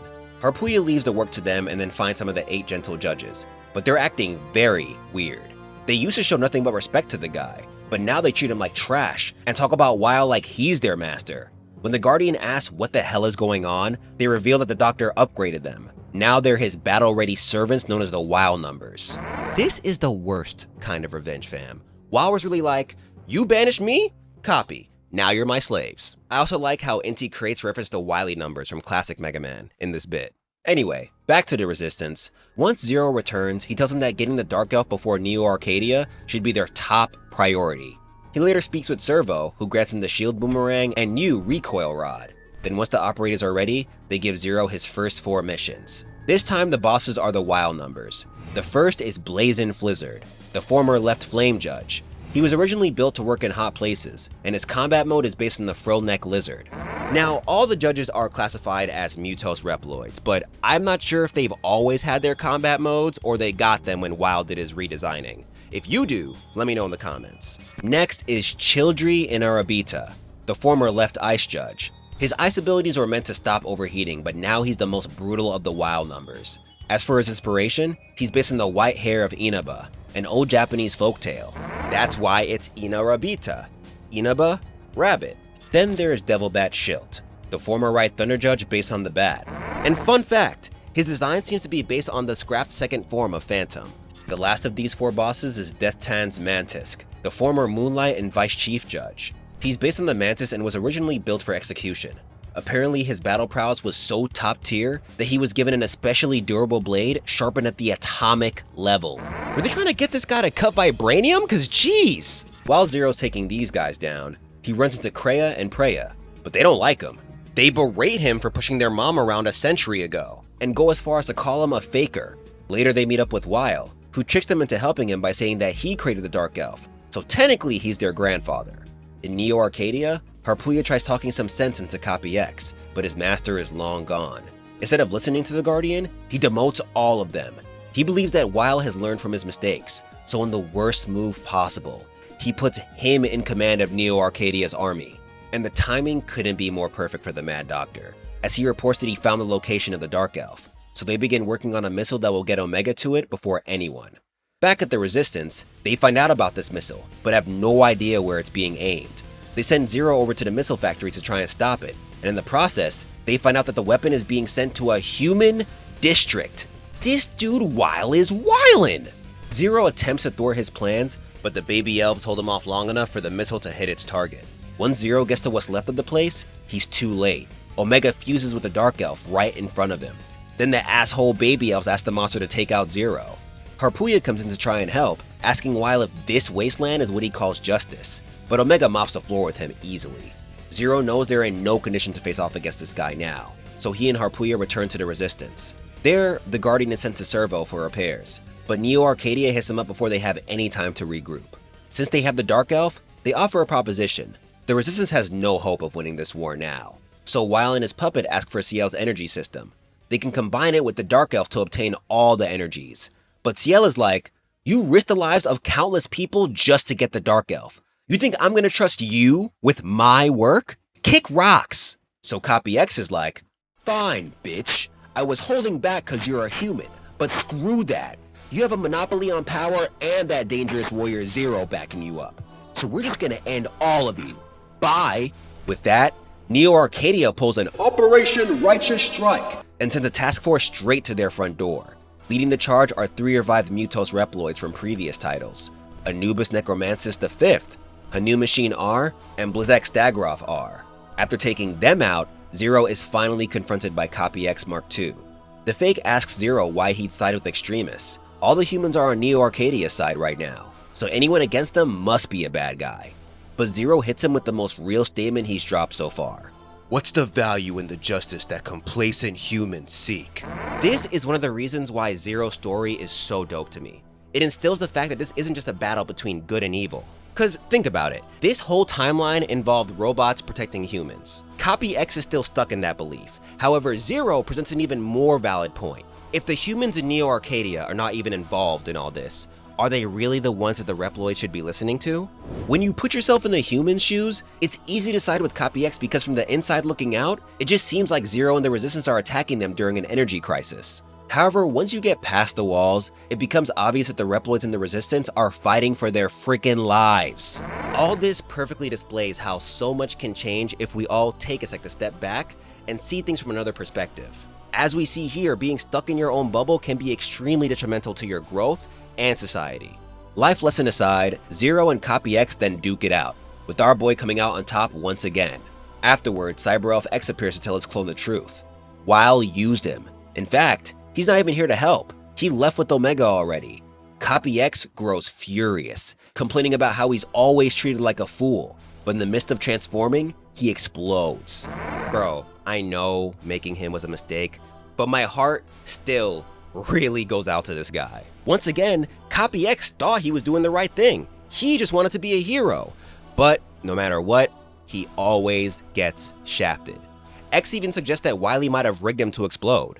But fam, shit's about to get worse. Weil sends out a broadcast in Neo Arcadia announcing that Zero and the Resistance killed their leader, Copy X. Remember, the humans had no idea Copy X even died in 01. Then he declares that according to Ordinance number 8, this makes him the ruler of Neo Arcadia. His first command, eviscerate the Resistance.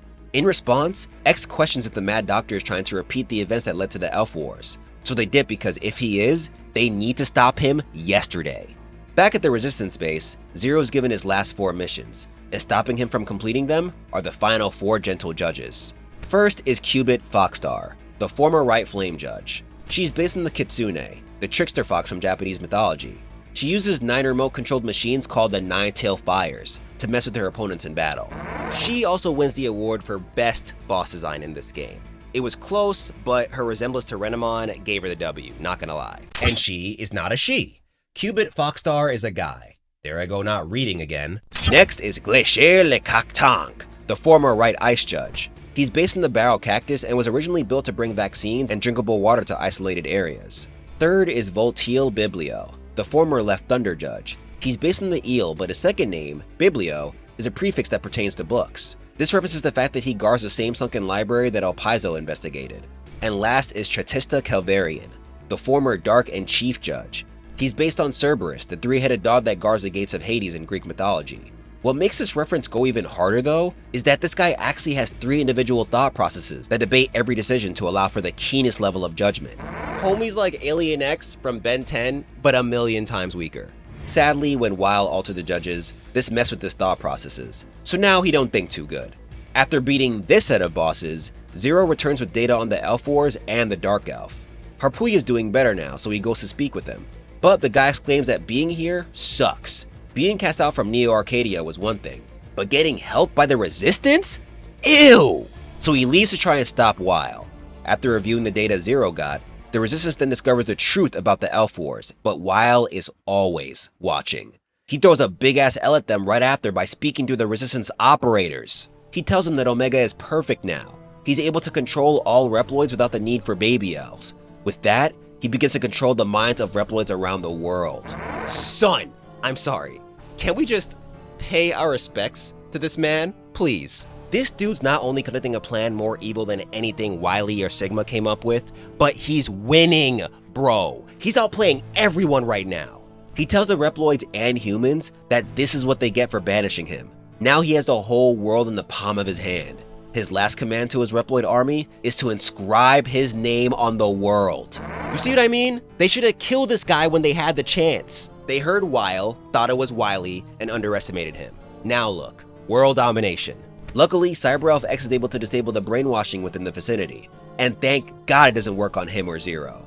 Once they collect themselves, they head out to destroy Omega and stop Weil once and for all. However, according to the Light and Shadow audio drama, X has a little backup plan set up. At the beginning of the title, a Resistance member named Hirondell mentions how the appearance of Omega opened up a rift into cyberspace. This is sort of the afterlife for Reploids. X found Phantom here and asked him to help Zero now that he's fighting for the safety of humans and Reploids. But Phantom states that he will only be the blade for X, no one else. What he can do is test Zero to make sure that he's capable of taking on this challenge. I want to be mad, but this makes perfect sense for his character. Phantom is loyal to Daddy X and Daddy X only. Except for that one time with Copy X, but we don't talk about that anymore. Afterward, he and Cyber Elf X find Leviathan and Fafnir drifting in cyberspace. X asks him the same thing he asked Phantom, but they tell him no because Zero is their prey. They want to fight him, not help him. However, they hit us with the whole, but only we're allowed to beat him, so we're gonna help anyway shtick. Back to Zero, on his way to Omega he enters cyberspace and fights against Phantom. The Guardian reveals that he knows everything about the Dark Elf and the Elf Wars, but he still thinks Zero is unworthy. However, after Zero beats him, he changes his mind and encourages our boy to cross blades with Weil's monster. Once he confronts the Doctor, the guy continues ranting, calling the humans squealing pigs who rely on the Reploids to exist. I mean, at least for the folks in Neo Arcadia? Is he wrong? After that, he sicks the baby elves on him, but Zero makes quick work out of them. Then he's called back to base. Ciel tells him that Weil was conducting his experiments in an ancient laboratory close to the place where he was sealed long ago. The same place where they found him in 01, so he heads there for the smoke. He runs into the Doctor again, who brags about how good it feels to rule the world. Then he proceeds to tell Zero that he'll never understand this feeling, cause he's not a human. Zero didn't know Weil was human, so this is news to him. Regardless, my man concludes that even if he is a human, he's Maverick. Therefore, he must be taken down. This is kinda crazy when you remember the time that classic MegaMan tried killing Wily. Lil homie couldn't make the decision, but Zero's like, screw it, you're the problem. In a way, it shows that the minds of mechanical beings have improved, I guess, since 20XCX. Before Zero can do anything though, Weil sends Omega to retire him, but our boy still wins, even against his second form. But this win reveals something shocking. This whole time, Omega was wearing armor. Now that it's destroyed, we see his true form. It's Zero. Then Weil, as cocky as ever, announces that this is the true Zero. All the way back when he made Omega before the Elf Wars, he used Zero's original body. Zero doesn't have time to comprehend this though because Omega is sent at him for another round. Luckily he defeats him once again, but the Dark Elf leaves his body and starts healing him. Our boy is left speechless, but then the Guardians appear to back him up. Along with that, the corruption of the Dark Elf starts fading. Now this is mad cool to watch happen in game, like we're finally seeing Zero and the Guardians work together. However, a Newgrounds creator by the name of Flame Zero made this whole moment even cooler with the sprite animation MegaMan Zero The Last Cataclysm. I originally watched this back when I was in like middle school, but I remember it being so dope that it got me into sprite animation for all of like a month. Yeah, I tried it and it was mad hard. I had no idea it was going to be that tedious. Regardless, I just want to bring it up because I feel like anyone interested in MegaMan Zero lore would really love that video. I left the link in the description. You guys also informed me of another sprite animation that depicts this battle called Zero vs Omega Decisive Battle. It was made by Ultimate Maverick X right here on YouTube, and it is just as dope. I love how they showed the original Zero design in some moments. They also have an animation for X vs Zero if you want to check that out too. Anyway, Cyber Elf X then comes in to reassure Zero with the truth. His body may not be that of the original Zero, but his heart definitely is, and that's what matters. With newfound resolve, Zero delivers the finishing blow to Omega, which causes him to explode. Afterward, while he's lying unconscious, X contacts him to tell him that his energy is fading. He's leaving everything up to him now. He needs to defeat Weil and save the world. Later, he wakes up in the Resistance base to see the now uncorrupted Mother Elf. She leaves soon after and Zero wonders if they should follow her. But Ciel insists that they should let her rest. People have been using her left and right after all. The title then ends with Ciel encouraging Zero just like X did in the battle with Omega. He stares off into the distance and declares that he is Zero. Now it's time to bring this saga to a close. Let's get into the next chapter and talk about the final game in this timeline, MegaMan 04.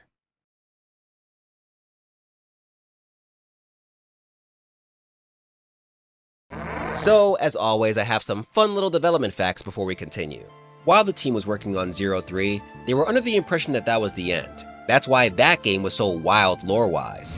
In the official complete works, they even mention how the intensity of 03 left them in an awkward spot when drafting 04. They originally planned for it to take place between 01 and 2, within that year where he was fighting Pantheons non-stop.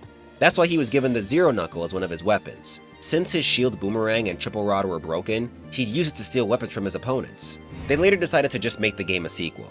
The fans felt that there was still more story to tell, so they agreed to make this title the definitive end of the Zero saga. With that, let's get to the lore. MegaMan 04 begins with the monologue from a new character named Neej. And she's human! Crazy, right? She gives us a short summary of everything that's happened so far. Since Omega's defeat, Weil has maintained control of Neo Arcadia. You're probably wondering why the Guardians didn't try to stop him. Well, that's cause they're dead. Yup, Omega's explosion killed them. The Mother Elf only saves Zero. Crazy. As you probably guessed, Weil's rule is way worse than Copy X's. So humans started leaving Neo Arcadia in the troves. Neej and her caravan are some of those humans, and they're currently being chased down by Weil's army. He replaced the Pantheons with the slightly tougher variants. This could be a stretch, but I'm guessing them going from blue to purple is a base reference. However, Weil's name in Japan is Weil, so it could also be a Va reference, but in turn, does that also make it a base reference still? Because isn't Weil in and of itself a base reference? I don't know. It could be a Va reference, it could be a base reference, y'all get it. Luckily for the caravan, Zero and the squad pull up to rescue them. But when they meet, you can tell the rest of the humans don't feel comfortable around them. Neej, at least, introduces herself. She used to be a journalist who traveled around the world. She's heard about the resistance in Zero, and word around the street is they're dangerous. After their conversation, Neej tries to rush off, but Ciel asks where they're heading. Zero asks that they should just head back to Neo Arcadia. Isn't that their utopia? But Neej snaps back, telling them that thanks to a certain band of Reploids led by a certain red hero, their old leader is dead, and their new leader is out here doing the most. You know, I can see where she's coming from. Then she tells them that they're going to Area 0, the same one from X5. After the Eurasian crash, the area was sealed off. However, a functional environmental system remained from the event, leading to the land's renewal over the years. Now it's a natural paradise. Ciel offers to join them, but Neej says that only she can come since she's human. Many from her caravan were caught up in the wars caused by Reploids, so they're not cool with them. With that, she leaves while Zero and Ciel return to the rest of the resistance. Back at base, she expresses how bad she feels for the humans. She didn't even know there were some who felt the same way Neej and her caravan did. So she decides to completely ignore what the journalist said and looks for the coordinates of Area 0 in an effort to help them. But as they find it, they discover that Weil's forces are already on the way. So it's actually a good thing CL decided to butt in. But next time, maybe don't? Zero rushes over there, and the pure beauty of the greenery takes both him and CL back for a sec. After he clears the area, he runs into another Reploid named Popla Kakapitri. And tell me how Zero just calls him a random grunt. You can take Zero's body, but you can never take away his savagery. Of course the guy feels insulted by this, but before he's able to fight our boy, his squad pulls up to stop him. The Enheriar 8 Warriors. Now before we get into the members of this group, we gotta talk about their name, because it is another huge reference to Norse mythology. If you didn't already know, Valhalla houses spirits of the dead warriors who Odin, the Allfather, deemed worthy. This band of spirits was known as the Einherjar. They fought all day, but their wounds were healed by the evening. The Valkyries, Odin's helpers, would tend to them. Now this all sounds nice, right? Like, from hearing this, I could see why someone would want to die an epic death just to get into Valhalla. But remember what we learned from my God of War video, folks. You can't be trusting these gods! The Valkyries' job didn't begin in Valhalla. They were also responsible for choosing who got admitted, and they'd go as far as setting shit up just so a worthy warrior would die and join Odin's little club.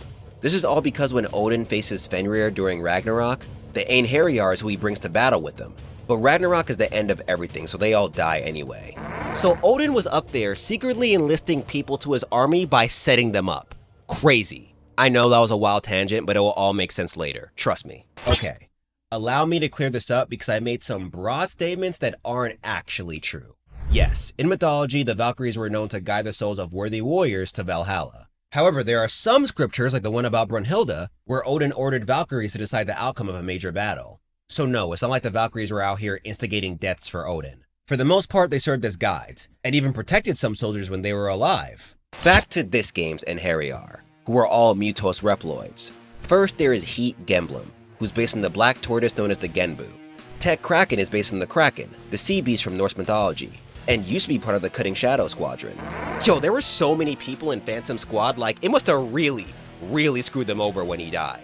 After his former master's death, he disappeared. He's only back now to get revenge on Zero. Pegasolta Eclair is based on the Pegasus, and the last bit of his name, Eclair, is French for flash of lightning, referencing his element. He was originally designed to do maintenance on an airborne weather station, but Weil redesigned him for combat, which works for him because he's been wanting to smoke for a minute. His design also seems to be inspired by Spiral Pegasus from X5. Noble Mandrago, based on the Mandrake, was originally designed for the preservation and regeneration of the environment. When she was altered by the Mad Doctor, the idea was implanted that the preservation of nature requires complete control over it, and that requires destroying it from time to time. Her original function, as well as her looks, reminds me of Spike Rosered from X5. Soul Titanian used to function as an artificial sun along with another Reploid of the same model. However, that Reploid was destroyed by Weil's goons, and in the process, her operation circuits got screwed. Now she destroys for funsies. She's also based on the Fairy Queen Titania from Shakespeare's A Midsummer Night's Dream. Similar to Titanian, she and her partner, the Fairy King Oberon, were responsible for keeping the world healthy. However, after an enchantment is cast on her by Oberon's servant Puck, she begins acting out of the ordinary. Fenrir Luna Edge, this game's boss design winner, once went berserk after trying out an altered cyber elf. He was put in cryogenic stasis to calm his ass down, only to be awoken by Weil later. He's also another one inspired by Norse mythology, as his name comes from Fenrir, the wolf giant and child of Loki who was destined to face Odin in Ragnarok. Mino Magnus, or Minnow Magnus, based on the Minotaur from Greek mythology, used to be a part of a mass transportation unit. He joined Weil because he was promised unlimited energy. And last is the one Zero called a random grunt, Popla Kakapitri. He was heavily involved with the development of hacker-type cyber elves, but lost his job once they became more popular. So he serves Weil out of anger. He's also inspired by a mythological creature I never heard of, the cockatrice. This is a dragon-like creature with a rooster's head. Honestly, screw the whole hacker cyber elf thing. I would have been more mad that I was a dragon with a rooster's head. The hell? After these guys showed themselves, their leader, Kraft, appears to drop the plot for this game. They are a task force started by the Mad Doctor to help him create a giant weapon dubbed Ragnarok. He plans to use it to destroy all nature around the world, so folks have no choice but to stay in Neo Arcadia. This man is so salty about his banishment that he wants to imprison everyone. I'll say it again. Y'all should have ended this man when you had the chance. Kraft ends the exposition by telling Zero that heroes are a thing of the past. Weil owns the world now, and you'll soon realize that there is no fighting against him. Afterwards, Zero regroups with the Resistance. They confirm that their top priority is warning the caravan about Weil's plan. Alouette also gives Zero a new cyber elf she names Qua, which is French for believe. The MegaMan knowledge base states that this is in line with the title's overarching theme of belief. We'll talk about this more later, but in my opinion, that theme is pretty apparent throughout the whole series. From 0-1, we've watched Zero struggle with his identity. Was he the hero everyone thought he was, or was he just a red Reploid who happened to look like him? 0-3 was the true test of that belief, which is why it was so fitting that the game ended with him confidently saying that he is Zero. But now, if the humans want to be saved, they're gonna have to believe in Zero too. And sadly, that doesn't even seem like a possibility right now. When he and CL head to Nij's caravan to try and warn them, they say they want nothing to do with another Reploid war. They'll protect themselves. I mean, good luck with that. So Zero and the squad decide to help in the shadows by going after the Einherjar 8 warriors. After taking out 4 of them, the Resistance gets word that Weil's forces are heading to the human settlement again. However, once Zero gets there, the place is already in ruin. After saving a bunch of the survivors, he finds Kraft, who seems to be looking for someone.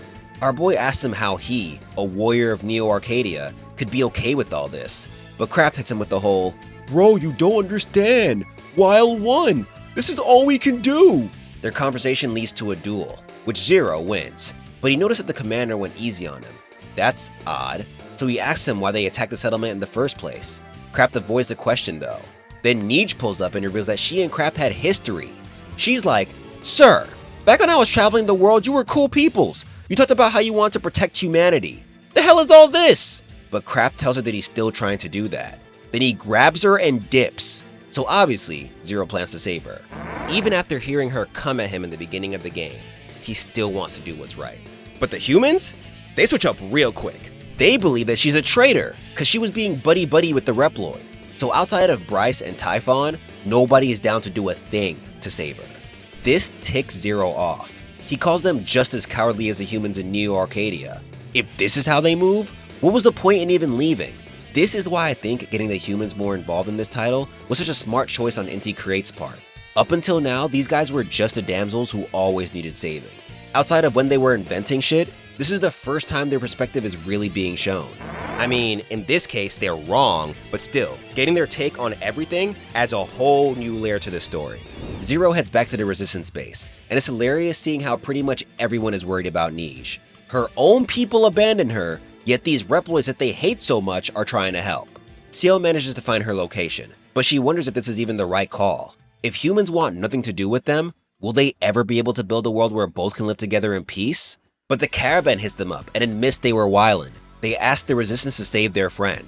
Zero's like, "Y'all still some bitches. But yeah, don't worry, I'll save your girl." He breaks into Weil's prison, fights through his guards, then gets to the journalist. He states that her settlement sent him. She thanks him, but before they leave, she wants to speak with Kraft. When she was traveling the world, he saved her from Mavericks, and she eventually fell for him. Kraft comes in and admits that he fell in love with her too. That's why he's doing what he's doing. If he doesn't get her to Neo Arcadia, then she'll die with the rest of her group. In response, Nij rightfully calls that cowardly thinking. But then Weil comes in, saying that a human like Nij has no right to talk. He rants about his banishment again, then asks if the journalist will join Kraft or die trying to oppose him. To which she tells him that she'd rather laugh in the face of death than live under his rule. With that, she sets off a flashbang and escapes with Zero. Once back, the caravan apologizes for their harsh attitude, while the Resistance wonders if this means they can all finally live together in peace. Later, Nij admits to Zero that she was wrong for believing the propaganda spread by Neo Arcadia. She sees now that he truly is a hero.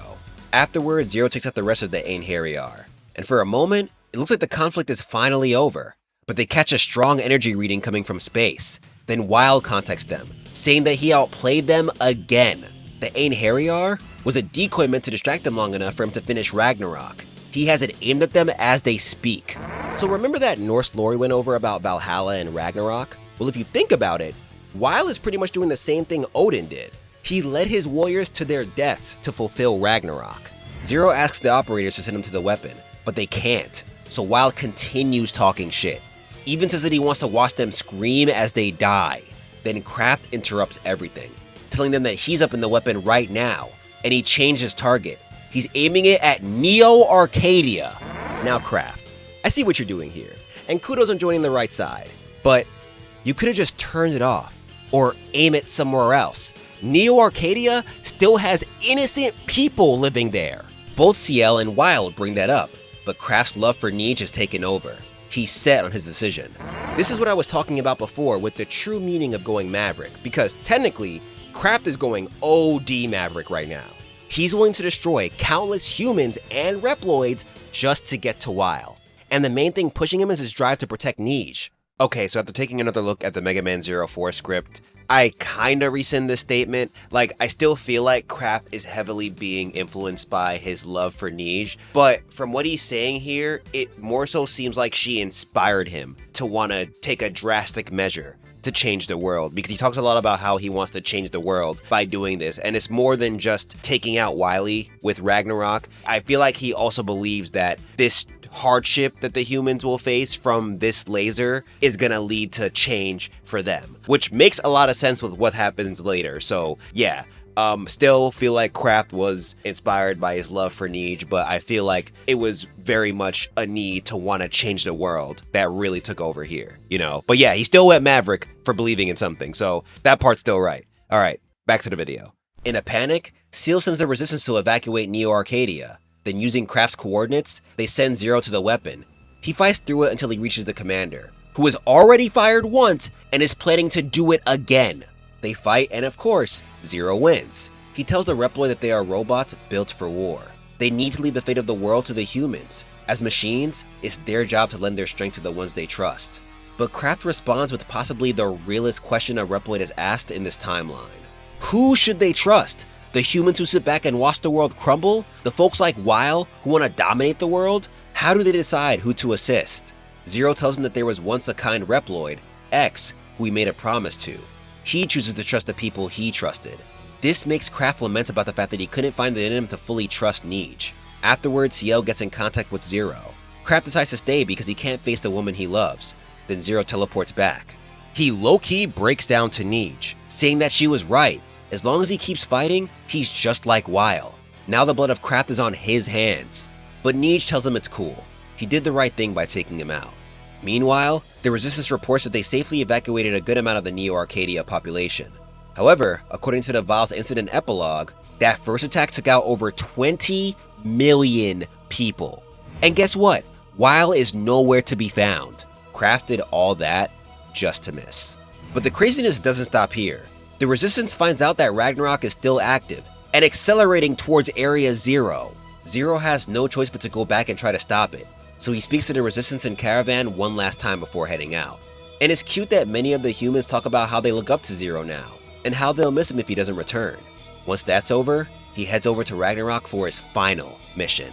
During this gauntlet, he fights the revived Enheriar, which adds even more weight to the Norse mythology reference. He makes it to Weil, and the doctor starts going off about everything he's went through. The line that really hit me was when he said he was forced to spend an eternity in a world without light or nature. That's dark as hell. Another reason why they should have just killed his ass. Right now, this is his justice. He's willing to make the whole world feel the pain he felt. After all that, they fight, and Zero manages to take the first W. But in doing so, Ragnarok begins to descend even faster, and Weil still isn't down. However, Zero comes up with a plan.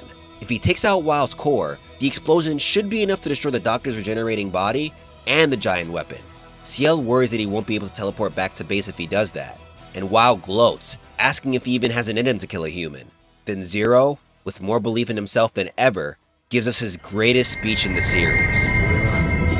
正義の味方でもなければ自分を英雄と名乗った覚えもない。俺はただ自分が信じる者のために戦ってきた。俺は悩まない。目の前に敵が現れたなら叩き切るまでだ。シール、俺を信じろ。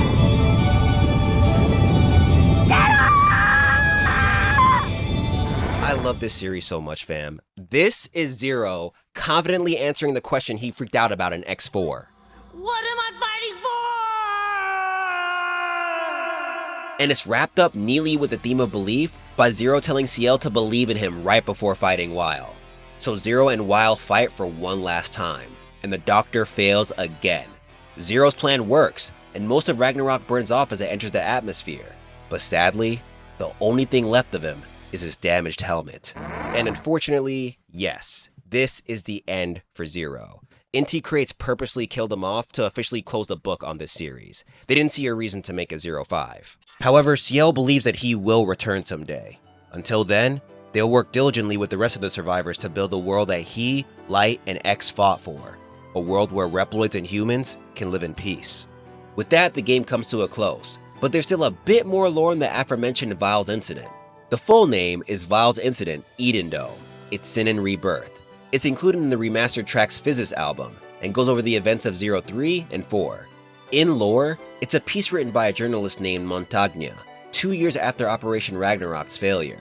He mentions that he's creating this so people of the future don't forget. In it, he gives more details about the horrors of the day that Neo Arcadia fell, like the fact that many were caught completely off guard by the attack. I didn't even think about the fact that the humans in Neo Arcadia didn't know about Ragnarok. So most of them were just having a regular day, and then boom, over 20 million dead. However, he goes on to add that this moment opened the humans' eyes, especially when Ragnarok was destroyed. They realized this is the result of their own complacency. Now, the rebuilding effort is going smoothly. They're using the remains of Neo Arcadia to support themselves for the time being. And I guess everyone was really excited they survived because there was a baby boom. The Pantheons even dropped their weapons to help take care of all the newborns. All in all, Montagna expresses that though the humans lost their posh lives with the fall of Neo Arcadia, it was for the better. They've learned from their mistakes, and truly believe they can build a world where everyone can coexist. Cause who said their utopia had to be contained within one dome? But we'll just have to wait and see if they actually make that happen. For now, this is the end of the Mega Man Zero timeline and Maverick saga. Now that is how you end a series. With Mega Man Zero, Inti Creates took the story told by the X series and evolved it into something beautiful. For one, all the games feel even more connected here compared to the last two series. But more importantly, the main character is possibly the strongest growth arc here compared to any of the other Mega Man games. All the way back in X, Zero was always depicted as a conflicted hero. He fought for justice, but also inadvertently contributed to the spread of the Maverick virus. I love how that arc has continued here, with everyone questioning his true identity. Then it comes to a dramatic conclusion, with our boy firmly stating why he fights. If they made this whole arc in anime, it'd probably make me cry. This is heightened by the use of X as both an enemy in Copy X and an ally in Cyber Elf X. Using the Blue Bomber how they did truly solidified the relationship he and Zero had in the X series. Like, if you had any reservations about them being bros for life, this series should change that. Another strength this series has is how it uses the humans. They were there in X, sure, but how relevant were they to the plot? Here, there's a whole clash of ideals between the humans and Reploids because of problems that started all the way back in Mega Man X. Like I said, it adds a whole new layer of depth to the narrative, and frames the humans as more than just a bunch of folks relying on robots to live. Oh, and how can I forget about the enemies? The Mutos Reploids are truly something to behold, and the mythological lore tied to each one makes them even cooler. I still feel like these are the coolest looking bosses in Mega Man, period. Altogether, this well-written story doesn't just feel like a perfect end to Zero's journey. It also works as the ending to the X story that we never received. With all that being said, I gotta put Mega Man Zero at the very top of the Mega Man lore tier list. And kudos to Inti Creates for making such a masterpiece. Now, let's move on to the next series.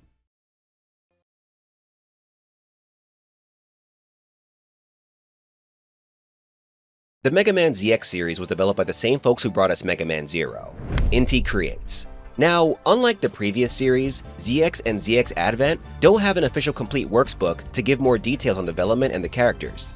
Luckily, we have this Rockman Unity interview with the series character designer and scenario writer, Makoto Yabe. Like me, the aesthetic of the games caught his attention. He used to play the classic Mega Man titles, and the stylized looks of Mega Man Zero and Mega Man Battle Network shook him to his creative core. He ended up joining Inti Creates in 2003 to work on Mega Man Zero 2's backgrounds. Later, in Zero 3, he got to lean into his expertise by working on that title scenario, under the supervision of Yoshinori Kawano, the director of the Zero series. Then, for the final game, he got to work on the scenario by himself. Once Inti Creates decided that Zero 4 would be the definitive end to the series, they chose to make the next game something new. One of the first ideas was to bring X and Zero into the future with the power of science, but there was nothing novel about that. Instead, they went with an idea proposed by Inti Create's CEO, Takuya Aizu. Have the story focus on protagonists who inherit the powers of past heroes. This led to the creation of ZX's two main characters, Vent and Ale. Yup, the team pulled a Pokemon and finally created a female protagonist for all the girls who wanted to play. Vent's design was inspired by X. Yabe thought about what a young version of him would be like in the classic MegaMan world. His hair was made to blow in the wind if a breeze were to hit him from the front, which perfectly matches his name since it's French for wind. Inversely, Ale's hair was designed to flutter if hit by a wind from behind. Her name is French for wings. When it came to the story, Yabe didn't want the karma of the Zero series to drag on over here. Thus, the concept of biometals was created. These would be the items the protagonists used to harness the abilities of past heroes. Funny enough, they realized that this was already being done by the Mega Man Star Force series, though in a much different manner. In terms of the actual development process, tough would be putting it lightly. Understand that Yabe was a scenario writer and character designer. Nakayama only provided art for some promotional material and the cover, so Yabe had to adapt to the guy's extremely unique art style and design the characters from scratch.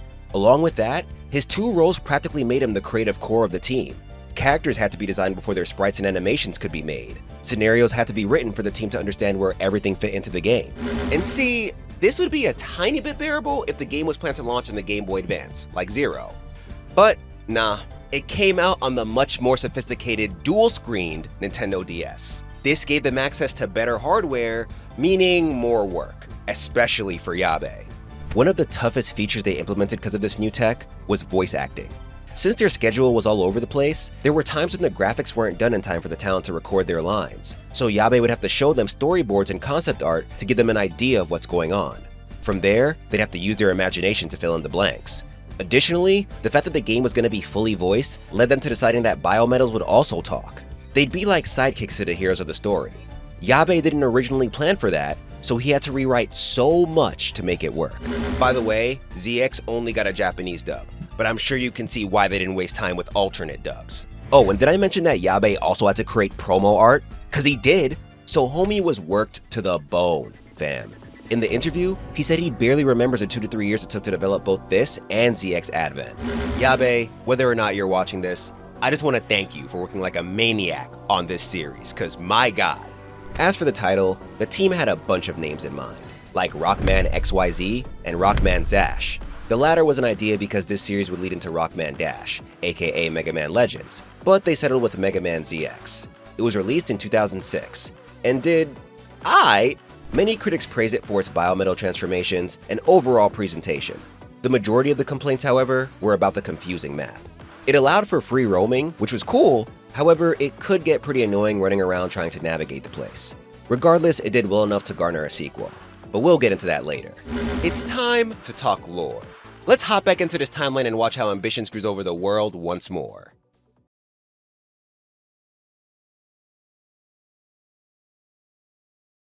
Alright, quick story speedrun to set the stage for you guys. 2000X, Dr. Albert Wily becomes a terrorist because he's sick of others looking down on his brilliant ideas. So his old colleague, Dr. Thomas Light, turns his creation and assistant, Rock, into the fighting robot MegaMan to serve as Earth's savior. Years of foiled schemes later, both doctors technically die, but not before leaving their greatest projects. X, Light's robot with infinite potential, Zero, Wily's ultimate weapon, and the unfinished Maverick virus. I said technically back there because it looks like Wily infused his essence into the Maverick virus. And for Light, even though he was only seen through holograms in the X series, he knew a lot for someone who was supposed to be dead. The game theory is that he's a cyber elf, and the Archie comics also showed him as a cyber elf in that big fight against him, Zero, Axel, and Omega, so maybe he is, but who knows. Later, in 21XDX, X is discovered by another gifted roboticist, Dr. Kane. He got all hyped from finding this marvel of technology, and used him, along with Light's notes, to create Reploids. However, due to negligence, some of them started acting out. These irregulars were given the title Maverick, and thus, the Maverick Hunters were established to protect society from them. Kane's #1 Reploid, Sigma, was selected as the leader, but I guess he wasn't all that great because once Zero woke up, homie whooped his metal ass. After barely winning, the Hunter Commander returned from the fight with the Maverick virus, while Zero was later purified thanks to it. The virus melded with Sigma's systems, thus becoming the Sigma virus. Then he decided humans ain't nothing but hoes and tricks, so screw him. This sparked a war between the Hunters, led by X and Zero, and the Mavericks, dubbed the Maverick Wars. A century plus of violence later, Zero seals himself to have the Maverick virus studied. One scientist used the research to develop the Mother Elf, a cyber elf that could bring Mavericks to normalcy.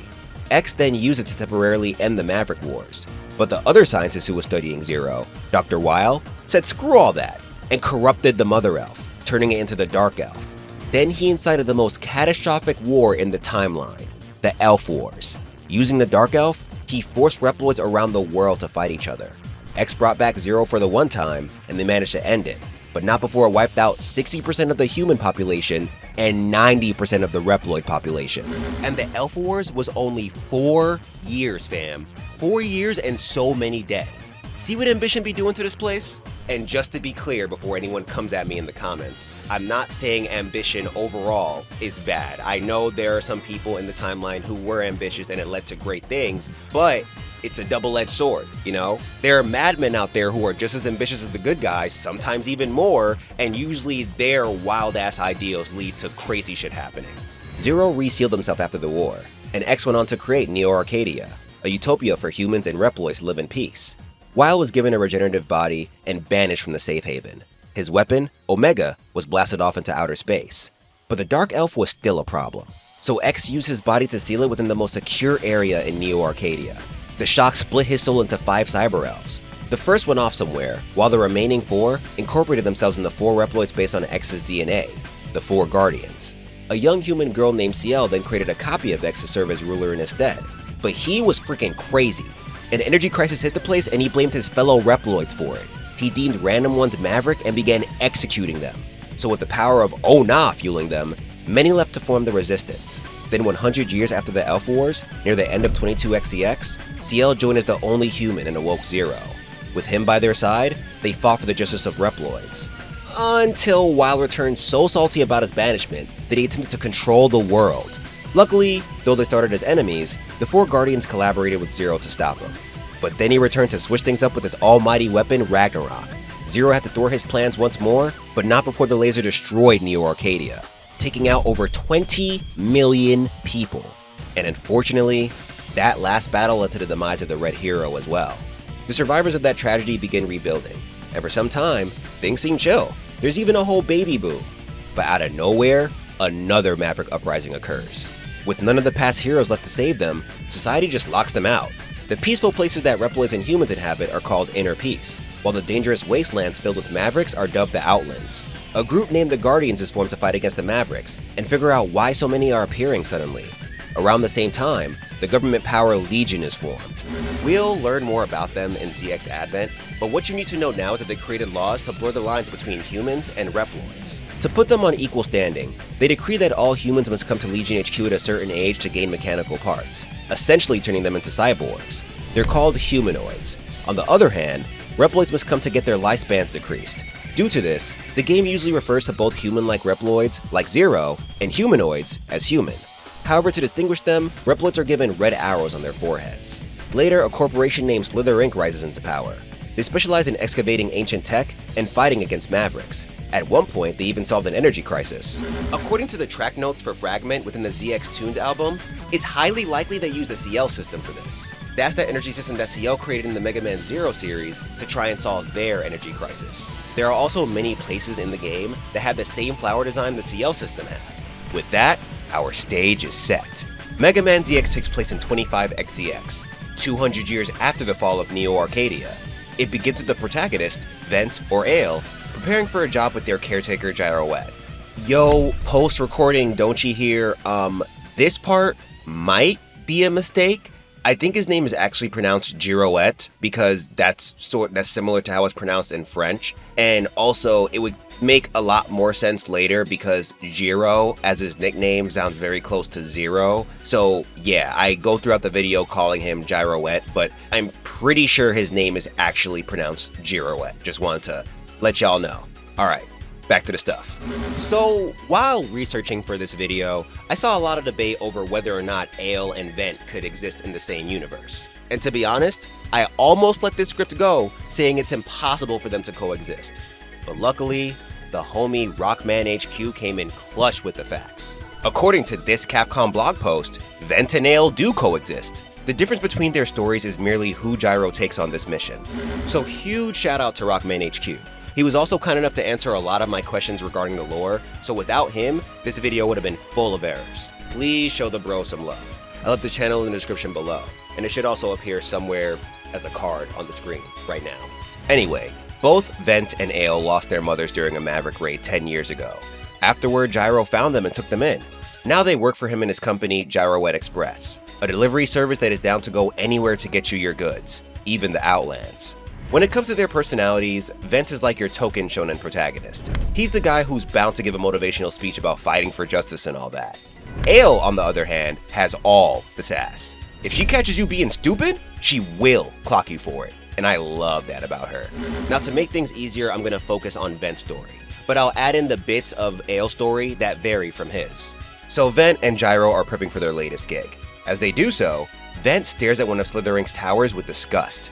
While Gyro gives us some plot exposition about how much the company has done for them, Vent is like, yeah, but if the security force wasn't trash, my mom would still be here. Gyro understands his anger, but instills the fact that they're good people, and their boss, Serpent, is seen as a hero. They really named the boss of Slither Inc. Serpent. Come on, man. The conversation leads Vent to ask about this job and what they're delivering. Gyro explains that their client is the Guardians, but he should chill with all the questions. Then suddenly, the two are attacked by Mavericks. Vent, along with the package, are separated from Gyro in the process. When the kid gets up, his boss tells him to meet the Guardians at the rendezvous point while he handles shit up here. But as Vent approaches the parcel, he's stopped by a group of Guardians led by the faction's commander, a Reploid girl named Prairie. After confirming that he's their transporter, they're interrupted by another problem, a mechanaloid named Giga Aspis. The Guardian soldiers can't do a thing against it. Vent tries to at least get Prairie to safety, but she refuses to leave her men like this. So he stays by her side even though he has no chance against the mechanaloid. Fortunately for him, the item he and Gyro were entrusted with is no regular package. It's a biometal, a sentient metallic artifact that contains the soul of one of the heroes from 200 years ago. They're kind of like cyber elves from MegaMan 0, but you can morph with them. This one is known as Model X, as it contains the consciousness of our beloved blue metal hero. The biometal states that it can help Vent. It turns out they're a match. See, biometals don't just work for anyone. When one finds its match, it can grant said user the power of the Reploid it's based on. It does so through the Mega system. Mega stands for Meta-Encapsulated Granule Awareness. However, its original acronym, ROX, stands for Rebirth of Crystallized Knowledge. Personally, I think the latter makes way more sense. This merging process is dubbed Mega Merging over here in the States, but in Japan, they rock on instead. Reminds me of jacking in MegaMan Battle Network. Anyway, Vent Mega merges with Model X in this Magical Girl Power Rangers-esque transformation sequence. I'm sure Akira Kitamura would be proud. As MegaMan Model X, Vent fires a charge shot at the mechanaloid, scaring it away. Now there are two things that I found interesting about this scene. One, even though both Vent and Ale are humanoids, they get the red arrows on their armor, similar to how Reploids have it on their foreheads. Two, doesn't this feel like a callback to how MegaMan 0 started? Think about it. Vent, just like Zero, was thrown into a situation where he had to save a girl in pink. Yet to do that, he needed the help of X, similar to how Zero needed Cyber Elf X to toss him a Z-Saber so he could fight that golem. After the confrontation, Vent low-key freaks out over the fact that Model X can talk to him telepathically. Then he heads out to retire the rest of the Mavericks. And that's dope, you know, I'm glad Vent could switch from courier to hero so quickly.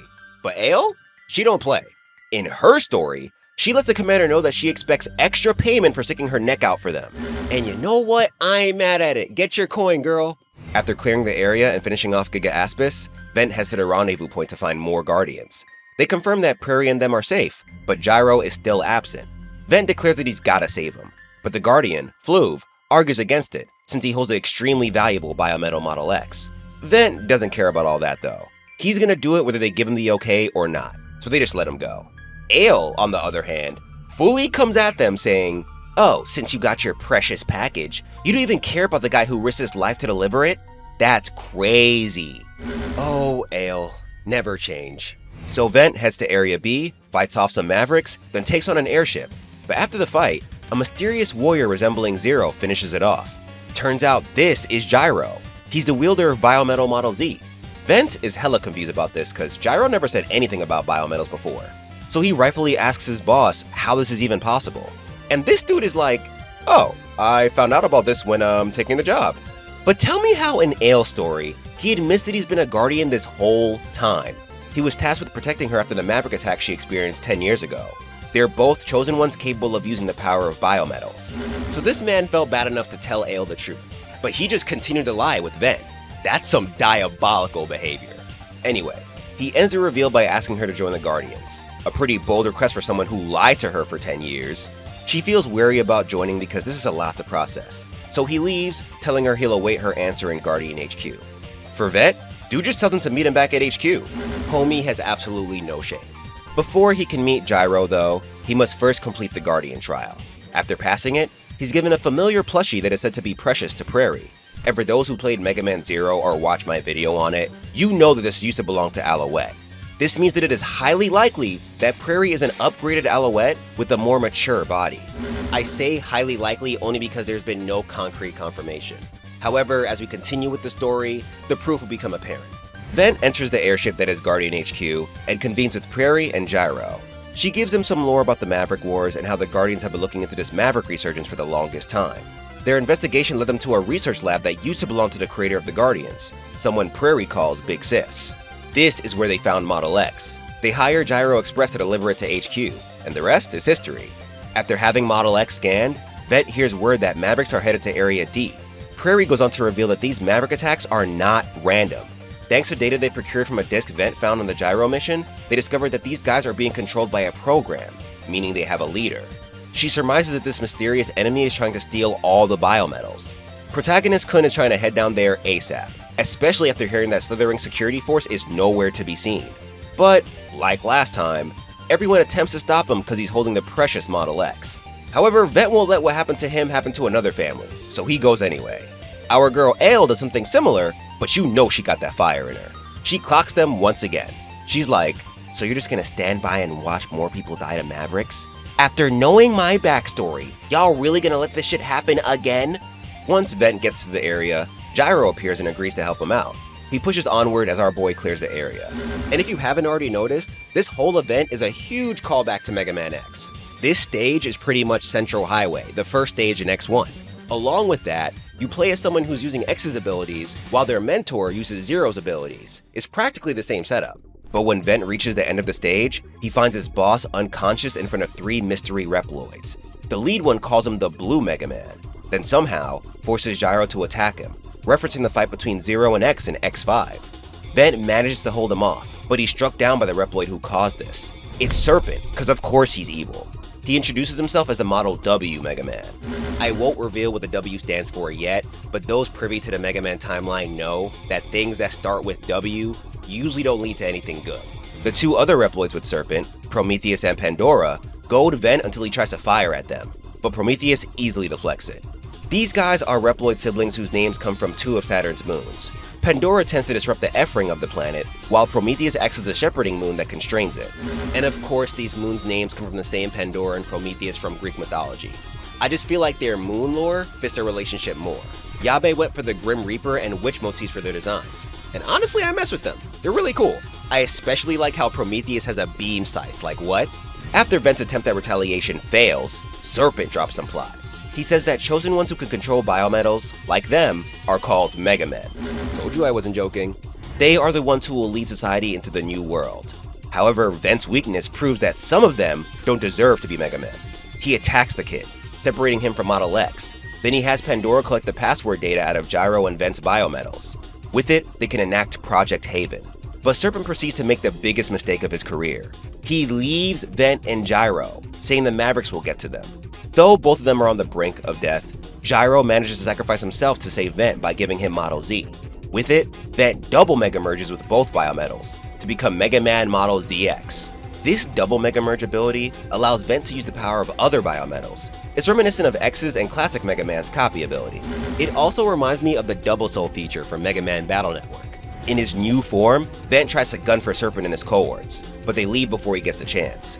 Then Slithering security conveniently appears to clear up the Mavericks. Vent is told to return to Guardian HQ so he's not confused for an enemy. But before he leaves, he asks Prairie to let him fight alongside the Guardian so he can protect everyone. Back at base, he bounces back pretty quickly, saying he can't let tears hold him back. He needs to stand strong and stop Serpent from carrying out his plans. That's what Gyro would have wanted. Ale, on the other hand, gets more emotional about this. She blames herself for rushing out there and getting Gyro killed. While I appreciate Vent wanting to be strong, I think Ale's reaction is way more human. Afterward, Prairie reveals what Serpent is trying to accomplish. Model W is what's allowing him to control the Mavericks. It's capable of corrupting the minds of Reploids and humanoids. However, he only has a fragment of it. One of the cores is hidden somewhere unknown. She deduces that the guy plans on using the 6 passwords encoded in the other biometals to unlock the core and fully awaken Model W. With that, they have their mission: procure the 4 remaining biometals. They're being held by Serpent's officers dubbed pseudoroids. They each hold 1/2 of a specific biometal model. Though none of them matched the biometals they were given, they were artificially enhanced with their abilities, hence their title. Also, hate to say it, but these pseudoroids are not that interesting to me. They're kind of like monsters of the week that you'd see in like Power Rangers or something. So I don't want to break the flow of the video to go into too much detail on them. Trust me, there's already enough to cover, you'll thank me later. First, he heads to Area F where he finds a data disk with an older port from the Guardians. It reveals that they found Model W long ago, and it was their commander who came up with the name. As they studied it, many suffered from headaches and numbness, so the commander told them to leave for their safety. However, one of them went mad and annihilated the whole team. And you see how they keep this a mystery here? Well, tell me how in Ale story, they just straight up reveal that Serpent is the one who went crazy. He killed the unit, erased the proof, and ran away with the biometal. Vent does learn this later, but to be honest, I saw no reason in keeping this hidden from him at this point. Shortly after that revelation, Vent proceeds to clear the stage and fight Lorare the Abyssroid. After defeating her, he claims a fragment of Model L, based on Leviathan, one of the 4 Guardians. It joins Vent, excited to fight alongside Model Z. Yup, that's definitely Leviathan in there. Next up is Area E, where he finds a power plant filled with cyber elves. It turns out Slither Inc. is using them as an energy source. Remember that cyber elves are basically the souls of mechanical beings, so this is hella messed up. After clearing the area and defeating the place's boss, Highbolt the Raptoroid, he finds a fragment of Model H, based on Harpuya, another one of the 4 Guardians. It asks Vent if he thinks stopping Model W will amount to anything. What's preventing another madman from letting his ambitions cause catastrophe? And you know what? It's not wrong. However, Vent hits it with the whole, "But I've gotta fight for what's right," shonen speech. So Model H joins the crew.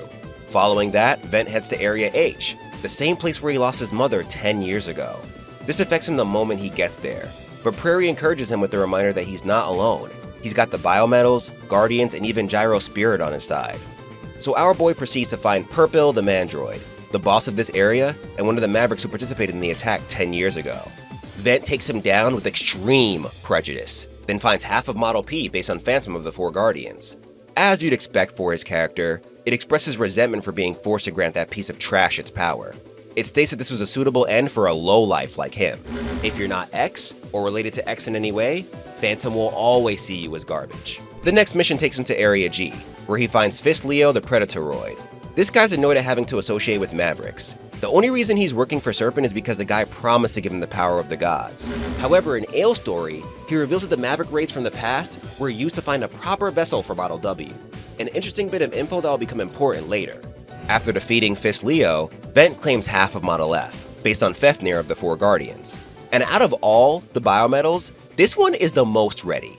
It admits that it's not fully aware of what's going on, but is still itching to get revenge on Serpent for using it. Following the defeat of those pseudoroids, we're treated to a halftime break in the form of an attack on Guardian HQ. Slither Inc. attempts to ambush them, with Prometheus leading the charge. He challenges Vent, stating that this will test to see if he's a worthy sacrifice for Model W. Once the Tyrant loses, he compliments the former Guardian commander on allowing these biometals to fuse. Prairie reacts to this, which catches Prometheus by surprise. He says that means she's not from this time, thus adding more proof that she's Alouette. In Ale's story, Prometheus states that this fight makes her worthy of being one of them.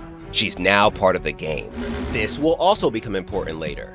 Back to Vent's story, after the battle, Prometheus dips. Prairie then asks Vent to return. They need to talk. She reveals that she was built hundreds of years ago. And after the first leader of the Guardians, her sis disappeared, she took up the reins as commander. They also basically show CL in this cutscene, which not only proves that she was the first commander of the Guardians, but also adds to the pile of evidence that Prairie is Alouette. Cause let's be real, who else was out here calling CL her sis? In Ale's story though, our girl comes gutting at Prairie, asking who she is and why Gyro was watching over her all those years. Prairie states that she doesn't know much, however she realized that the survivors of the Maverick raids share the ability to mega-merge with biometals. That's why Gyro, as the chosen one for Model Z, was ordered to protect her. But to know the whole truth, she's gonna have to get it from Serpent. With that, on to the rest of the bosses. Vent proceeds to Area I to take on Huracan the Wolveroid, who has been kidnapping townspeople and turning them into cyber elves. She goes on to reveal that cyber elves exposed to data on fear is a key to unlocking Model W. The biometal feeds on negative emotions, so Vent retires her sadistic ass before anyone else gets turned, and claims the other half of Model H. When he makes it to the survivors, they talk about how they were forced to watch folks turn into cyber elves one by one. That's a whole new level of cruelty. Also want to add that they're turning Reploids and humanoids into cyber elves. Since humans have mechanical parts now, they can turn into them too. The next mission takes him to Area J, where he defeats Lagoncor the Gelroid and obtains the second half of Model L. Afterward, he finds a data disk that tells him Serpent is the one who went mad, killed the Guardian unit that found Model W, and erased the research data while leaving with the biometal fragment. Basically the same thing Ale's story told us levels ago. The person who left it as the biometal corrupted Serpent and turned him into something else, something more terrifying than a Maverick. They finished the log hoping that they gave their commander enough time to escape. In the Ale timeline, the Guardian added that Serpent was a Maverick raid survivor, which explains why he was the only one truly affected by Model W. His passion for research was fueled by fear, and the biometal took advantage of that. Returning to Vent, the next mission takes him to Area K, where he fights Flammo the Moleroid. He finds the Pseudoroid trying to dig up what he thought was Model W, but after Vent beats him and claims the other half of Model F, the guy wonders if he sensed Model W or something else. This something else is Model O, based on Omega. There's a secret challenge within the title that grants the protagonist this biometal. It transforms them into MegaMan Model OX. Also, the origins of Model O is a complete mystery. It wasn't created by the person who found Model W or CL. It looks like it just willed itself into existence. Vent's next mission takes him to the first Guardian Commander's old research lab. There he takes out Protectos the Goroid, acquires the final half of Model P, and discovers one last data disk. Once he gets back, Prairie explains what they found on it. Model W is actually the remains of Ragnarok, which contains Weil's will. Now you know what the W stands for. 200 years into the future and this man is still a problem.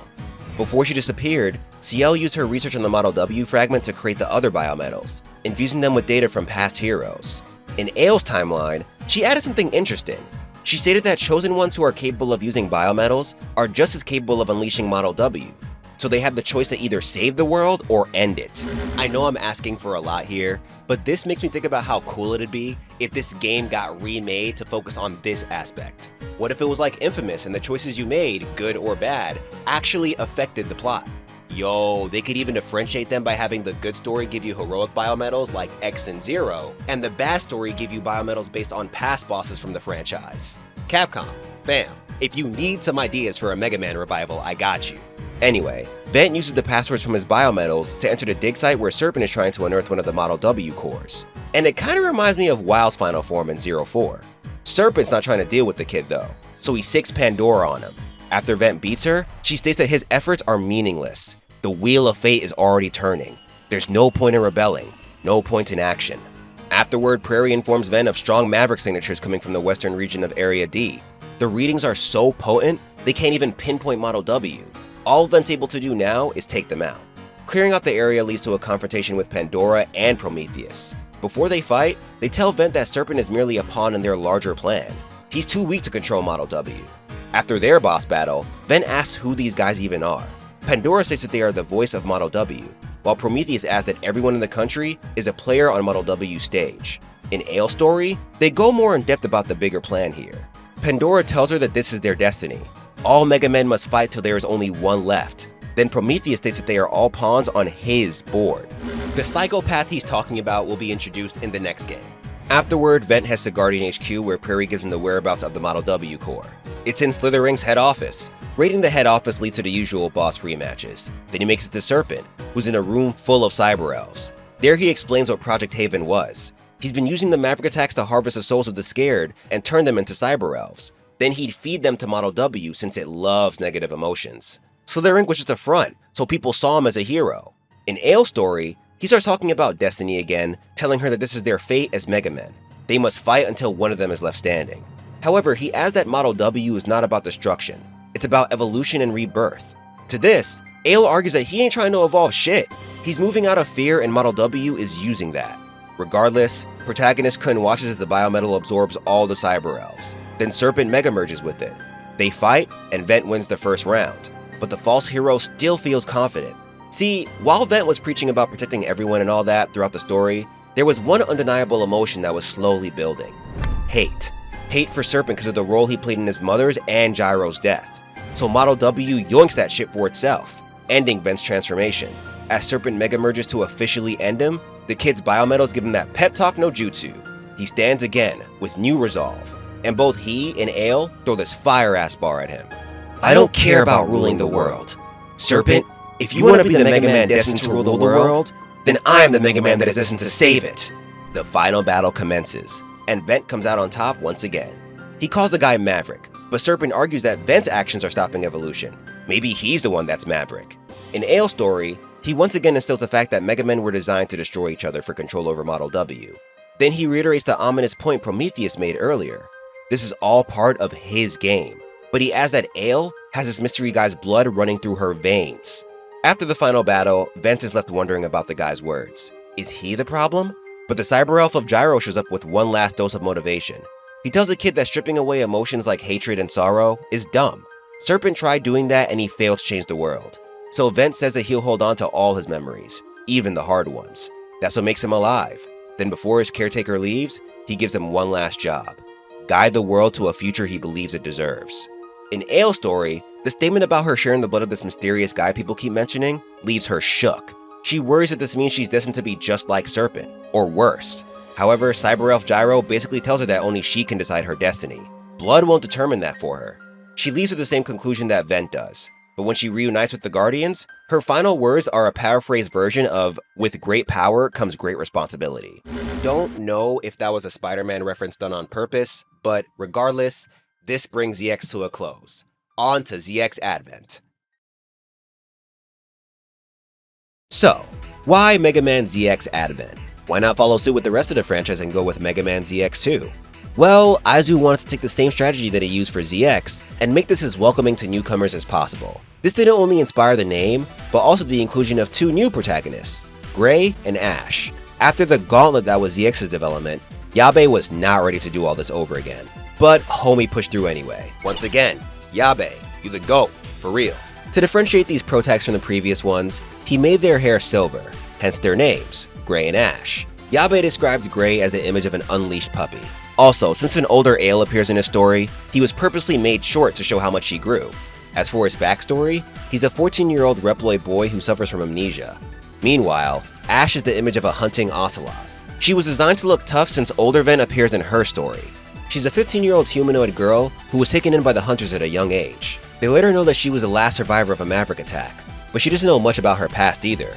She currently strives to become a legendary hunter whose name is known around the world. Now, no offense to the ZX duo, they look great, but I feel like Yabe truly stepped his game up with these new designs. Vent and Ale felt safe, like they were going for something new, but didn't want to go too far. Gray and Ash feel more distinct. To me, aesthetic-wise, these guys do a much better job at symbolizing a new era within the Mega Man franchise. With that, let's move on to the lore of ZX Advent.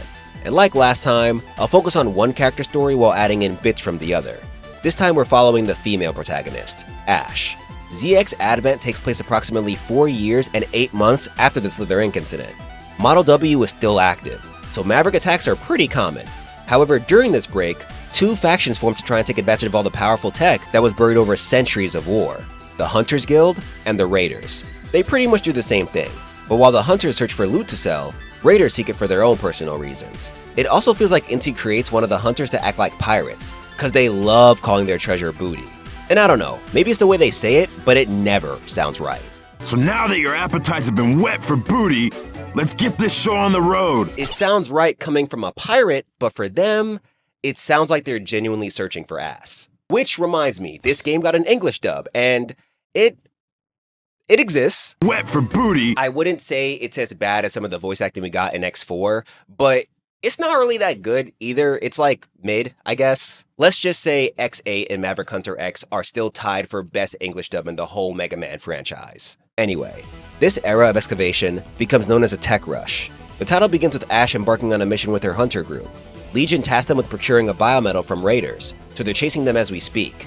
Being the gun-ho person that she is, Homegirl rushes to the raider airship by herself, and fights her way to the place she assumes is holding the treasure, but blocking her is good old Prometheus. He tells them to leave, saying none of them are worthy of the biometal being stored here. Then he seemingly knocks Ash out. She wakes up in a hunter's camp and is told that another group found her, and somehow got the biometal. They're sending it to Legion now. But Ash isn't about to let someone else take credit for her score, so she sprints to catch up with the train that's delivering the biometal. Once there, she meets another hunter named Billy. She drops her whole backstory, which leads to a mysterious voice saying that they're a lot alike. Ash tries to pinpoint where it's coming from, but they're interrupted by a Maverick attack. Prometheus and Pandora lead the raid, and severely wound Ash as she tries to defend the biometal. But as she's knocking on death's door, it exclaims that it can lend her its power. She just needs to scream, Mega Merge. In doing so, she fuses with the biometal, and transforms into MegaMan Model A. Okay, let's nip this in the bud now. I saw a lot of folks saying that this is without a doubt Axel from Mega Man X. Someone found his data and input it into another biometal. Well, I hate to break it to you, but that's not the case. According to that aforementioned interview with Yabe, Biometal Model A is inspired by Axel, but it isn't actually Axel. At the time the game was being developed, X8 was the latest X title, so there was still a lot of mystery surrounding his character. And I get it, Axel's story never finished, so who knows where he could be. As for what the A in Model A stands for, we'll get into that later, don't worry. Also, I just want to add that I love this transformation's design. Axel's color scheme mixed with Zero's looks perfect. They also made a reference to that time in X8 when Lumine broke the crystal on Axel's forehead. Notice how Mega Man Model ZX's crest is circular and has a little slit in the middle. Anyway, Pandora and Prometheus are stunned by Ash's transformation. She is one of the chosen meant to participate in their game of destiny. Yeah, they're still recruiting people to join their Mega Man Battle Royale. Afterward, the Reploid siblings leave Ash wondering what the hell they were even talking about. Then she's forced to face the Pseudoroid, Buckfire the Gazelleroid. This one, along with the rest of the Pseudoroids from this game, are different from the ZX bosses because these guys are infused with Model W fragments. He blames Model A for lending its power to the wrong person. After Ash beats him, the biometal shows off its special ability, A-Trans. Like Axel, it can copy the DNA of enemies, and allow her to transform into them. This gives Ash and Gray way more transformations, since it can now morph into Pseudoroids as well as the other biometal forms featured in the last game. Ash asks if this power is why Model A has so many folks after it, but it has no idea. It doesn't even know why it was created. So the two decide to team up since this mission looks like it's about to get a lot more dangerous. Now let's rewind to the beginning for a sec, because Gray's intro section is significantly different. His story begins with two hunters, Mick and Robin, attempting to break into a room within an old laboratory. There they find Gray sealed within a capsule, but they're attacked by Maverick soon after. When the Reploid boy wakes up, he's immediately met by Pandora. She states that they are MegaMan, but he must be disposed of, because he woke up before the brainwashing could begin. Damn, Homegirl was straight up with it. Gray dashes to grab one of the dead hunter's busters, then shoots at Pandora to escape. He ends up in a fight against a mechanaloid which leads to the bridge they're on getting destroyed. He later wakes up in a hunter's camp, where he finds Billy. Gray's apprehensive initially, but he thanks the guy for saving him. Afterward, he gets a hunter's license from the trans server, which confuses him because he never asks to join them. Billy tells him that that's the only way to get in here though, so he might as well keep it. But since he's one of them now, Homie straight up asks him if he want to go on a mission. Damn, that's predatory as hell. Homie has no idea who he is and this guy's already trying to recruit him into the Hunters. Gray hasn't even been alive for that long. The mission is to transfer Biometal Model A to Legion HQ, and from here things go the same way as Ash's story. I have to say, I'm a big fan of these alternate intros. My only complaint is that they gave me the impression that their stories were going to diverge greatly. But honestly, Ale and Ven have more dialogue differences than these guys. Don't get me wrong, it makes covering it a lot easier for me, but yeah, shorter, more distinct stories for these guys could have done the game a lot of justice. Back to Ash, after she submits her mission report, she's hit up by the leaders of Legion known as the Sage Trinity, Master Thomas, Master Mikhail, and Master Albert. And if those names sound familiar, it's because they're the same as those of the robotic geniuses from the 21st century, Thomas Light, Mikhail Cossack, and Albert Weil.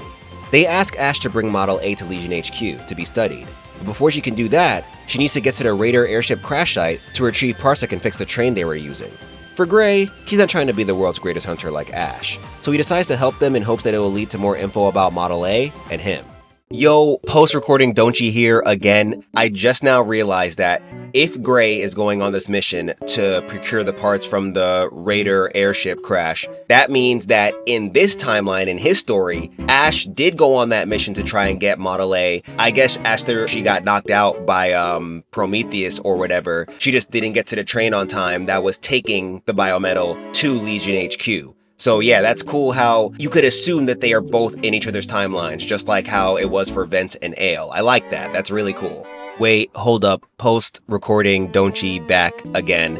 Technically, this doesn't really mean that Ash is in this timeline because Prometheus did show up on that Raider airship, so it could have just been him who took it down. That would make the most sense. I'm pretty sure he did. I'm pretty sure he's the reason why it crashed, actually. So yeah, it doesn't necessarily mean that Ash showed up here, but hey, I'm choosing to believe that it does, so my point still stands. Anyway, back to the video, actually this time. The first stop on this fetch quest is the Tower of Verdu. There she runs into the Pseudoroid Rosespark the Fluoroid, trying to suck the soul out of a random raider named Jerry. After defeating him and storing his DNA, she proceeds to find Jerry freaking the hell out. He doesn't notice the Model W core in the background. With fear fueling him, it absorbs his soul. 2 MegaMen appear after this. Aeolus, the new wielder of Model H, and Ciarnak, the new holder of Model P. Yeah, looks like in between games, the Guardians were robbed of their biometals. Pandora and Prometheus gave them to 4 other chosen ones, who were actually biomatches, and invited them to join the Game of Destiny. Aeolus is just as smug and prideful as Harpuia, but he takes it to a whole new level. He believes ignorance is the root cause of the world's issues, so he must eradicate those he deems foolish, which is pretty much everyone but him. His English name seems to be inspired by the ruler of winds in Homer's Odyssey. His Japanese name, however, Helios, is the Greek god who personified the sun, but in some text, Hyperion was another title for Helios. And guess what? Hyperion is another one of Saturn's moons, just like Prometheus and Pandora. Ciarnak used to be a hunter and assassin, but ever since a mission in which his comrades abandoned him, he's never been the same. Now he's more robotic and much colder to others. His name is also based on one of Saturn's moons. Its name comes from the Inuit goddess of sea creatures and queen of the underworld. Not sure why he joined the Game of Destiny, but I'm assuming it has to do with him losing his trust for everyone. Also, both their biometal transformation sequences and forms look so cool. Aeolus gives more Wind King vibes than Harpuia. No offense, Harpuia, you're still my favorite. And I love how this Model P transformation looks more demonic. It matches Ciarnak's character and the Inuit god he's sorta based on. Anyway, these new MegaMen show up and poor Ash is so confused. She asks them if this Model W is the reason for the Mavericks, but Aeolus just roasts her for having questions. He calls her an unfit MegaMan, says they can take her out at any time, and then they dip with Model W. At least for Gray, they told him to train up for a little bit for what's to come. Ash presses on and confronts the last 2 rival MegaMen, Atlas and Thetis. Atlas is the new chosen one for Model F. She used to be a soldier, but after Mavericks destroyed her home, she became a power is everything kind of character. She joined the Game of Destiny because she believes people need to go through the struggle to evolve. I mean, she's not wrong, but still, turning to Model W for that is kinda crazy. Her name also comes from one of Saturn's moons, which got its title from the Titan Atlas in Greek mythology, who was condemned to hold the heavens for eternity. Lastly, there is Thetis, the new wielder of Model H. He loves the ocean but is sick and tired of how people have been treating it. He joined the Game of Destiny to stop that. Noble cause, but once again, using Model W for that is going a little overboard. Like, did they not read the Weil's incident report? If you don't know what that is, it serves as the epilogue of the Zero series. It reviews what happened in the last 2 games and discusses how the survivors moved on after the fall of Neo Arcadia. I bring it up because the report itself is canon to the timeline, and the author said he wrote it because he did not want people to forget about the travesties that occurred. So if we already had someone document how radical actions can lead to catastrophe, why are these guys still choosing the most insane ways to fulfill their ideals? I don't understand. And even if you argue that they're being controlled by Model W, they still accepted an invitation to something called the Game of Destiny from these 2 sus-ass Reploids. Let me ask you a question. Would you join a competition of that name if this Grim Reaper lookalike invited you? Yeah, I didn't think so. Anyway, yeah, Thetis. His Japanese name is Tethys, which is another Saturn moon. It gets its name from the Titan of the same name in Greek mythology. She was the mother of the river gods and oceanids. They hit Ash with the same disdain the last 2 MegaMen showed, and leave her to fight Chronoforce the Z-Fosoroid. After defeating him, he instills the fact that they are all part of his game. Ash correctly guesses that whoever this he is must be pulling the strings. Meanwhile, Gray rages out because they keep mentioning this mysterious person, but never say his name. He just wants to know who the hell this guy is. After extracting the boss's DNA, Ash finally makes it to the crash site. After saving a bunch of raiders, she runs into Atlas, who is in the process of feeding these guys to Model W. By the way, I just want to add that Model A wants no part in saving these guys. It's Ash who chose to save them because she doesn't want to be known as someone who just left them for dead. Model A simply does not want to be alone and wants his new friend to be safe. That's it. Atlas engages with Ash, and our girl comes out on top in the end. Crazy when she was talking all that shit about how Ash turned into a MegaMan by accident. She leaves pissed that the girl spared her life, and thanks to this win, Ash gains the power of Model F. In Gray's story, she states that though he's effective, he's still one of his creations. If he has the determination to fight, then he'll soon find out who he is. Back to Ash, after absorbing the DNA, she's hit with intense pain. She and Model A receive a recording from the mysterious guy everyone keeps talking about. Turns out he left the bits of data within Model A that can only be unlocked through battle. And fun fact, turns out these recordings contain Gundam references. They mention acronyms like AW and CE, which stand for different Gundam timelines, After War and Cosmic Era. You can thank Rockman HQ for that bit of trivia. In this one, he talks about how Model W is the key to evolution. He who holds it wields the power to rule the world, but it will take much time for people to understand his work. When your research has you saying shit like that, red flag, huge red flag. He ends the message by saying that he buried multiple Model Ws around the world. They're waiting for the one who understands his work to receive their power. Afterward, Ash proceeds to use Model F's ability to shoot down a wall of Ceratanium and save the last few raiders. This is a testament to how strong these weapons are, because Ceratanium was the same thing used to create classic MegaMan. I know it's been mad centuries since then and technology advanced, but still. Thanks to this kind gesture, one of the raiders she saved promises to change his ways and work as an honest hunter. As a show of good grace, he's already sent some of his boys to repair the train she needs. With that, she uses it to head to Legion HQ. But before she gets there, she's met by another Maverick attack. Bro, it's crazy how for such a long portion of this game, Ash is just trying to get this biometal to Legion HQ. That's it. That's all she wants. But so many bosses were thrown in her way, and now we're about to get another. Fighting through the area brings her to Ciarnak. Defeating him gives her Model P's abilities, and unlocks another cipher. In this one, the guy behind all this states that he's been looking for a suitable chosen one for Model W. He knows finding a suitable candidate will be impossible, but as one of Legion's Sage Trinity, he knows he can do it. Well, that just knocked down the possible culprits to 3 people.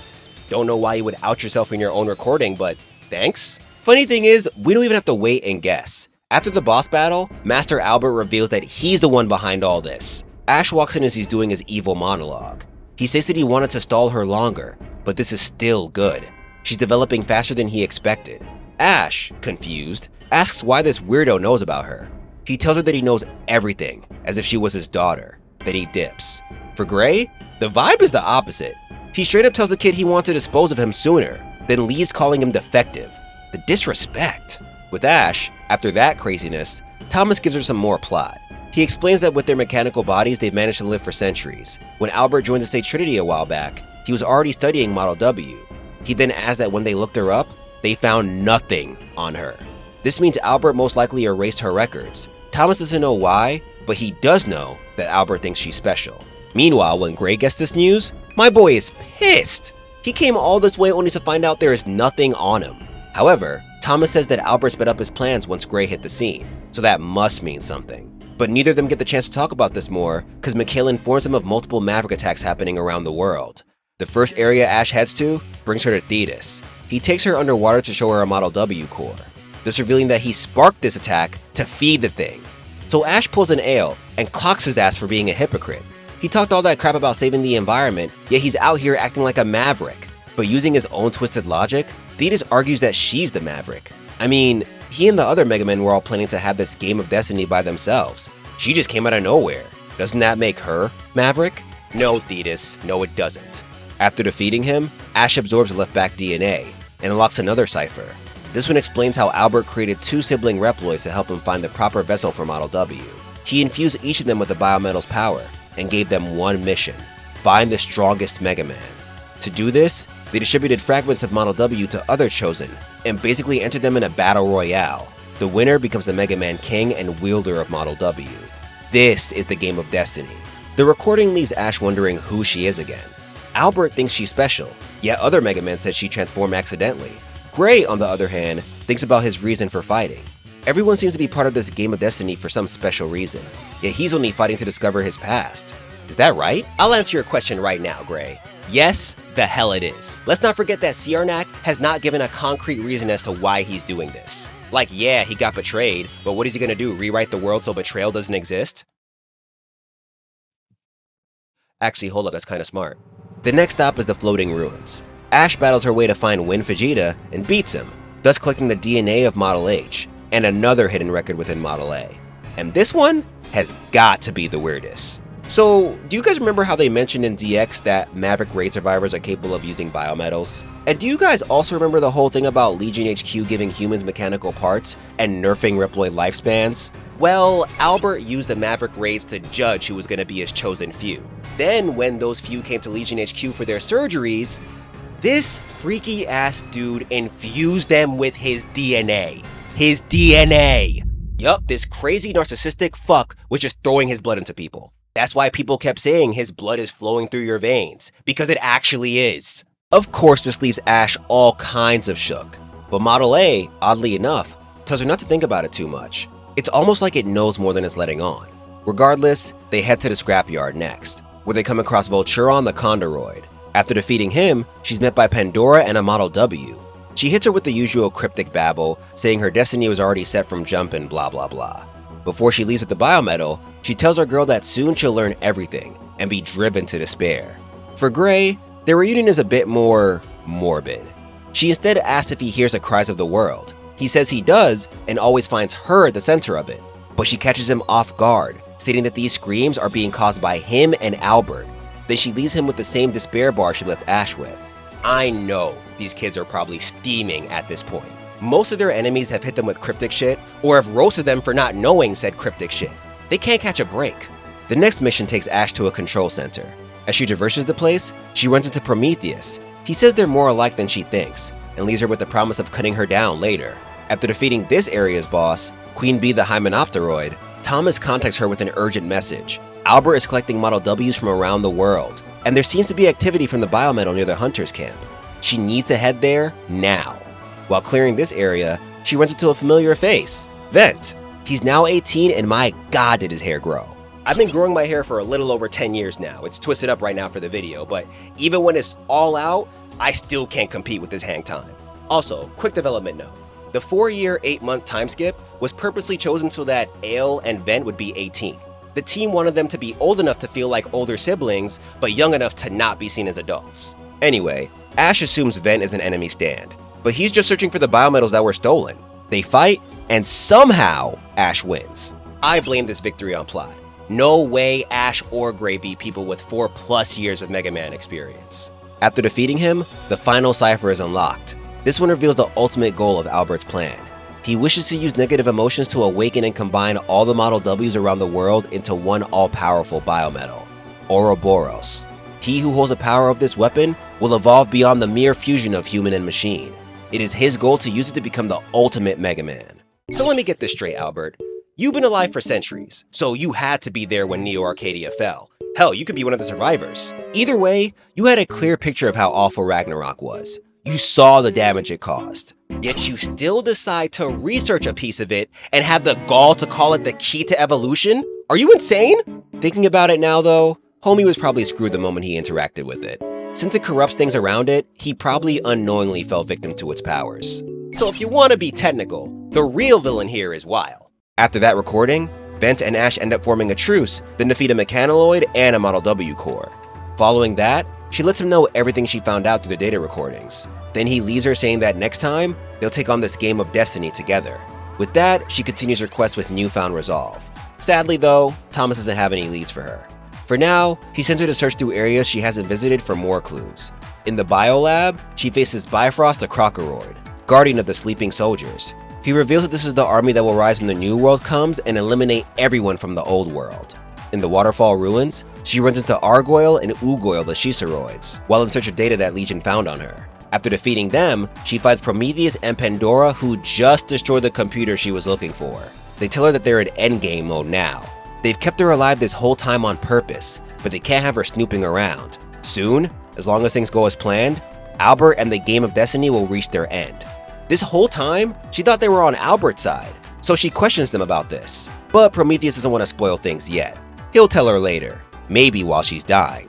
Luckily, she still finds some data after the two leave. Her last stop is the same lab that Gray woke up in at the beginning of this story. The first thing she comments on is a destroyed bridge. Notice that it's the same bridge that broke when Gray fought that mechanaloid. So in Ash's story, Gray might be off somewhere trying to figure out who he is, but with no Model A to help him. Sad. As she continues, she finds two capsules labeled DAN-001 Prometheus and DAN-002 Pandora. Thomas correctly guesses that these are the Reploid siblings Albert built. The capsules also show that they have to constantly return for maintenance, so these things are like shackles for them.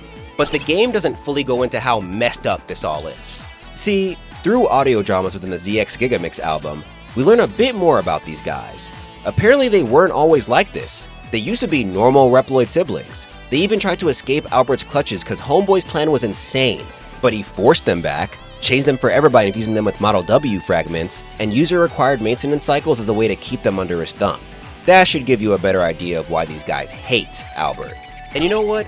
This part really makes me wish Inti Creates put moments like these in their games. Because unless you're out here listening to game soundtracks and stuff, you would have no idea this background even existed. So without it, Prometheus and Pandora kind of feel like shallow bosses who are only here to bolster the plot. If this was like a flashback somewhere within the stage, it would have added some much needed depth for them. Anyway, Ash continues through the lab until she runs into this place's boss, Headshock the Renesseroid. After defeating her, they find one last capsule labeled DAN-000, Prototype, along with more data. After questioning who this capsule could have been for, she sends the extra data to Thomas. He extracts an initialization key meant to help Ash get straight to Albert's hideout. She heads over there and fights through the area, but is stopped by a horrific sight. Countless Model Ws.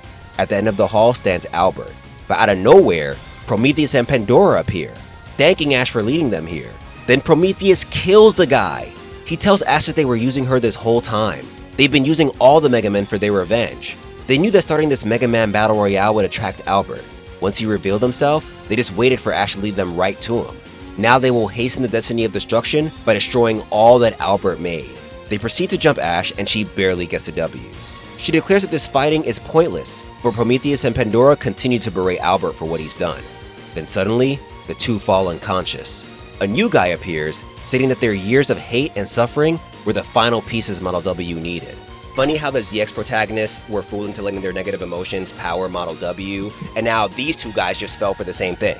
The new guy reveals himself to be the true Master Albert, DAN-000.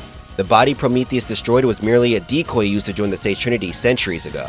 The room then starts shaking, and Ash is forced to leave even though she at least wants to save Pandora and Prometheus. Back at the Hunter's camp, they watch as Albert's plan comes to fruition, and Ouroboros rises.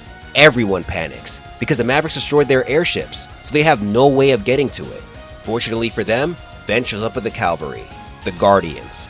Using their airship, Ash leads Vent and a small group of hunters onto the giant biometal.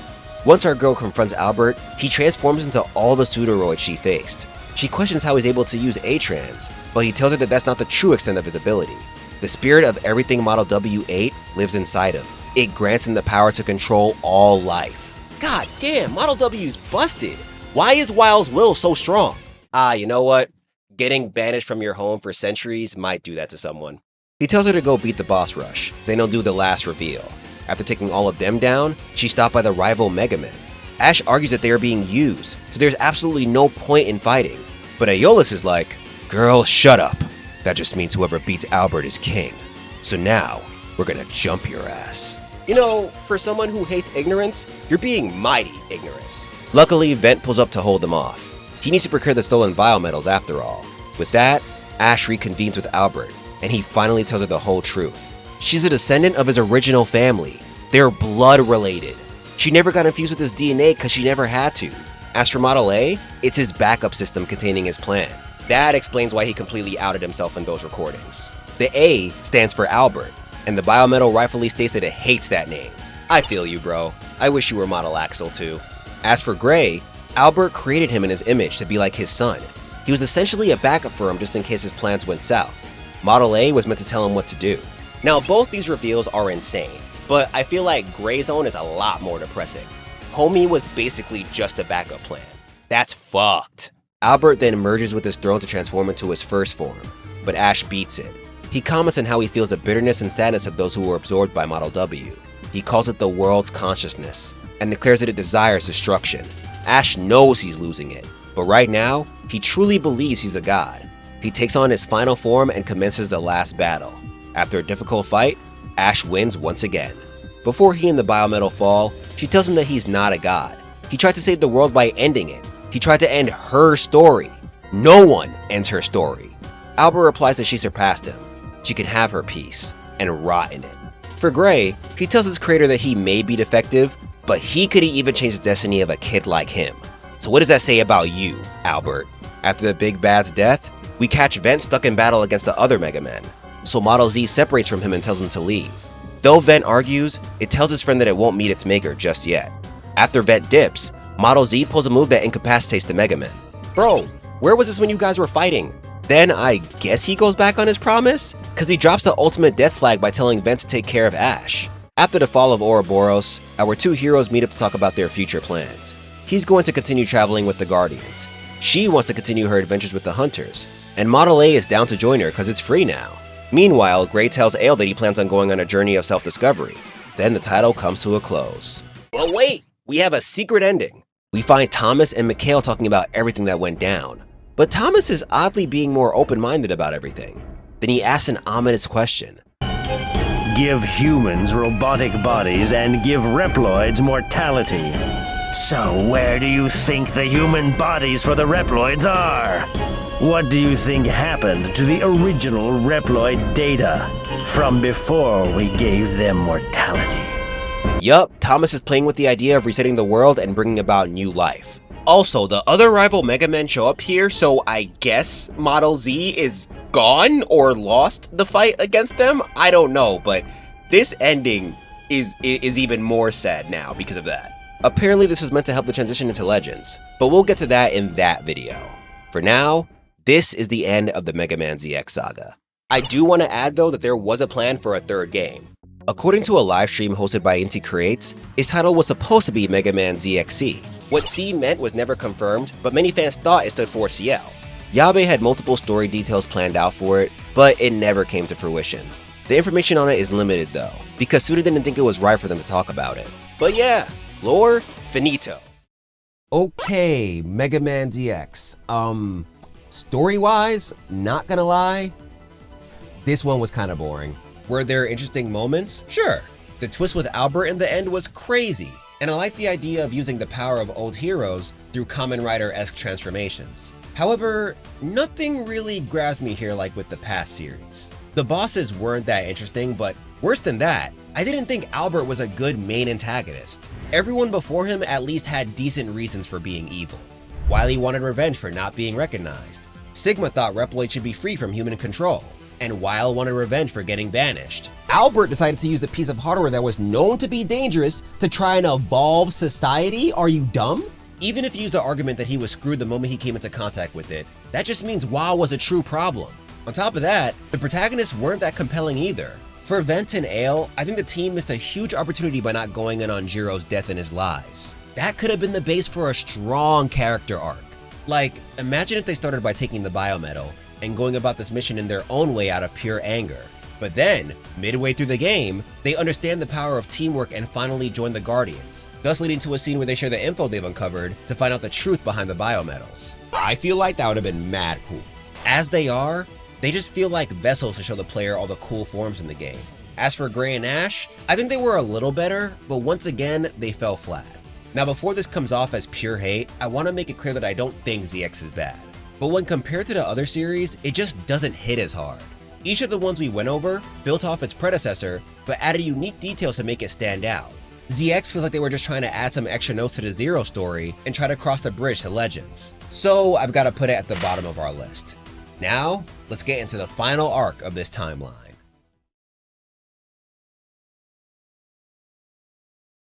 Let's travel back to the mid-1990s. Classic Mega Man was pretty much a veteran at jumping and shooting, while Mega Man X was still getting his feet wet.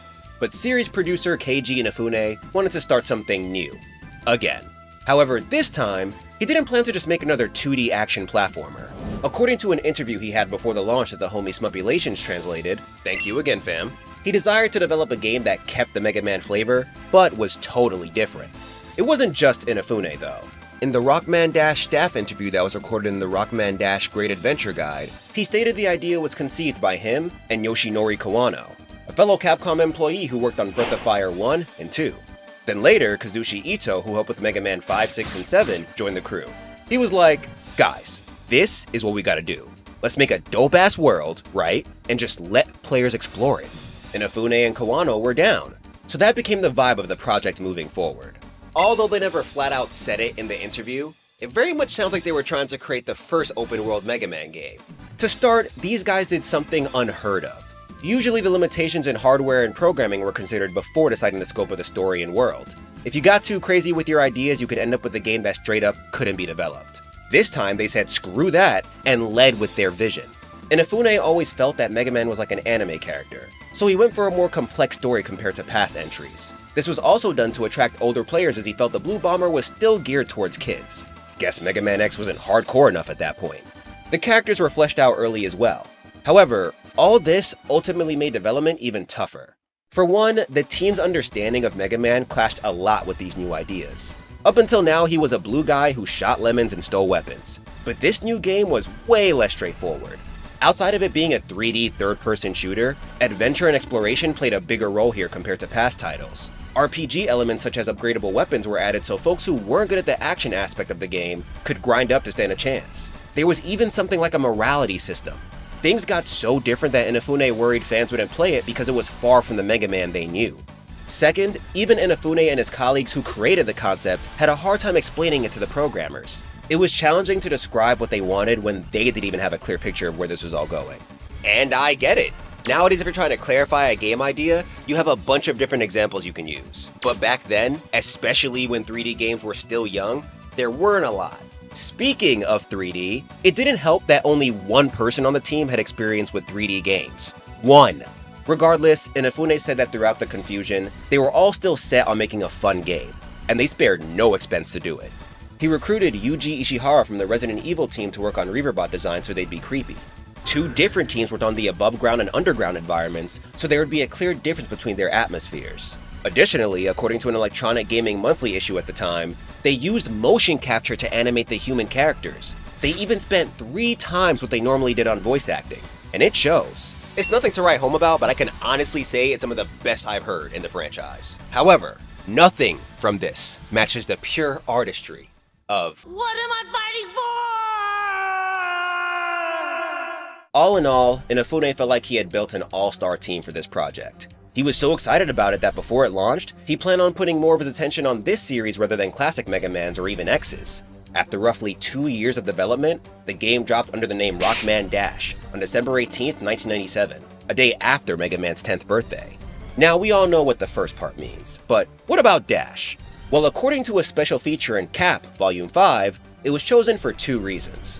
Firstly, it's an acronym that stands for Dig Outer's Adventure Story in Halcyon Days. In the game's world, Dig Outers or Diggers are treasure hunters. Halcyon is a term that usually refers to a more serene and peaceful time from the past. So the title basically said that players would witness Dig Outers go on a grand adventure during the good old days. We'll all be questioning that good old days part once we get into the lore, but that's besides the point. The second meaning is more straightforward. With this game, the world and Capcom were dashing into a new era of Mega Man. Funny enough though, before that name, they wanted to call it Rockman Neo. Similarly, over here in the West, we started with Mega Man Neo, but that name didn't really hit. So Capcom changed it to Mega Man Nova. That almost became the official title, but due to copyright, they changed it again at the last minute to Mega Man Legends. When it comes to the game's reception, overall, it was reviewed positively by critics. Can't speak for its N64 and PC ports, but the original PlayStation version was praised for successfully moving Mega Man from the 2D world to 3D. The adventure aspect as well as the pure depth of the game pleased audiences. As for the critiques, most of them were about the janky movement controls. The PlayStation controller didn't have 2 analog sticks at first, so players had to use the R2 and L2 buttons to change the camera's angle. A review from GamePro also mentioned that the story's kiddie tone wasn't doing it much favors either. And I have opinions about that we'll get into later. The game did well enough to lead to a spin-off title in The Misadventures of Trombone, a sequel in Mega Man Legends 2, and even a mobile game that only released in Japan titled Rockman Dash Great Adventure on 5 Islands. There was a moment when it looked like we were going to get Legends 3, but unfortunately it got cancelled, leading to one of the biggest upsets in gaming history. During 2007's Tokyo Game Show, Inafune elaborated a bit on why he felt the first Legends didn't do as well as expected. Quote, "It was a bit too early for its days. Ever since then, people started saying that Inafune's ideas are 7 or 8 years too early. It was a sandbox style of game, kind of like Grand Theft Auto.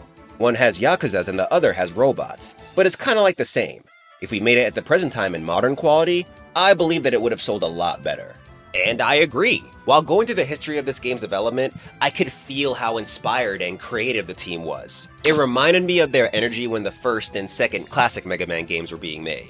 Inafune even called Legends his favorite game in the franchise, so you know the problem wasn't lack of passion.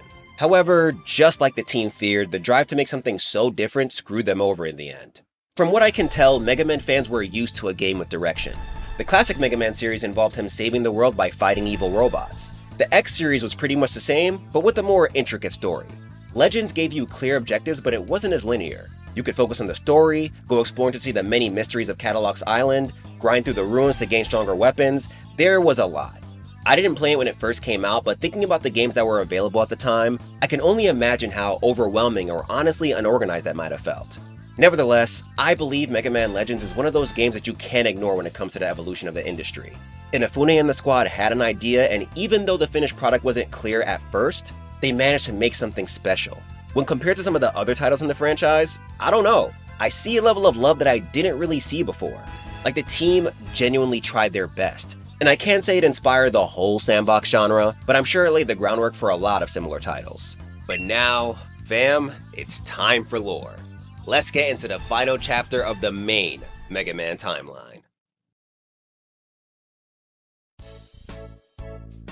Welcome to the Halcyon days. Throughout the timeline, most of the different Mega Man series were a few centuries apart.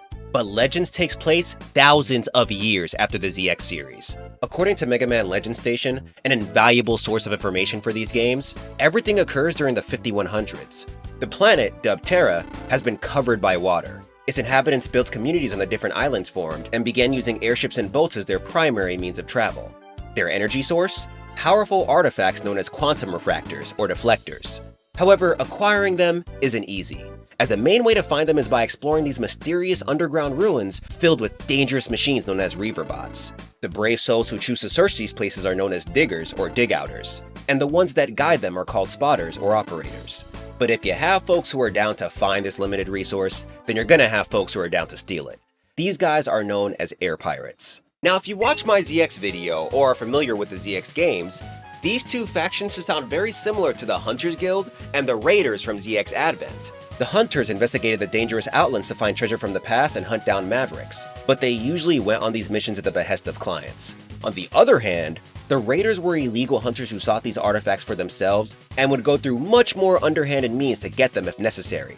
It's very possible that though those groups dissolved, they inspired generations of treasure hunters, which eventually led to the formation of the dig-outers and pirates. Over time, rumors began to spread about a legendary artifact dubbed the Motherlode.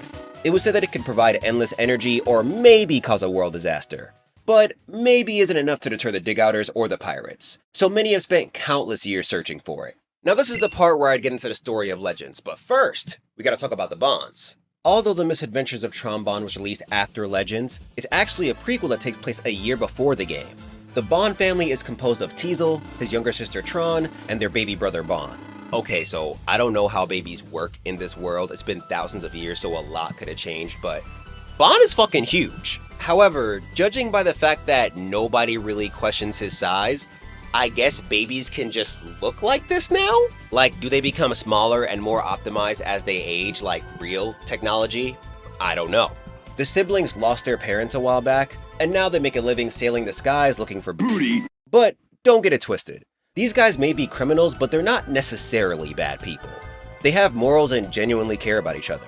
Think of them as Jesse, James, and Meowth from Team Rocket. They're the comical villains who may annoy you sometimes, but you can't help but like them. There's also the Servbots, the family squadron of robotic servants. They're competent sometimes, but when they do mess up, Tron throws them into something she calls her torture room for punishment. Also, I have no proof of this, but I firmly believe that these little guys walked so the minions from Despicable Me could fucking sprint, bro. Like, look at these two. Seriously, look at these two and tell me you don't see the similarities. I can't be the only one. Anyway, the misadventures of Tron Bonne begins with Tron and her Servbots completing the family's new ship, the Gesellschaft. By the way, all if not most of their machines were given German names. The title of their ship is related to the German sociologist Ferdinand Tönnies. He's most famous for his use of Gemeinschaft und Gesellschaft, meaning community and society, to explain the nature of social systems. Also, going forward, y'all know me. If I pronounce anything incorrectly, I'm sorry, and please correct me in the comments. Thank you. So their ship is finished, but unbeknownst to Tron, Teasel had to borrow money from this loan shark named Lex Lowe to get the parts for it. It's alright though, he's got a plan.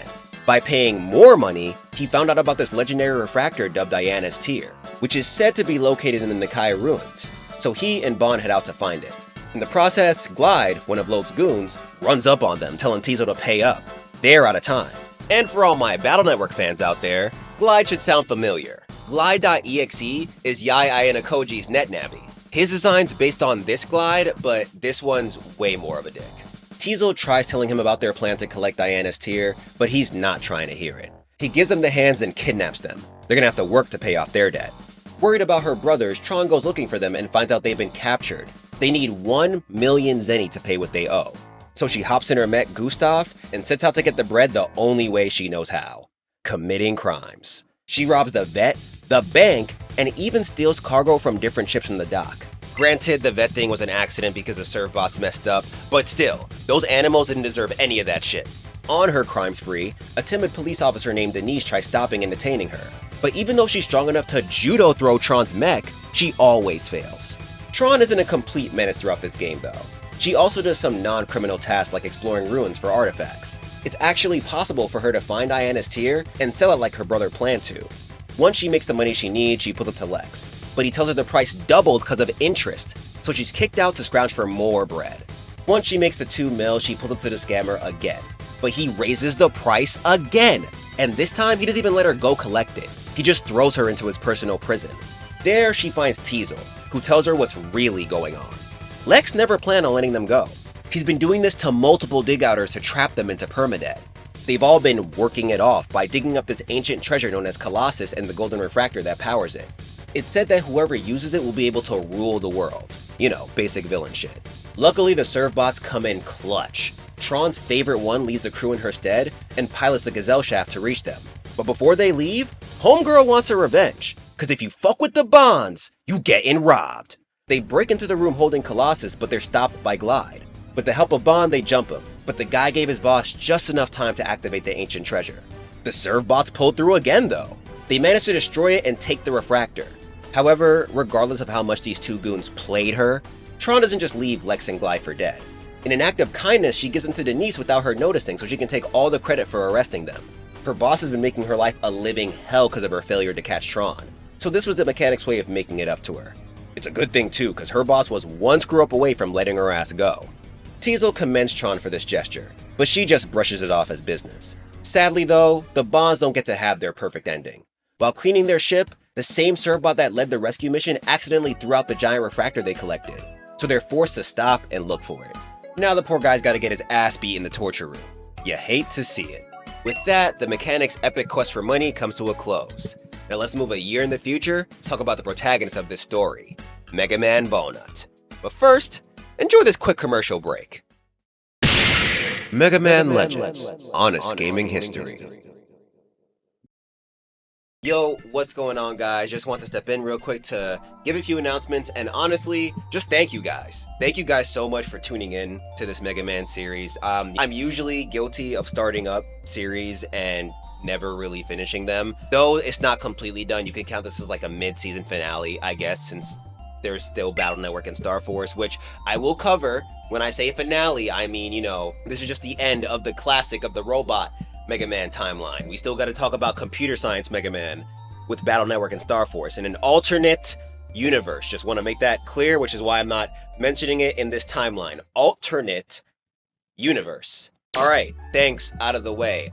Just want to give a few updates on like where things are going. I'm gonna be super quick about this. A lot of people are asking what happened to the webtoons. The webtoons are now on Don'chi the Reader, as well as the streams, but I'll always stream on Twitch. And then I also have gaming streams that I keep the VODs on my gaming channel, which is Don'chi64. So just to be clear, Black Mastodonchi, big ass videos like this, Donchi the Reader, webtoon reactions, Donchi64, video game VODs, and stuff like that. Alright? Cool? Cool. And now the last thing I want to say is, you know, I plan to continue just making dope ass videos like this and just improve on what I can do. If you would like to support, you know, we got the merch out there, the Kaizen collection is new, it's out, my best set yet. Check it out on the donchiverse.com, link is in the description. You could also support by joining the guild. I have honestly been slacking a little bit on there, but I am coming back hot with a bunch of comic reactions with stuff that I want to read, but I can't really read on the Donchi the Reader channel. So yeah, I want to do all that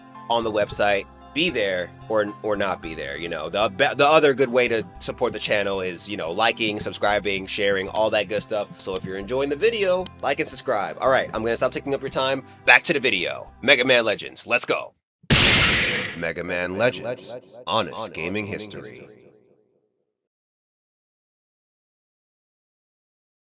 Unlike the past Mega Men who fought against evil robots for a better world, Mega Man Volnutt is a simple dig-outer. He's 14 years old and doesn't know much about his past. For as long as he can remember, he's lived with his trusty spotter and tech genius Roll Casket, her grandfather Barrel Casket, and his mysterious monkey sidekick Data. Y'all may think he's just some cute dancing animal robot thing now, but by the end of this chapter, you're gonna have a lot of questions for Data. I can't say much now cause spoilers, but y'all remember the explanation I gave about why Rockman Dash was called Rockman Dash? Well, that came from something called the Special Dash Lecture. And guess who Capcom called to give said lecture? Fucking Data. The feature even went as far as calling him a dancing encyclopedia on the world of Dash. To put that in an official Capcom newsletter seems pretty intentional to me. Anyway, the title begins with Mega Man finding a refractor within some random ruins. After collecting it and confronting a giant Reaverbot, he's saved by Roll on their ship, the Flutter. But Barrel lets them know that there's a problem in the engine room. If they don't land now for repairs, they'll crash. So they stop on the nearest massive land, Catalox Island. The first order of business is to find parts for their ship, so Mega Man heads to a junk shop owned by a dig-outer spotter couple. However, the woman tells him that her husband went out on a dig and never returned. Homie's too old to be digging by himself, so our boy heads out and rescues him. Unfortunately though, they don't have what he needs. They recommend searching through the ruins around the island, and to pay him back for reuniting them, they give him their old van. Roll fixes it up so traveling around the island is easier. But just as things are looking a little up, Mega Man hears word of pirates heading to town. Barrel is still there, so he heads in to look for him. He finds him in town hall with the mayor, Amelia. She used to be Barrel's assistant when he was a professor. Now they're catching up and talking about a legendary treasure that's hidden here. They surmise it's what the pirates are after. However, it's said that if this treasure is unlocked, a terrible disaster will occur. The mayor's not trying to have that, so Barrel tells Mega Man to check on Roll while they decide what to do. Now just to be clear, this legendary treasure is not the Mother Lode. Because the game's intro mentioned it, I thought it would be a focal point for this part of the story, but the Mother Lode doesn't become important until Legends 2. Pretty strange choice to put it in the intro when it could have just been mentioned in-game through dialogue or something, but I digress. On his way to Roll, he runs into the homie Tron getting chased by a dog named Paprika. Out of the kindness of his heart, he calms it down and shoos it away. However, in the Japanese version, you have the option of kicking the poor animal. Doing so would make the dog scared of you and lower your ethics score. That's the morality system I mentioned earlier. Mega Man started with 128 points, and certain good actions would increase it, while certain bad ones would do the opposite. The lower it got, the darker his armor became.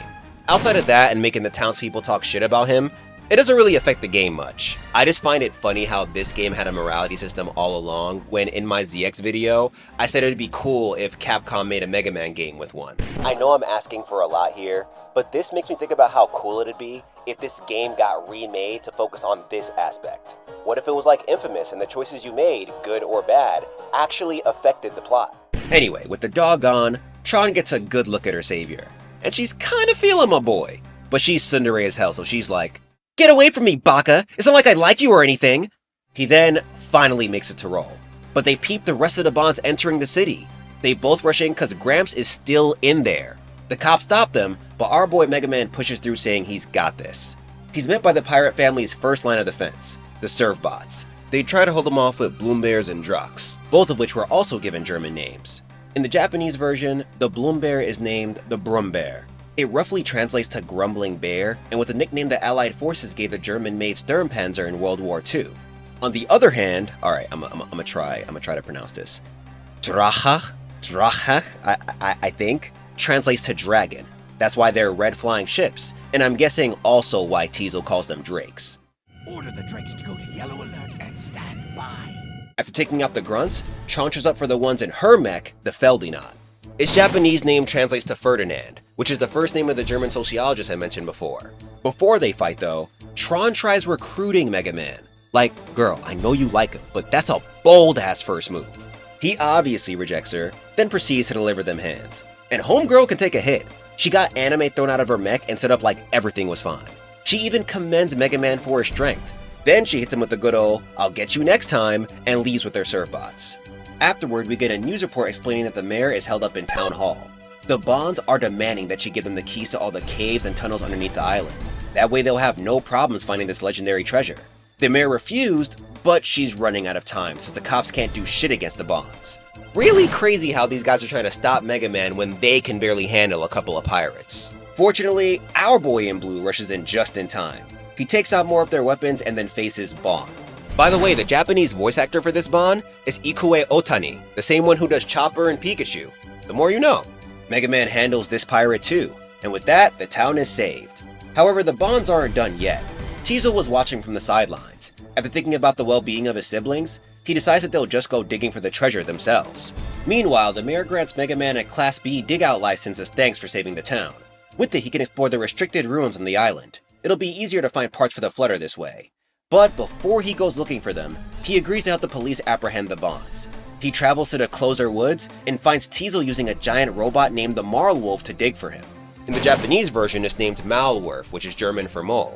After MegaMan takes out the giant machine, Teasel dips. When he reconvenes with his family, they agree to put all their focus on taking down MegaMan first. With another favor complete, the mayor calls our boy in for even more help. Not like he has to fix his ship or anything. She tells him that though the legendary treasure may just be a story, it's not worth the risk of someone finding it and causing a great disaster. Plus, strange things have been happening in the ruins. Reaverbots are activating on their own, so she gives our hero access to the larger ruins on the island and asks him to investigate while on his digs. She also requests that he donate any extra materials he finds to help rebuild the town. MegaMan accepts, then finally embarks on the main quest for this game. There are 3 major subgates on the island. These are the towers that give dig-outers access to the ruins. The first one MegaMan and Roll head to is in Cardon Forest, but on the way, they run into more serve bots. Tron is working on a new robot, so they're buying her time. Well, trying to buy her time. Once he's done with them, he enters the subgate and finds a yellow refractor. He brings it back, hoping that it'll be able to fix their ship, but Roll tells him it's too small. Sucks for them, because the next subgate is in Lake Jiun. With no way to fly there, they decide to get a boat. They head to a boathouse owned by someone named Wiley. And calm down, this Wiley's cool. Outside of looking like the old doctor, I don't think they're related in any way. And even if they were, it's been thousands of years. I don't even think that evil bloodline matters anymore. But unfortunately for them, all but one of the man's boats were stolen by the Bonds. And that one boat is broken. Luckily, Roll is able to fix it with the refractor they got. They travel to the subgate, but the Bonds show themselves again. After Team Volnutt breaks through their first wave, the pirates reveal what Tron stole all those boats for. She used their material to build this giant, weird-looking submarine called Balkan Jareed. Now, according to the MegaMan knowledge base, the Prima Game strategy guide for this title mistranslated some of the Bond's robots' names because they didn't know they were German. Apparently his correct name is Balkongerät, which is German for balcony device. I couldn't find any official information proving that, but balcony device does make sense. After an arduous battle on the sea, Team Volnutt comes out on top once again. But the Bonds aren't all that mad. In fact, Tron's feeling pretty optimistic and still believes they'll get him next time. Teasel appreciates the positive attitude, but deep down, Homegirl has no idea why she's so okay with MegaMan handing them constant L's. The obvious answer is that she likes him, but honestly, look at MegaMan's face, bro. They went in on the happy-go-lucky shonen boy vibes with this guy. Dude knows nothing about his past, but almost always looks elated to be alive. If he kicked my ass, I wouldn't be able to stay mad at him either. Regardless, the Bonds later decide to wait until MegaMan unlocks the main gate, the place holding the legendary treasure. Then they'll rob him. Simple. With the pirates gone, MegaMan enters the subgate and finds a red refractor. But before he can leave the ruins, he must face the Reaverbot Garu Doriten. The MegaMan knowledge base says that this boss is most likely based on Gold Lighten from Golden Warrior Gold Lighten. Funny enough, both MegaMan Volnutt and Gold Lighten appeared in the crossover fighting game Tatsunoko vs. Capcom. Random, don't cheat tangent, but it's sad that people don't talk about TVC as much because it was mad fun. If you've never heard of it, please watch that fire-ass opening before you watch the gameplay. That shit was legendary. Anyway, using the red refractor, they finally fixed their ship. Now it's time for the third subgate. It's located in Closer Woods, and Barrel theorizes that it's some kind of key to the main gate. Once they get there, MegaMan finds a terminal with an odd message. Operations Room 2. Emergency system activation requires direct password input from Eden or the insertion of 3 level 2 or higher prototype Anthro unit ID cards. Okay, so a shit ton of plot just dropped out of nowhere. However, the important part of this scene is the mention of prototype Anthro units. In the Japanese version, Originaru Ito Unito is used, which translates to original human unit. In case you don't remember, in the ZX series, humans were upgraded with mechanical parts to put them on par with Reploids. Thus, all humans and human-like Reploids were dubbed humanoids. However, in the Japanese version of those games, Hito was used to describe them. So when this message says prototype Anthro units, we could assume they're talking about humanoids. The ZX series implies that all, if not most, of the human population went through this special surgery. So it makes sense. Shout out to Rockman HQ for that tip, by the way. Plus, even though the Zero series and ZX series came out after the Legend series, the team behind them, Inti Creates, still saw Legends as the finale of the Mega Man timeline. So things like humanoids were most likely established to build a connection between these games. Back to the terminal, Mega Man doesn't have a password from Eden, so he goes searching for the ID cards. On the way, Roll talks to him about the origins of the Reaver bots. She wonders about their creator and if digging counts as stealing from them. And that's a valid thought. For all they know, these things are sentient and just trying to protect these refractors. Meanwhile, dig-outers run up in their crib to rob them, while spotters held them from the sidelines. So in essence, everyone's a pirate, whether you're a spotter, dig-outer, or whatever. After finding all the ID cards he needs, he returns to the terminal. As Barrel expected, the IDs unlock the main gate, meaning it's time for the final mission. Kinda. On the way to the tower, they run into the Bonds. Team Volnutt unlocked the main gate, so now they gotta get robbed. They battle it out in the air, and our heroes dish out them sky hands. But the Bonds return for round 2 in their new Focke-Wulf. According to the Mega Man knowledge base, this was another one that was named incorrectly. The Prima strategy guide called it the Fokker-Wulf, which still sounds pretty similar. And of course, this is another German reference. Focke-Wulf was the name of a German aircraft manufacturer during World War II. But that doesn't do shit for the Bonds, because Mega Man and Roll destroy their new ship too. It spirals out of control and explodes mid-air without any sign of the family ejecting. The two just want to stop them, not kill them, so they're left wondering if they went too far. Once they reach the main gate, they find out they'll need another 3 keys to proceed. To get them, Mega Man unlocks the sub-cities on the island. These are the underground environments that the prototype Anthro units used to inhabit. Early in his search, he ends up running into the Bonds again. Tron is pissed cause they almost died, but I mean, they initiated the dogfight. How you gonna start shit and then get mad when you get bodied? Either way, our boy Mega Man is just happy they're alive. This leaves Tron flustered, but it doesn't mean they're cool. She regroups with her family and they pop out with their strongest mech yet, Theodore Bruno. Bruno was a German name that comes from Bruna, which means armor or protection. Theodore is of Greek origin and means God's gift, meaning Theodore Bruno roughly translates to armor of God. To all my Theodores out there, you're welcome for the confidence boost. So the Bonds and Mega Man duke it out once again, and our favorite pirate family takes another L. But this time, they truly accept defeat. They all commend Mega Man for his strength and leave him be. Tron even worries if she'll ever see him again. But Tizo's like, nah, fuck all that. Let's just let him get to the treasure, and then we'll rob him. Speaking of getting robbed, I forgot to mention that there's a side quest in this game where you help the cops chase down the servbots for robbing a bank. After you stop them, you have the option of keeping the money or returning it. If you keep it, not only do you lose mad ethics points, but you also screw over the servbots. The money they had was borrowed, not stolen. So if you're one of the folks who kept it, nice job for throwing the servbots into massive debt, dick. Nah, I'm kidding, that's mean. But it's still pretty messed up though, you gotta be honest. Anyway, with the Bonds out of the way for now, Team Mega Man collects the final 3 keys from the sub-cities. Now it's time for the final mission. Using the keys, he unlocks the Watcher, Sleeper, and Dreamer doors in the main gate.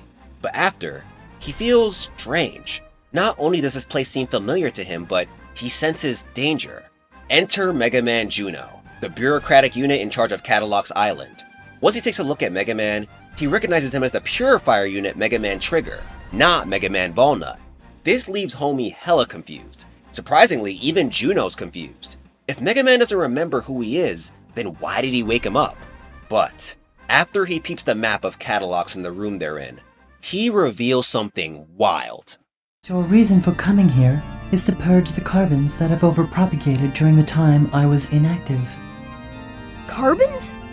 Purge? What are you talking about? According to Urban Military Security Ordinance A10, the number of carbon units is not allowed to increase beyond the pre-specified limit. If this happens, they are to be purged immediately. My observation, if left unattended, the carbons will reproduce indefinitely. Their numbers will grow, polluting the surface world. They can be quite a nuisance. Carbons? Do you mean the people on the island? So in layman's terms, the beings that make up the surface world of Terra are artificial humans known as carbons or decoys. They were created by something called the Master System. Don't worry, all this will be explained in more detail later, I promise. MegaMan Volnutt / Trigger is a Purifier unit, a soldier of the system whose responsibility is to hunt down aberrant units. We'll get into that later, but if you couldn't already tell, Purifier units seem to be the successors of Maverick hunters from MegaMan X. As a bureaucratic unit of this system, MegaMan Juno is in charge of the carbon population on Catalogs Island. Once it passes a certain threshold, it's time to reinitialize. This involves purging all the carbons using the space station Eden. So this whole time, throughout this whole game, MegaMan and the Bonds were racing to activate a device that could delete all of them. Well, all of them minus MegaMan. That's an insane twist, but I have a problem with it. The timing of this plot dump is just off. To explain, let's talk about MegaMan Zero for a second. Throughout the first 2 games in that series, Zero continuously battled with his identity. Was he the same Zero that his friends saw him as, or was he just a faker? Then all that came to a head when in the 3rd game, it was revealed that he had Zero's soul but not his body. That twist hit crazy only because the series made sure to build up to it. Even Zero 3 on its own dropped little hints early on with Weil saying shit like, "I wonder how you'll fare in that body." In Mega Man Legends, the main hits we got of this bigger picture were the mayor saying how this legendary treasure could lead to a disaster, and the quick mention of Eden and prototype Anthro units in the 3rd subgame. Okay, so as many of you as so clearly pointed out, this is untrue. The game does give us more hints within the museum and library. I still feel like more could have been added to the main plot, but I digress. Either way, Mega Man Juno is about ready to kill everyone on Catalogs. He traps Mega Man Volnutt, then leaves to activate Eden. Luckily for our blue hero, the Bonds have been lurking this whole time, and they heard everything. They free him and encourage him to stop Juno, cause they're not trying to die. As Mega Man chases after the final boss, he finds a giant refractor. Then he runs into Data. The monkey says that he'd hoped they could just live peacefully with the caskets, but they've gotta do what they gotta do. He even asks that there may be a lot Mega Man doesn't know, but what's important now is to stop Juno. As sus as that sounds, our boy leaves it be and just pushes on. He confronts the Island Destroyer but finds out that Eden has been activated. It'll take 5 minutes for reinitialization to begin. So he fights Juno till the guy's forced to go into his Reaverbot-like second form. Makes you wonder if the creator of Mega Man Juno and the Reaverbots are the same. After our boy takes him down, the emotionless menace reveals that it doesn't mean shit. They fought long enough for Eden to get into range. Now everyone on the island is about to die. And it's all Mega Man's fault. He didn't even manage to get rid of Juno. The guy backed himself up to Eden. So shooting him now will do absolutely nothing. Frustrated, Mega Man waits for the inevitable. But Data pops in and says this. Interrupt command.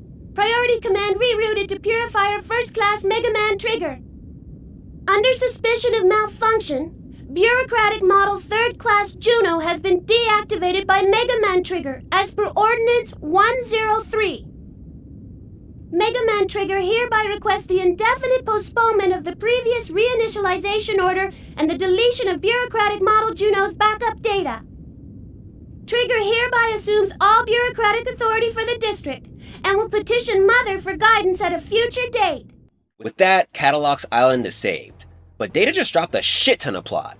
So Mega Man asks him straight up if he knows who he is. However, instead of answering his question, the monkey tells him that he's his peripheral memory storage device. A while ago, the kid created him so that his memories couldn't be scanned by someone he calls Mother. He can't tell him anything yet, but soon he'll be able to tell him everything. Now in hindsight, this was most likely meant to set up Legends 2. But from a lore perspective, it makes you wonder what Data's true intentions were. If Data has Mega Man's memories, then wouldn't he have known about the main gate, or at least recognize the doors within it? Why did he let these guys go so far when the treasure was actually going to lead to catastrophe? Well, hold on to that thought because we're going to circle back to it in the next game. And as cringe as it may sound, the answer will shock you. But after all that, MegaMan returns to Roll and Barrel. They ask him what went down on the main gate, but he brushes it off as nothing.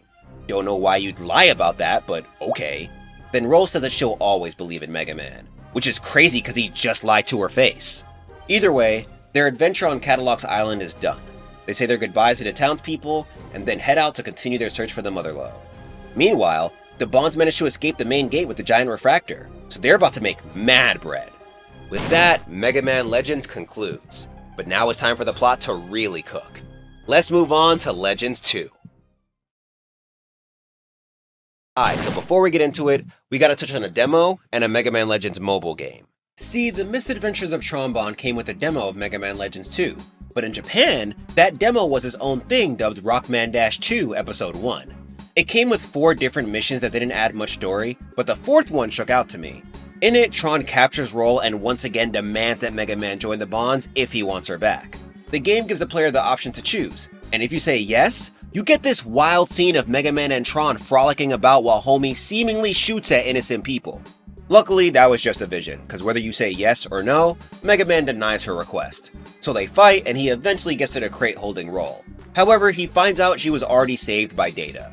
Wait, Data? How? Then there's a mobile game, Rockman Dash Great Adventure on 5 Islands, which is another Japan-only title that launched in 2008. In it, MegaMan and friends just explore 5 islands and collect artifacts. That's about it. I'm not sure in which order these titles occur, but the important part is that they both happen between Legends 1 and 2. Now we can get to the core of this chapter. It's been a year since Team Volnutt's adventure on Catalog's Island. Now we find Barrel Casket and his old friend Werner von Blucher preparing to enter this place called Forbidden Island. It's said that this is where the Motherlode lies, but there's a thick storm covering it that makes it nearly impossible to enter. The majority of the folks who managed to never returned. 30 years ago, Casket and Blucher actually made it on, but they lost consciousness and were mysteriously brought to a nearby town. Then 20 years later, Casket's daughter and Roll's mother, Matilda, decided to check the place out with their husband, Banner. She was inspired by her father's dig-out stories and wanted to succeed where he failed. Which reminds me, Barrel wasn't just a well-renowned dig-outer. He was the well-renowned dig-outer. The streets used to call him Barrel the... To help, Banner invented something called a dropship, which could withstand the island's intense atmosphere. However, the outcome for these two was a lot worse than Casket's and Blucher's. Things went all kinds of wrong and they've been missing ever since. Now Barrel and his former partner are going back for round 2, but this time, they're way more prepared. While Gramps was adventuring with his granddaughter and MegaMan, Blucher was building his money up to invest in this giant ship dubbed the Sulphur Bottom. Not only will it be able to brave the storm, but it also holds a ton of civilians who want to see the Motherlode for themselves. Yeah, the guy's feeling so confident about this attempt that he thought it'd be a good idea to bring more folks to this dangerous ass place. Barrel, on the other hand, can't help but feel uneasy. For one, the island took his daughter and her husband. And 2, finding the Motherlode was Roll's dream. She thought if she did, she could find her parents or at least get answers about their disappearance. Barrel going on this expedition is low-key a slap to her face, especially because he was helping her in the last game. Regardless, the two hold a press conference on the ship to explain their plan. Or rather, Blucher's plan. I'ma be real, Barrel looks completely checked out. But guess who snuck their way in? The freaking Bonds! After they found that refractor at the end of Legends, Tizo quit the pirate business to open a department store. That way the fam could earn cash the clean way. But the guy is terrible with money. The store didn't make a lot of profit, and instead of saving the extra money he had, he just spent it on shit he liked but didn't need. So they hit rock bottom again and returned to a life of crime. Now they're working with Glide from the Misadventures of Tronbon, the pirate Claymore, and his brother-in-law Bola to try and steal the Motherlode. Funny enough, later in the game, Tizo mentions that he fucked up so bad that collecting the Motherlode would help him break even. A treasure that can grant unlimited energy will help you break even, bro? Tron. Help your brother out, please. During the press conference, a news reporter who looks just like Roll's mom pulls up and asks them an interesting question. What do they think the Motherlode is? Blucher gives the answer you'd expect, and states it's the key to unlimited energy. But Gramps holds his response once he peeps that this is the spitting image of his daughter.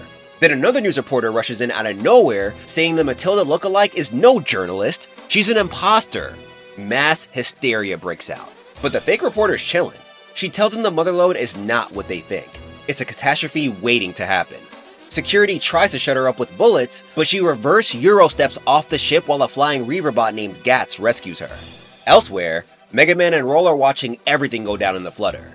Roll, who was feeling down about her grandfather's actions, immediately snaps out of her funk when she notices her mom juking gunfire like it's nothing. So they beeline it to the sulfur bottom, but not before Data almost burns the whole ship down while trying to cook. Back to the giant hunk of metal, Not Matilda notices that her words have done nothing to deter Blucher. So she circles back with Gats to send a warning shot. Unfortunately, the attack does more damage than they expected, and the exact thing the lady tried to stop happens. The sulfur bottom crash lands on Forbidden Island. MegaMan and Roll can't join them because of the storm, so they land on the nearest piece of land on the continent of Kalinka. For all my classic Mega Man fans out there, this should sound familiar. It's the same name as Dr. Cossack's daughter from Mega Man 4, except the spelling is slightly different. The first stop they make here is to the junk shop. The hope is that it'll have the parts they need to build a dropship, but when they get there, they find the clerk arguing with someone named Joe. Turns out this guy is Banner, Roll's father. After he and his wife failed to find the motherlode, he was found and sheltered here in Yoshionke City. However, he has amnesia, so instead of looking for his family, he ended up joining a new one. Now he goes by Joe and lives with his new partner Maria and her daughter. The clerk is yelling at him because he's trying to go on a dig even though it's too dangerous. But Joe's not hearing it. He tells the man to take care of his family if he doesn't return, then dips. Though she only gets a quick glance, Roll feels like she recognizes him. When she and MegaMan speak with the clerk, he mentions that Joe's also trying to build a dropship. That's too much of a coincidence not to act on, so they go look for him. MegaMan eventually finds him injured in a nearby ruin. After taking down the Reaverbot boss, he rescues him along with the refractor stored here. Back at his crib, Joe reveals that the blueprint to the dropship was the only thing he woke up with years ago. He wanted to build one and enter Forbidden Island to find answers about his past, hence the need to go on that dig. Roll asks him if the name Cascade is familiar to him, but due to his amnesia, he has no idea what she's talking about. He'd love to see if going back to the island would bring back any memories, but he's too beat up to leave his bed. So he gives his ship to Roll and MegaMan, saying he has a feeling they were meant to use it. Now it's time to return to the main quest. MegaMan flies the flutter toward Forbidden Island, while Roll completes a dropship with the refractor they found. Once they're all set, MegaMan hops in and ascends towards the island. After he lands, he runs into a couple of Reaverbots, and then finds this huge object resembling a refractor. Interacting with it causes the Reaverbot Rush Mamu to pull up for the ones, but our boy takes care of it no problem. This unlocks a giant object, revealing a man with green hair named Geets, and a girl with green hair named Sarah. Watching everything happen from afar is Not Matilda and Gats in his human form holding a girl with green pigtails. Turns out this guy isn't actually a Reaverbot, but he's able to transform into something that looks like one. Also, peep how he and the other dude with green hair have Reaverbot-like eyes on their forehead. That'll become important later. Anyway, Gats, who refers to Not Matilda as Yuna, states that the Carbons seal their fate by freeing Mistress Sarah. Now Yuna must give her the keys, but instead of responding, she wonders why the Master trusted MegaMan with his genetic code. He was supposed to be a purifier unit, but now he's the most aberrant of them all. It makes Yuna question if the Master saw the Carbons as more important than the system. Don't worry, I know some of what they said sounds like gibberish now, but I promise you, it'll all make sense in a bit. Geets notices Yuna and Gats watching them, and concludes that Yuna won't give them these mysterious keys they keep talking about. So Sarah decides to work with the Carbons. She and Geets enter the Sulfur Bottom and introduce themselves as the Ancients, their ancestors. They ask Blucher and Beryl to find these keys, which they explain unlock the Motherlode. Doing so would give them their infinite energy treasure and save Sarah. Beryl thinks this is sus, but his old friend sees it as a win-win, so he calls on MegaMan and Roll to find them. The last thing Gramps wanted to do was get the kids involved, but Blucher argues that they would have joined the search anyway. Once MegaMan enters the ship, the man begins by hyping him up, commending him for landing on Forbidden Island safely. Then he hits him with the big ask, and MegaMan accepts, but finding these keys won't be as simple as searching through a bunch of ruins. The Bonds and their pirate alliance overheard what Geets and Sarah were talking about, so before MegaMan got here, they dispatched to find the towns with the largest ruins and take them over. Beryl suggests he head to Pakte Village on Manda Island first, so he reconvenes with Roll, and the hunt for the 4 keys to the Motherlode begins. Fun fact, there's a girl on this island named Yaito who inspired Yai's design from Mega Man Battle Network, so Legends gave us both Yai and Glide. The first obstacle he faces on the island is Tron, but unbeknownst to him, Homegirl came prepared. She initiates Mega Man Special Plan 3, cut off communication with Roll, then lied to our boy to make him think the girl hates him.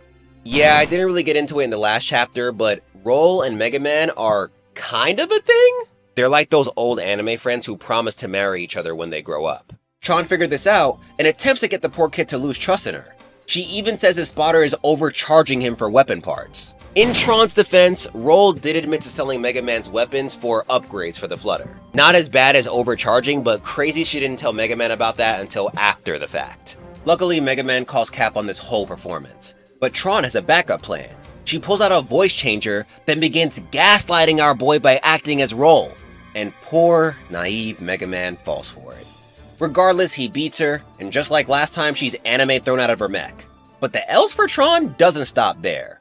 Roll regains contact with Mega Man, and after reassuring him, she starts talking about how she's gonna cook his favorite dinner for him and all that cute shit. As some of the most depressing music from this series plays, Tron overhears everything while still lying face down. Eventually, she crashes the fuck out, hops in her Drake, and dips, leaving our blue hero confused. I'm not saying Tron is right for what she did, it just hurts seeing her this down bad for Mega Man. With that, the hunt for the first key continues. Exploring the Mondo ruins leads into Bola. The guy's already set financially, so he doesn't really care about finding the keys. In fact, he wants to retire. He's only here to help Claymore. After losing to Mega Man twice, the pirate meets him one last time to inform him that the boss Reaverbot here ate the key. He's done getting his ass beat though, so he just heads home. Claymore can handle things from here. Our blue hero proceeds to take out the boss, then boom, first key get. Once he brings it over to the Sulphur Bottom, they give him his next destination. It's Nino Island, home of the Dig Outers Guild. Yup, just like how there's a Hunters Guild in ZX Advent, there's a Dig Outers Guild in Legends too. Sadly, there's not much to say about them except for the fact that they're Dig Outers who guard the second key. Anyway, Mega Man and Roll head to the fortress that is their HQ. But the guild mistakes them for pirates and shoot at them. Fortunately, they land safely. The Guildmaster pulls up and apologizes profusely. They've been on edge because ever since word about the key got out, Glide has been harassing them with his fleet of bird bots. For that reason, they locked up the ruins holding the key. Then as if on cue, the bird bots raid the HQ. Mega Man works together with his fellow Dig Outers to drive them away. The Guildmaster informs them that they went to Glide's base on Calbania to regroup. So he asks our boy to single-handedly raid it to stop them once and for all. No matter what series we cover in Honest Gaming history, the protagonists will always be asked to do the most by themselves. Upon entering the island, he's met by two kids who desperately need his help. The bird bots kidnap their sister, so with their aid, he sneaks into the pirate base, rescues the girl, and leaves the place to blow. As thanks, they give Mega Man a pig. With the bird bots handled, he returns to the Guildmaster to relay the good news. But Glide isn't done yet. He personally leads an attack on the HQ. It's up to our blue hero to hold them off until Roll fixes the guild's secret weapon, which does this.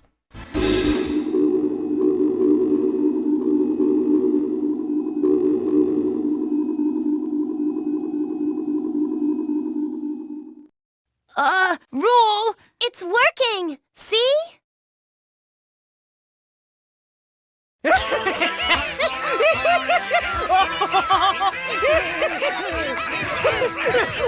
Wait, stop! What are you doing? If you keep that up, you'll...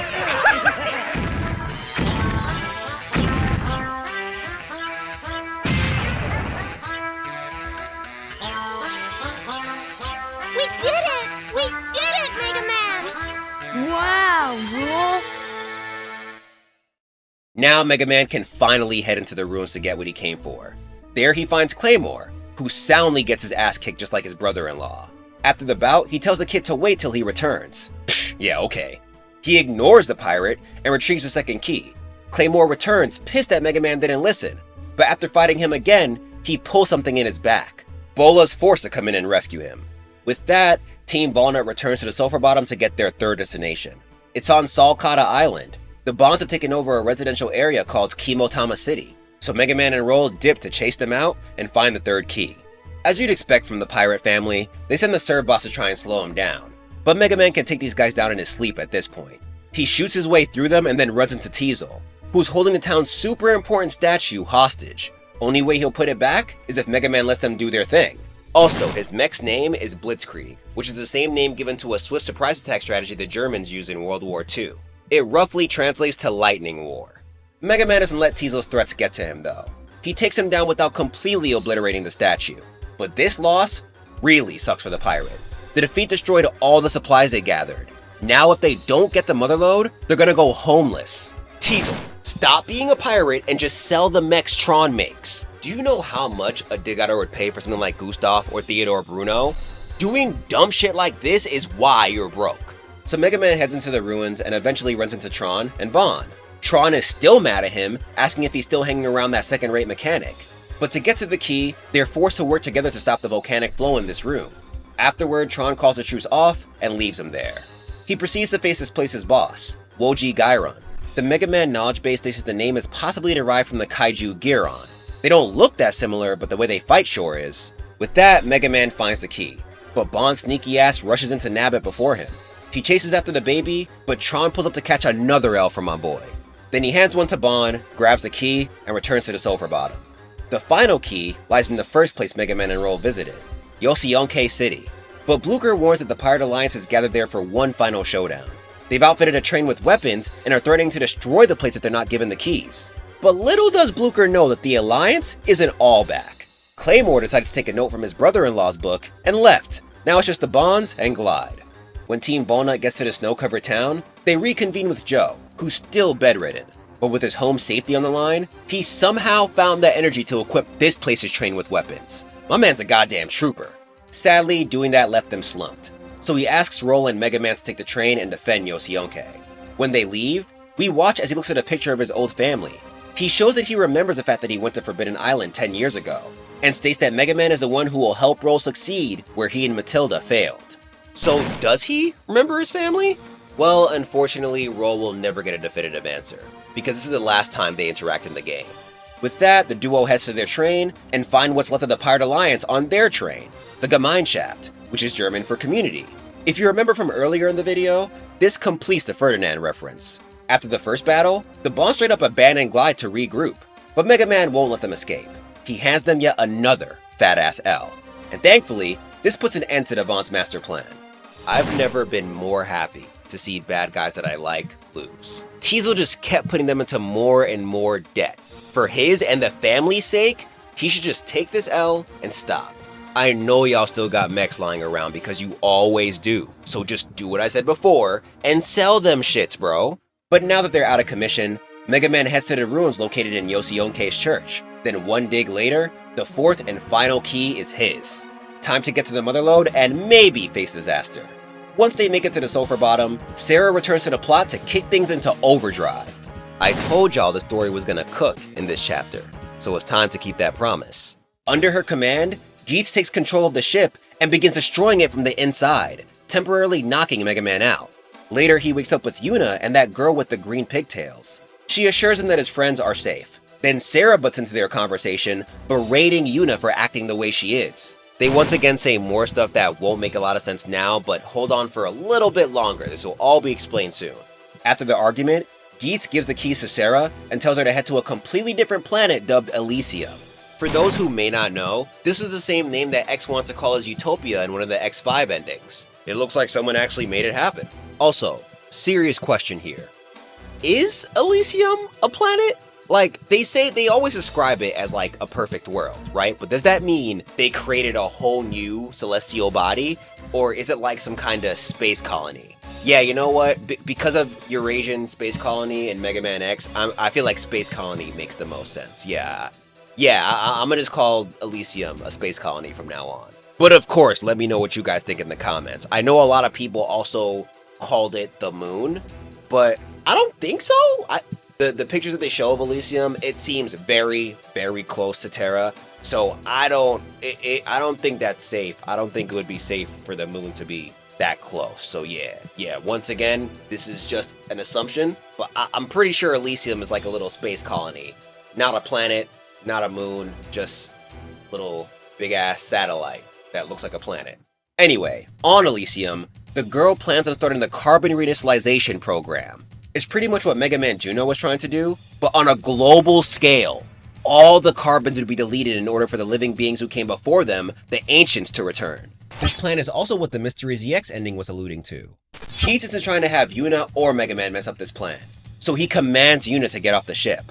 But she says that now that she's no longer in her original shell, she's not hindered by her behavioral limits. She can do what the fuck she wants. So she commands Gats to remove Geats from the ship. Then she leaves MegaMan with a choice. He can either defeat Geats and stop Sarah, or let her do her thing and carry out the wishes of the system. He chooses option A and heads out to face Geats, who just finished giving Gats the hands. The Bonds are watching everything go down from afar, and surmise that if Geats wins, no more keys. No more keys means no motherlode. So they help our boy fight the guy, but the duel ends in one final clash that almost destroys MegaMan. Yuna manages to retrieve his remains, and slowly rebuilds him using data stored in, well, data. In the process, he's hit with multiple flashbacks of the past. And folks, it is finally time for the moment you've been waiting for, as these memories reveal what the hell is actually going on.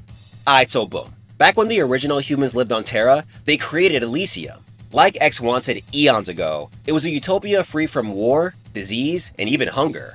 All this was possible thanks to the Master System they built. And it looks like the Master System was their second attempt at this, because there was also an Elder System that was shut down beforehand. The system protected and served the Ancients, but not without the many units who carried out its wishes. At the top of the pyramid are the Mother units. They're androids built with positronic brains who act as supervisors for the system. For those who are unaware, positronic brains are fictional. The idea was originally conceived by Isaac Asimov, same dude who wrote the laws of robotics. This brain is what allowed the robots in his stories to have some form of consciousness. The laws were actually ingrained in them. Sarah was assigned to be the mother unit of Elysium, while Yuna was assigned to be the mother unit for Terra. One step below the mother units are their personal servants, servitor units. Geats serves Sarah, while Gats does the same for Yuna. Then there are the purifier units, those meant to hunt down the aberrant units who threaten the system. That's MegaMan Trigger / Volnutt. And lastly, there are the bureaucratic units. The only one we know of is Juno, so based on his job, we can assume that they were meant to keep the population of specific islands on Terra under control. Speaking of Terra, after the Master System's establishment, the Ancients created the Carbons. They were born with their own language, culture, and everything. The Ancients pretty much just plopped the working society on the planet. Reminds me of some white-haired professor who tried playing God too. Over the next few millennia, even though Elysium was supposed to be perfect, the Ancients began dying. Their genetic code was stored within the Utopia's library. The keys that are said to unlock the Motherlode actually unlock this library. Soon, only one human named the Master was left. This guy was fond of MegaMan Trigger. He called him his little buddy. Sarah used to hate on their relationship because she was jealous, but Master didn't pay her any mind. He and Trigger spent a lot of time watching Terra and the Carbons. Interestingly, he also called them betas, almost as if they were meant to be a test of some sort. The Master grew fond of them because of how they were more human than any of them. They could face hunger, pain, and the other common ills of life. But because of that, they knew what true happiness felt like. His fondness pushed him to straight up go to Terra with MegaMan. He was taken aback by the sounds of the city and wildlife. It got him to make a decision that technically betrayed all the other Ancients. See, the most vital part of the Carbon reinitialization program is the fact that it clones new humans based on the genetic code of the Ancients. It was meant to activate once all the humans died to, I guess, give them another shot at life.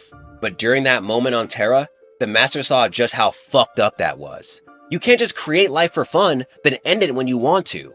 So he asked MegaMan to destroy the system in order to protect the Carbons. He died soon after that because his body couldn't handle being away from Elysium for so long. But not before leaving Trigger with a sample of his genetic code. With his mission set, our boy went to do what he was told, but Sarah and Yuna wouldn't allow it. As a safety measure, he created data to protect his important memories from getting scanned. This explains why Data helped MegaMan get to the main gate in Legends. Since Juno was a part of the system and would become an immediate threat to the Carbons if awakened, he helped MegaMan get to him so he could be terminated. Pretty dark when you think about it, but it makes sense. Eventually, Yuna stopped fighting altogether after understanding what MegaMan was trying to do. But she wasn't just gonna let him jump her fellow mother unit, so she remained neutral. This pissed Sarah off. So she made a ballsy move and challenged MegaMan to one final battle on Terra. Luckily for him, she wasn't able to unleash her full power due to being off Elysium. But even then, the battle ended in a draw, with both units in critical condition. Yuna pulled up to clean up the mess they made. The damage done to MegaMan was so severe that he had to be completely reset, like he had to go back to being a baby. Yuna sealed him and Data on Nino Island, where they'd eventually be found by Barrel. As for Sarah, she was sealed with Geats on Forbidden Island. This event led to Carbons telling tales about two sleeping goddesses who stay on the island. The myth states that the goddess of Earth, Yuna, protected the keys of the land, while the goddess of the sky, Sarah, guarded the gates up above. But one day, the goddess of the sky came down to borrow the keys, so the goddess of earth trapped her on Forbidden Island. After sealing both MegaMan and Sarah, Yuna remained on the island. When Beryl and Blucher lost consciousness entering the place, she was the one who saved them.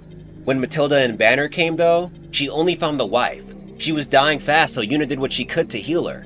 Unfortunately, this expended too much of her energy, so she transferred some of her nanotechnology into Matilda to borrow her body until her own recovered. The plan is to give it back when she's good.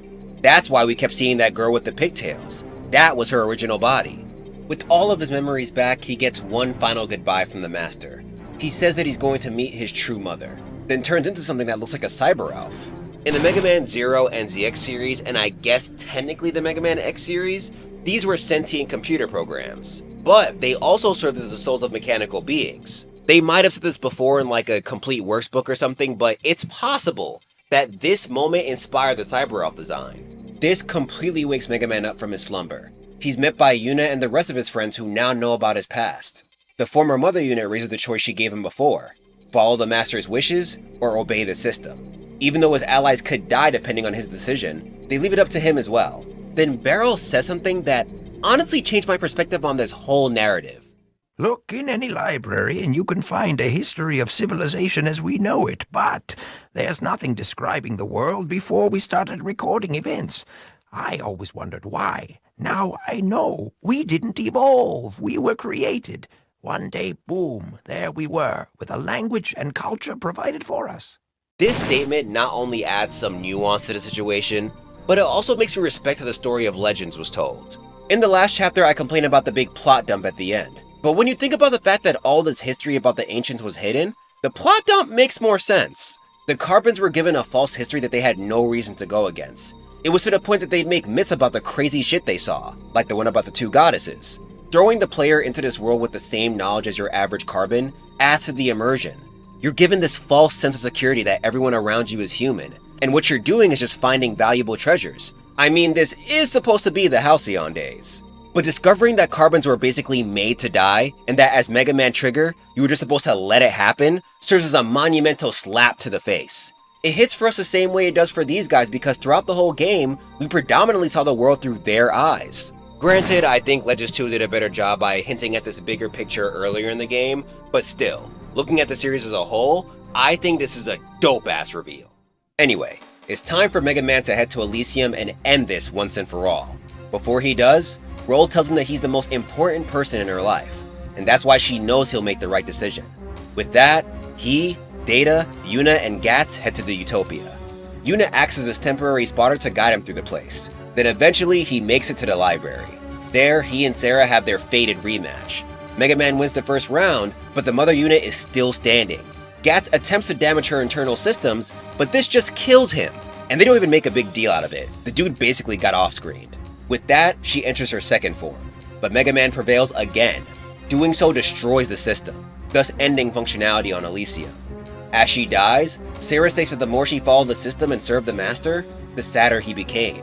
But now, thanks to Mega Man, maybe he'll be able to smile at her like he smiled at him. Then Yuna walks in like, hold up sis, Gats is dead. You're just gonna leave me here alone? You better stop playing and hop in this shell. So Sarah does just that, and it looks like she's done tweaking. But since her old shell is being used, it doesn't look like Yuna is gonna give Roll her mother back anytime soon. That's the least of their worries though. Since the Master System is no longer functional, the Elder System is kicking in. I don't know how dangerous it is, but they mentioned that remnants of it are within the ruins of Terra. That may mean that Reaverbots are part of the Elder System. Elysium had Reaverbots stationed in its defense area, and a lot of the units of the system that we've seen have Reaverbot-like features. Gats and Geats had Reaverbot eyes on their foreheads, and Juno's second form looked a lot like a giant one. So I think it's safe to assume the Ancients created them. If that's true, it's possible that the Elder System awakening could lead to Reaverbots running rampant on Terra. But that's just a theory. Unfortunately, we're not given much on this system. Either way, Sarah is the only true mother unit left, so she's the sole being that can properly monitor it. However, they can't get back to Terra because Elysium is down. Yuna looks to Mega Man for a plan, and he doesn't have one. In fact, he's not worried about this at all. He just says that he knows Roll will get them. Love the confidence, bro. But if Reaverbots are part of the Elder System, you do realize your friends would be fighting for their lives without you, right? You can't just leave them hanging without their carry, you gotta get back home now! Later, we see that the Caskets, Blucher, and even the Bonds have teamed up to try and build a rocket meant to get to Elysium.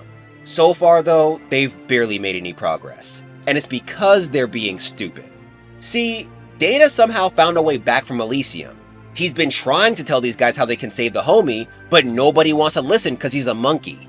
So the title ends with Data saying MegaMan's gonna have to wait a little longer before they save him. And unfortunately, that kid is still up there because we still don't have a Legends 3. That's one of the reasons why its cancellation was such a big upset. Legends 2 took pretty much everything about Legends and just improved it, especially when it comes to the story. It felt like they tackled this one with more confidence and really hit their stride. To give us nothing after that wild-ass ending honestly hurts. But this story isn't over yet.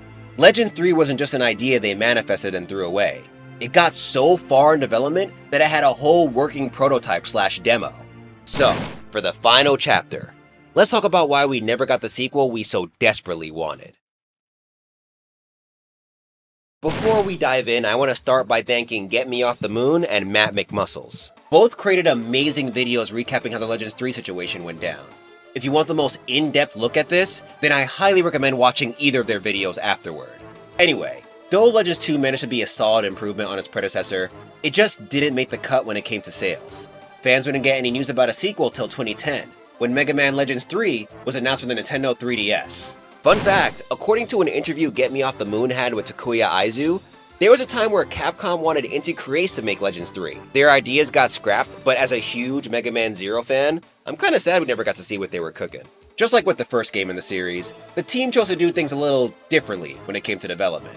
This time, the voice of the fans, or Mega Maniacs, would be stronger than it's ever been, thanks to the launch of the Legends Dev Room. This was a forum that allowed fans to interact with the game's developers directly. There were multiple events that gave them the chance to vote on the design of the new heroine, propose town Easter egg events, and come up with lore for NPCs among other things. In a panel at 2010's New York Comic Con, Inafune even said they were looking for voice actors or voice actor suggestions. Getting the player base that involved was all pretty new at the time, so I can only imagine how hyped fans got listening to the plan. Along with that, folks could rely on the dev room to be the home for all important development updates. The idea was to create this legendary game together and finally get Mega Man off that goddamn space colony. Now this all sounds amazing, right? Like, who wouldn't want more transparency about a game they've been waiting a decade for? Plus, you could tell all your friends who weren't in the know that you helped make Mega Man Legends 3. Well, unfortunately, shit did not go as planned. In fact, to say this was a mess would be an understatement. The first sign of something up was Inafune's departure from Capcom in October of 2010. Legends 3 was announced in September of the same year, and that New York Comic Con panel also happened in October. To leave so soon after that is kinda crazy. Granted, Inafune left to pursue his own goals, and there is nothing wrong with that. But from the perspective of the fans, shit was terrifying. To your average fan, Inafune was always seen as the captain of Team Mega Man. Who was gonna pilot this rocket everyone was building to save our blue buddy? Well, Capcom quickly jumped in to quell people's fears. Capcom US's Joveth Gonzalez assured folks that nothing was getting cancelled. There were already producers and directors working on Legends 3, and Inafune leaving didn't mean they were gonna stop. However, the hiccups didn't end there. As I said before, this game had a working demo before getting cancelled. This prototype was supposed to show off the new protagonist and give players a gist of what they can expect from the title. It was originally scheduled to launch along with the eShop on June 6, 2011. But get this, it had to be purchased. It wasn't a lot, but even now, purchasing a demo is pretty unheard of. So why? In a post on Capcom's website, the game's director, Masakazu Iguchi, stated that this prototype was what they presented during their Greenlight meeting. This means that even though they told us this game was coming out for the 3DS, it wasn't even given the official okay yet. The presentation ended with the execs liking the new protag, but still feeling unsure about revisiting a series from a decade ago. So they reached an interesting agreement. Have fans buy the prototype and decide whether or not the game will get trashed based on the hype it builds. Capcom really thought it was smart to release information saying this game was coming out, basically take it back, then put everything on the performance of a goddamn demo. Granted, this demo was similar to Rockman-2 Episode 1, so it was technically its own adventure that was much longer than your average demo. However, this was still a very, very odd tactic, especially with how rocky things were already. It's like they were trying to emulate Steam Early Access before it was a thing. Either way, that ultimatum didn't matter since the prototype got delayed, then cancelled along with the full game on July 19, 2011. And to add insult to injury, they didn't even give a clear reason as to why. The post said it was not felt that the Mega Man Legends 3 project met the required criteria. The prototype didn't even get a chance to come out, so what does that even mean? What criteria? In a cringe move, Capcom's European Twitter page stated that the reasoning was because of lack of fan participation in the dev room. Cause solely blaming the community for a game's failure is always a good idea. The account ended up apologizing, but at that point, the damage was done. Since then, nothing much has been said officially about Legends 3. However, the love and dedication fans had for the series didn't die. Multiple campaigns and fan projects were started to try and convince Capcom to give the game a real shot. The channel I mentioned before, Get Me Off the Moon, was part of this movement, and managed to amass 100,000 members on their Facebook group to support the cause. A group of developers from Japan named Jisaku-3 even tried to recreate the prototype in Unity 3D. Honestly, not sure if they're still working on it because the last update I saw was in 2017, but the point is, Mega Man fans around the globe were fighting to make this a thing. What I listed was just the tip of the iceberg. But with all that depressing development history out the way, you're probably wondering what the hell this game was going to be about. Well, thanks to Chris Hoffman, the only journalist who played the prototype, we've got an idea. It was going to follow a new protagonist, the unbreakable, unshakable Barrett. And looking at him just makes me more mad, bro. Like, this design is so dope, and he has a motorcycle. Capcom really gave us all this cool shit, and then took it away. Savage. Barrett is the leader of the Rebel Rider gang, the Bright Bats. Rebel Riders are a new faction this game was supposed to introduce. They're a bunch of rowdy teenagers who storm the streets on their hover bikes. As you might guess, the police don't really fuck with them. The prototype contained multiple missions that involved Barrett going on different quests. The first had to do with the Reaverbot attack on Tiomo City within Click-A-Lon Island. It's up to Barrett to protect its citizens and help them evacuate. Hoffman mentioned that he believed this attack had to do with the Elder System's reawakening, and I completely agree. The prototype then introduced players to the world of Legends, as well as some of the other Bright Bats, Max, Pick, Grill, and Barrett's spotter, Arrow. Later, the Bright Bats leader enters a hoverbike race. Then after that, he faces Bull Breath, the leader of a rival Rebel Rider gang named the Roast Beefs. So one could say, they finally settled their beef. I'll see my way out. Since the police didn't mess with these Rebel Riders, there was also a mission where Barrett had to fight off Gonzo Goodwin, the chief of police. And apparently the mech he used was made by Roll. Interesting. The following mission had Barrett go on a dig to find a refractor for the former spotter. She needs it for the rocket ship they're still building to save Mega Man. Also, it looks like Barrett and Barrel were going to have a mysterious connection. For one, as Hoffman stated in that interview, Barrett is a contraction of barrel and casquette. 2, both Barrel and Barrett have metal plating on the same side of their face. Roll even states that Barrett feels like family, and at one point, she mentions that Gramps has been missing for a week or two. So one has to wonder if Barrett has to do with that disappearance. The first thought that comes to mind is that this could be his younger self, but it sounds like Barrett has a lot of history in Tiomo City, so that wouldn't really make sense. If this is younger Barrel though, homie was a cool ass dude as a teenager. Probably why they called him Barrel the... Anyway, the next mission had Barrett help Tron collect her missing Serbots within a given time limit. Then he goes on another dig, which ends with him finding out about the special treasure dubbed Click Laphonica, the fire of all creation. Hoffman believed that this treasure was going to be the focal point of the game, and I can definitely see that. With a title like the Fire of All Creation, it makes you wonder if it has to do with the Elder System. The previous Legends games involved our heroes looking for treasures that actually cause disasters. What if this treasure is the same? Maybe it's seen as this valuable thing, but it actually has the power to fully awaken the Elder System. The final mission Hoffman mentioned involved the boss fight against the fan-created Bond machine Donner Wells, which is German for Thunder Catfish. The journalist's conclusion from this experience was that the story would center around Barrett and the Bright Bats, the Bonds, and Roll racing to get to the Click Laphonica. Not sure why Barrett would be after it, but Roll most likely needs it to get her Mega Man saving rocket powered up. As for Tron, I could so see her ditching Roll to make her own ship, just so she could be our boy's one true savior. Then she'd lie and say Roll was happy he was gone. Though he didn't appear in the prototype, Hoffman was told that Mega Man was going to be playable in the full game. My guess is that after they find the Click Laphonica and use it to save him, the Elder System completely awakens and wreaks havoc on Terra. So MegaMan and possibly Sarah and Yuna team up with everyone to save the world once again. But for now, that's all we know. With no sign of Legends 3 getting the green light over a decade later, it doesn't look like this rocket is going to be made anytime soon. However, who knows what will happen in the future. The MegaMan fanbase is one of the most dedicated communities that I've ever seen. There are a variety of dope fan projects out there, like the MegaMan X8 D-Make, as well as an abundance of fan-made sites that serve as the best resource for MegaMan info and news. And this is all being done for the love of this franchise. Not money, not fame, just love. Maybe Capcom will finally see that love, and at least release a prototype for everyone to try. From how it was described, I genuinely think fans would love it. And hey, maybe that could lead to a full game in the future.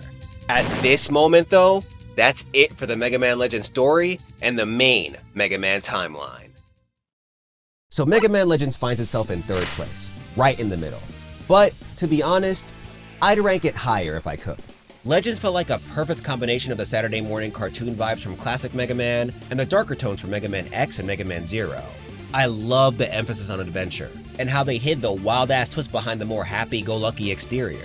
But what deserves the most praise is how different it is from the rest of the Mega Man series. This is a story that can stand on its own 2 feet.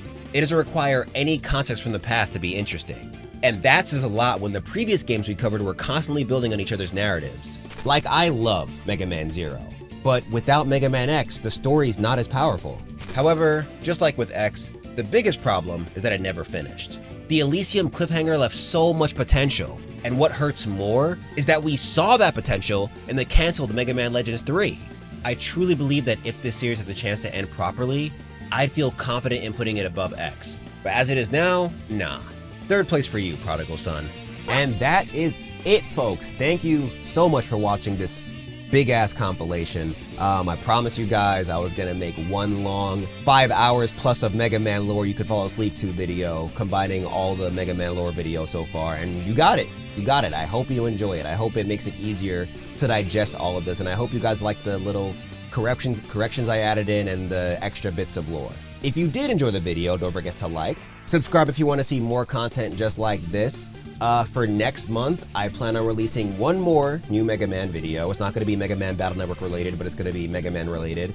And hopefully, you'll also be getting the Soul Calibur 3 video, but if not happening next month, then most likely in January. Don't forget to share the video as well and hype it up. If you don't already know, hyping is a new feature that helps videos get out there. So if you want to support the channel, get this video to as many viewers as possible, that would be much appreciated. Of course, shout out to my wonderful guildmates for all their support over the last few months. If you don't already know, the guild is where I post exclusive content in exchange for a certain amount each month. On the website, you'll be able to watch videos like this early. You'll have access to all my live streams as well as my uncensored webtoon reactions. And you'll see all my comic book reactions that I don't post anywhere else. So if you want to give a little bit more to the channel, check it out, link in the description. But with all that being said, I am off this. So once again, thanks for watching. Be easy, stay lit, stay healthy out there, you look good, and don't forget to smile today. Peace out, fam.